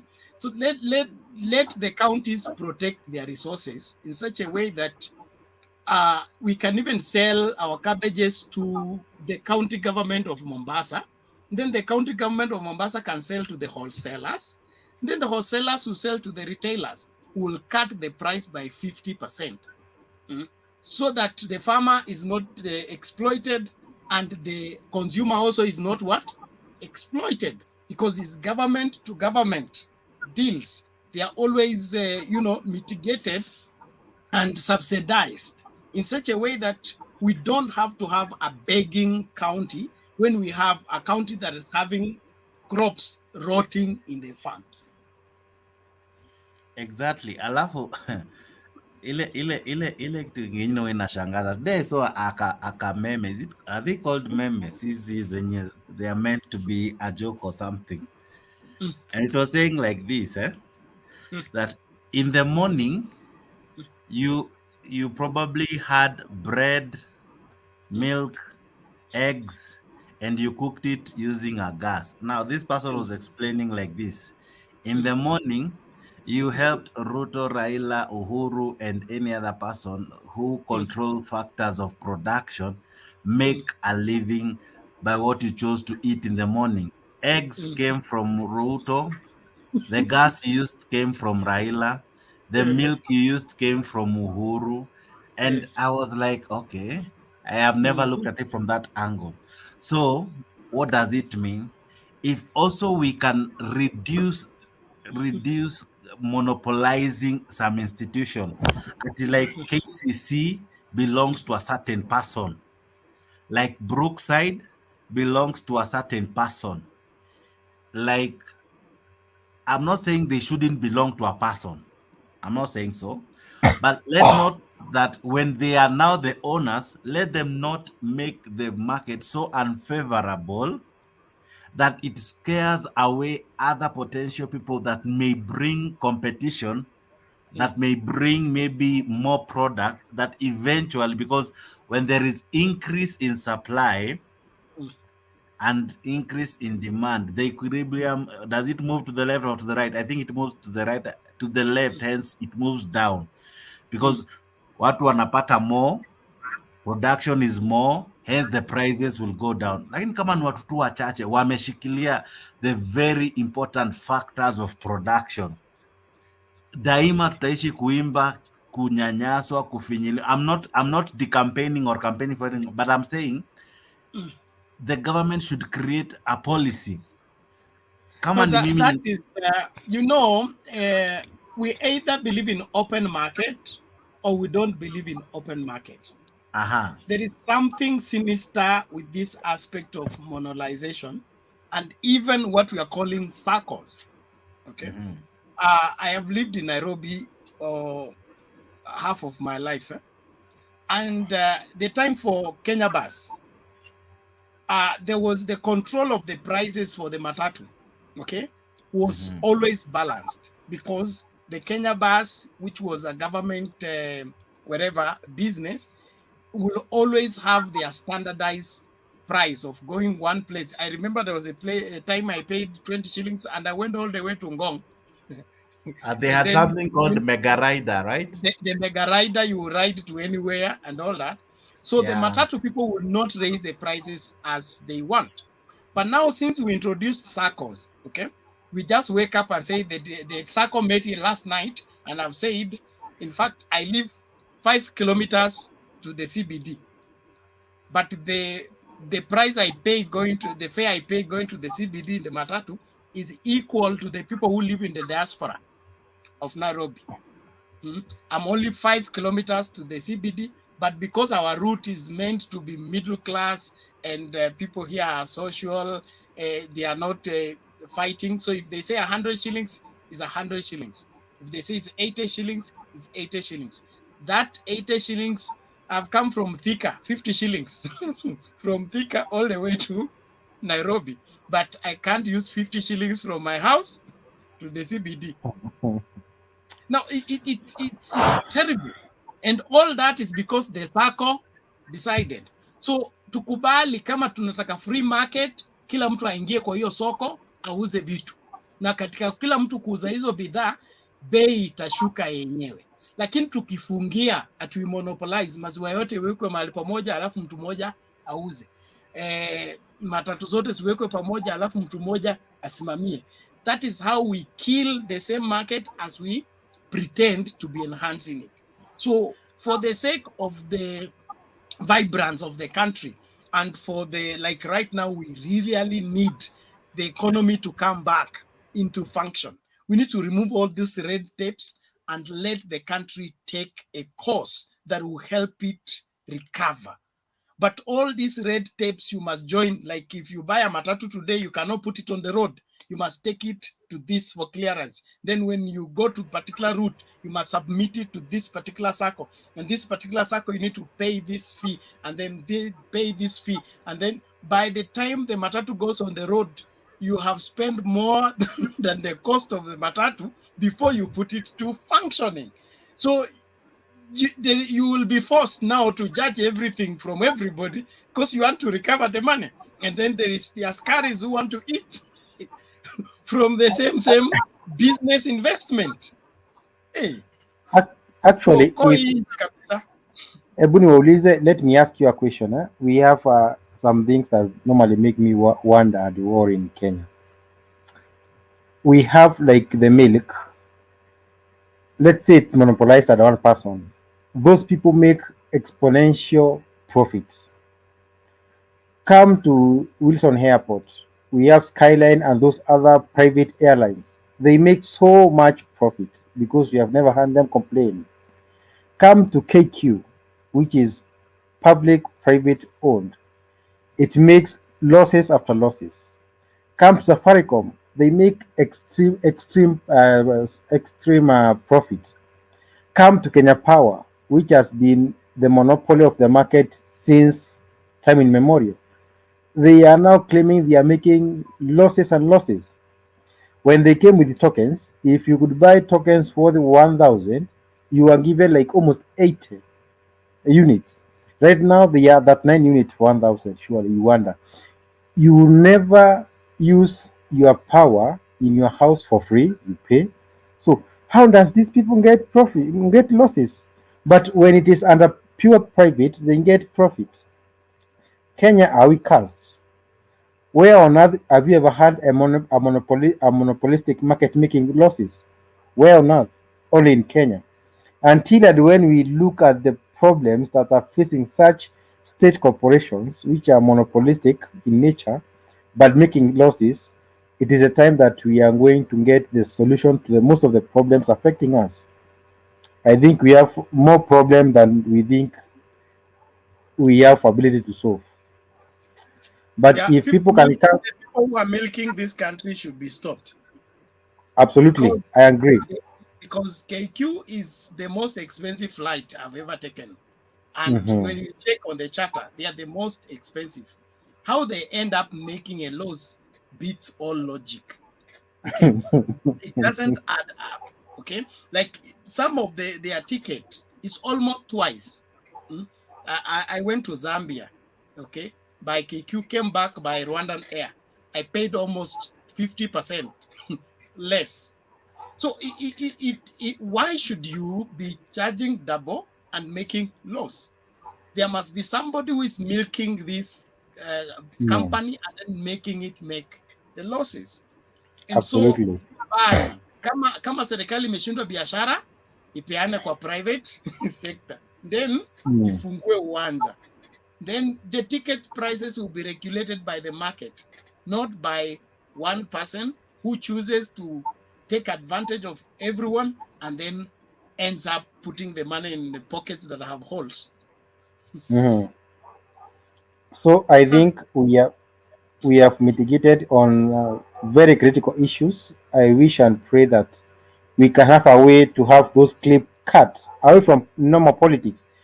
You know, I'm sure there are people who hate looking at this channel because they think it is all politics. But if they know they have ingredient that Jakes can put into the country's solution of the problem than our political studies, we will also have even a better viewership.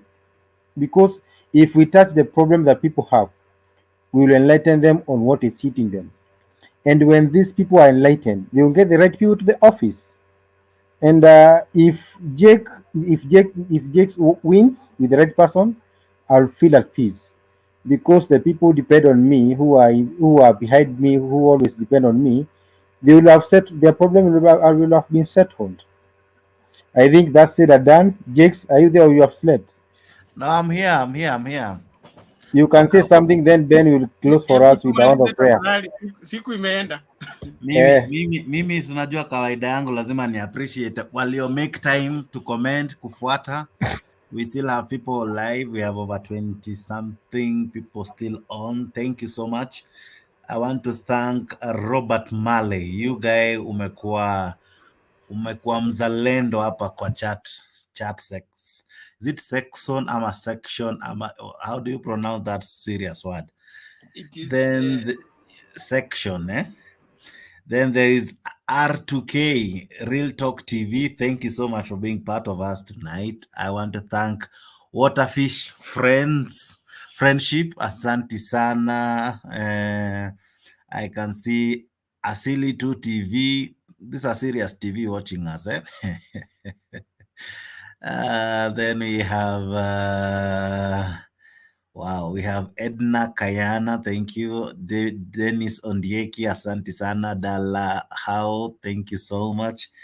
We did have a DJ with us. We had DJ Alpha, Spons Alpha. Thank you so much. We see you. You are with us, and the many who contributed earlier. We had Andrew, let's see, Geran, Fetisa. Thank you, Felix Biria, Bill Birhia. Okay. Omondi Jacano, thank you so much. Dennis Ondieki, I've mentioned you. James M, thank you so much. Ochieng Ochielo, Asante, and the many, there are so many. They were coming thick and fast.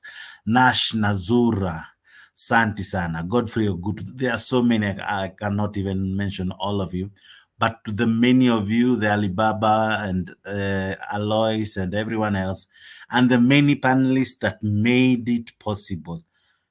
It can never happen until you guys are here in one way or another, either as a panelist or commenting or even viewing. That you made it this far with us, we are grateful. It is never for granted that you make time for us. Someone said if someone gives you an hour, they have given you a certain percentage of their life. So you have honored us with your lives by listening, watching, participating. And for that, we are grateful. May you be blessed. Above all, we thank God for our beautiful land known as Kenya. May it be well with our land, and we pray for peaceful resolution and settlement of those displaced in Laikipia.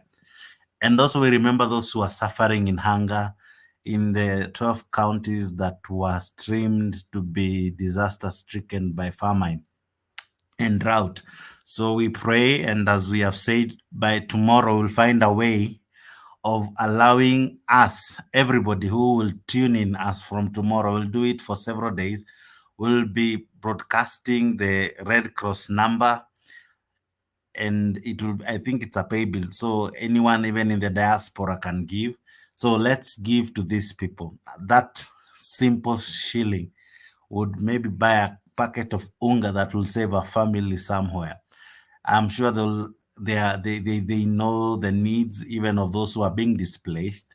So I'm sure they'll do something. So we will not collect it as Mtembei family. No.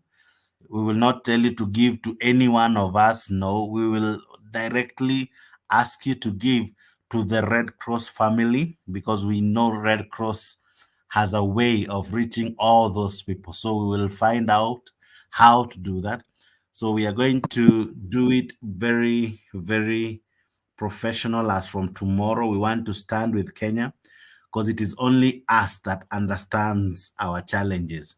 So that will happen as from tomorrow. It will be scrolling every time, and most of the moderators that will be controlling this show will encourage you to give as much as you can.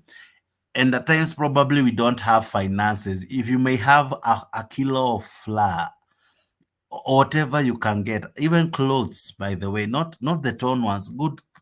Ukipea mtu kitu mpe mzuri, usimpe matambara. Whatever good you can give, find a way. You can reach the media stations like Nation Media Group, like Citizen, like you can even find the offices of Red Cross. They are all over the nation. Go to these reputable places. We as Mtembei family, all we can do is facilitate through this, encourage you to do that, but we will not tell you to give to us, because probably we might not know how to reach them. But these organizations will know. The Red Cross will know how to do it.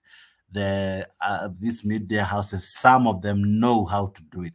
So we encourage you to give. We will publish the Red Cross number. We'll make it public after we discuss with the management of Mtembei TV and all. But we encourage you to stand with one. You never know. Akufae kwa thiki, you never know. Tomorrow, it might be you. Some of us are here because someone helped us in one way or another. Be a blessing. Be a cheerful giver. I don't know if someone else had something to add.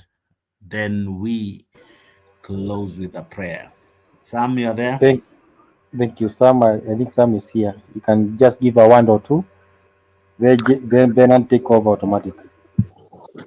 Okay, thank you very much, Mugambi, Jakes, and Bernard. Yeah, I've been away a little bit because of just running some errands here and there. So, yeah, thank you very much. I see it's a good thing actually just to reach out for those people. Actually, I count me in for that.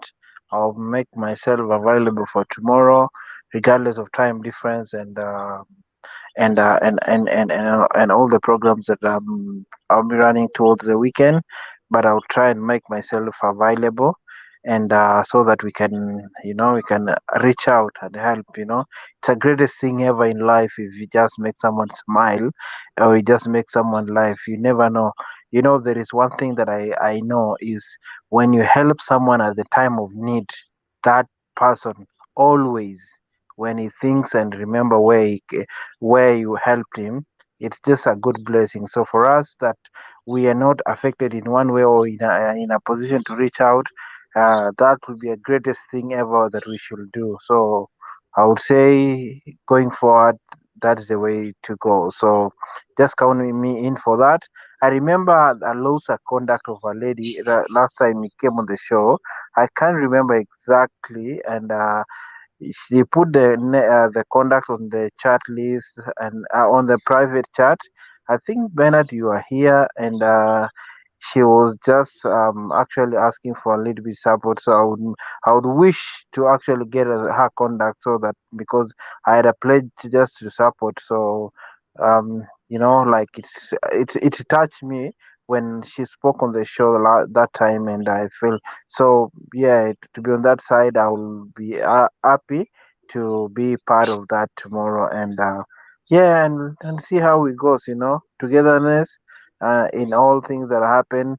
will be able to save one or the other in another situation. Thank you very much, Bernard. Thanks, Mugambi, and thanks, Jake. Wow, thank you so much, Sam. Thank you, Jakes and Mugambi, for the great show we've had. And just before I pray, life from the biblical point of view is meant to be dependent and not independent.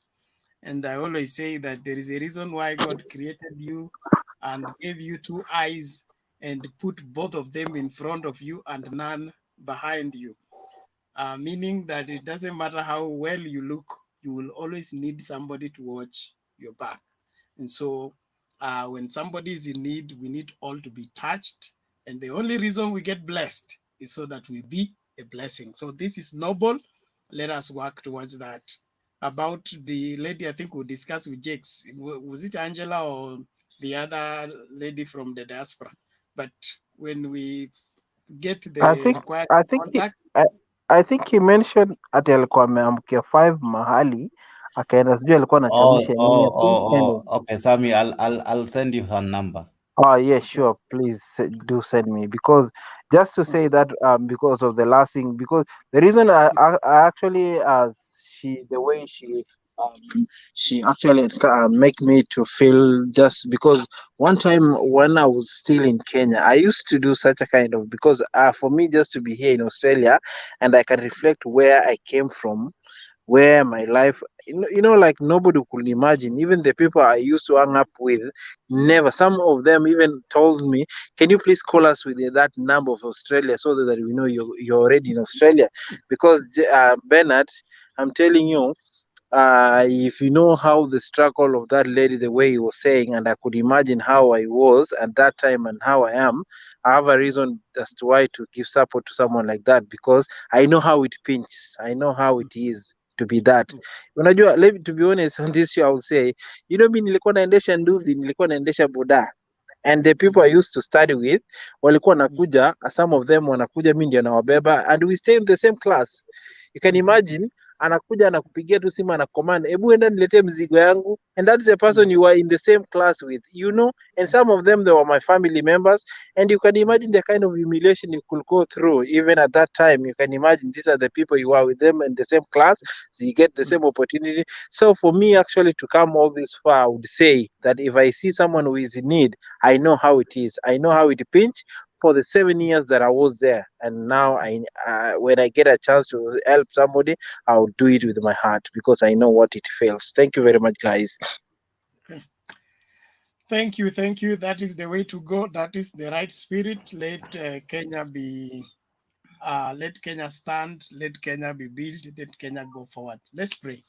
Heavenly Father, we appreciate you. We thank you for choosing us. The Bible says you picked on us before the foundation of the world, and it pleased you to make us Kenyans and to be born and raised in this land. We continually ask you for help over this nation. There are crises that have bedeviled this nation for too long.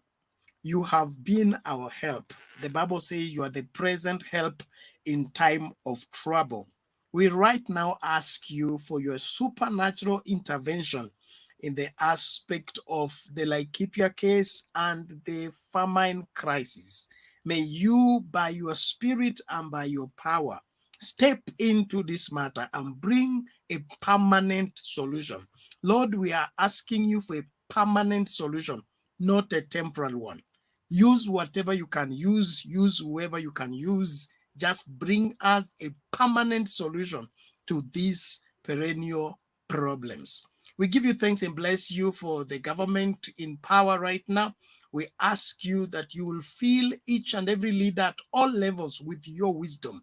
And by your wisdom alone, let this nation be governed. By your wisdom alone, let this nation be developed. We thank you as we look forward for the elections next year. Lord, you are the one that knows us inside out. You know the destiny of this nation. You know your expectation for this nation. Put right people in rightful places. Let those rightful people do the right thing, that our nation will be on the map of the world as a pride of many generations. We give you thanks and bless you. Even as we retire from this platform, we ask that you will continually cause this platform to expand and let it reach the rightful people with the right message in shaping the future of this nation with the right mentality. We love you. We bless you, Lord. In Jesus' name we pray. Amen.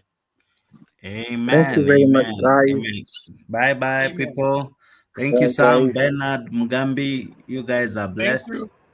Thank you. Thank See you, you when lovely it's here. people. God bless Kenya. Bye bye. Amen. Thank you. Bye. All right.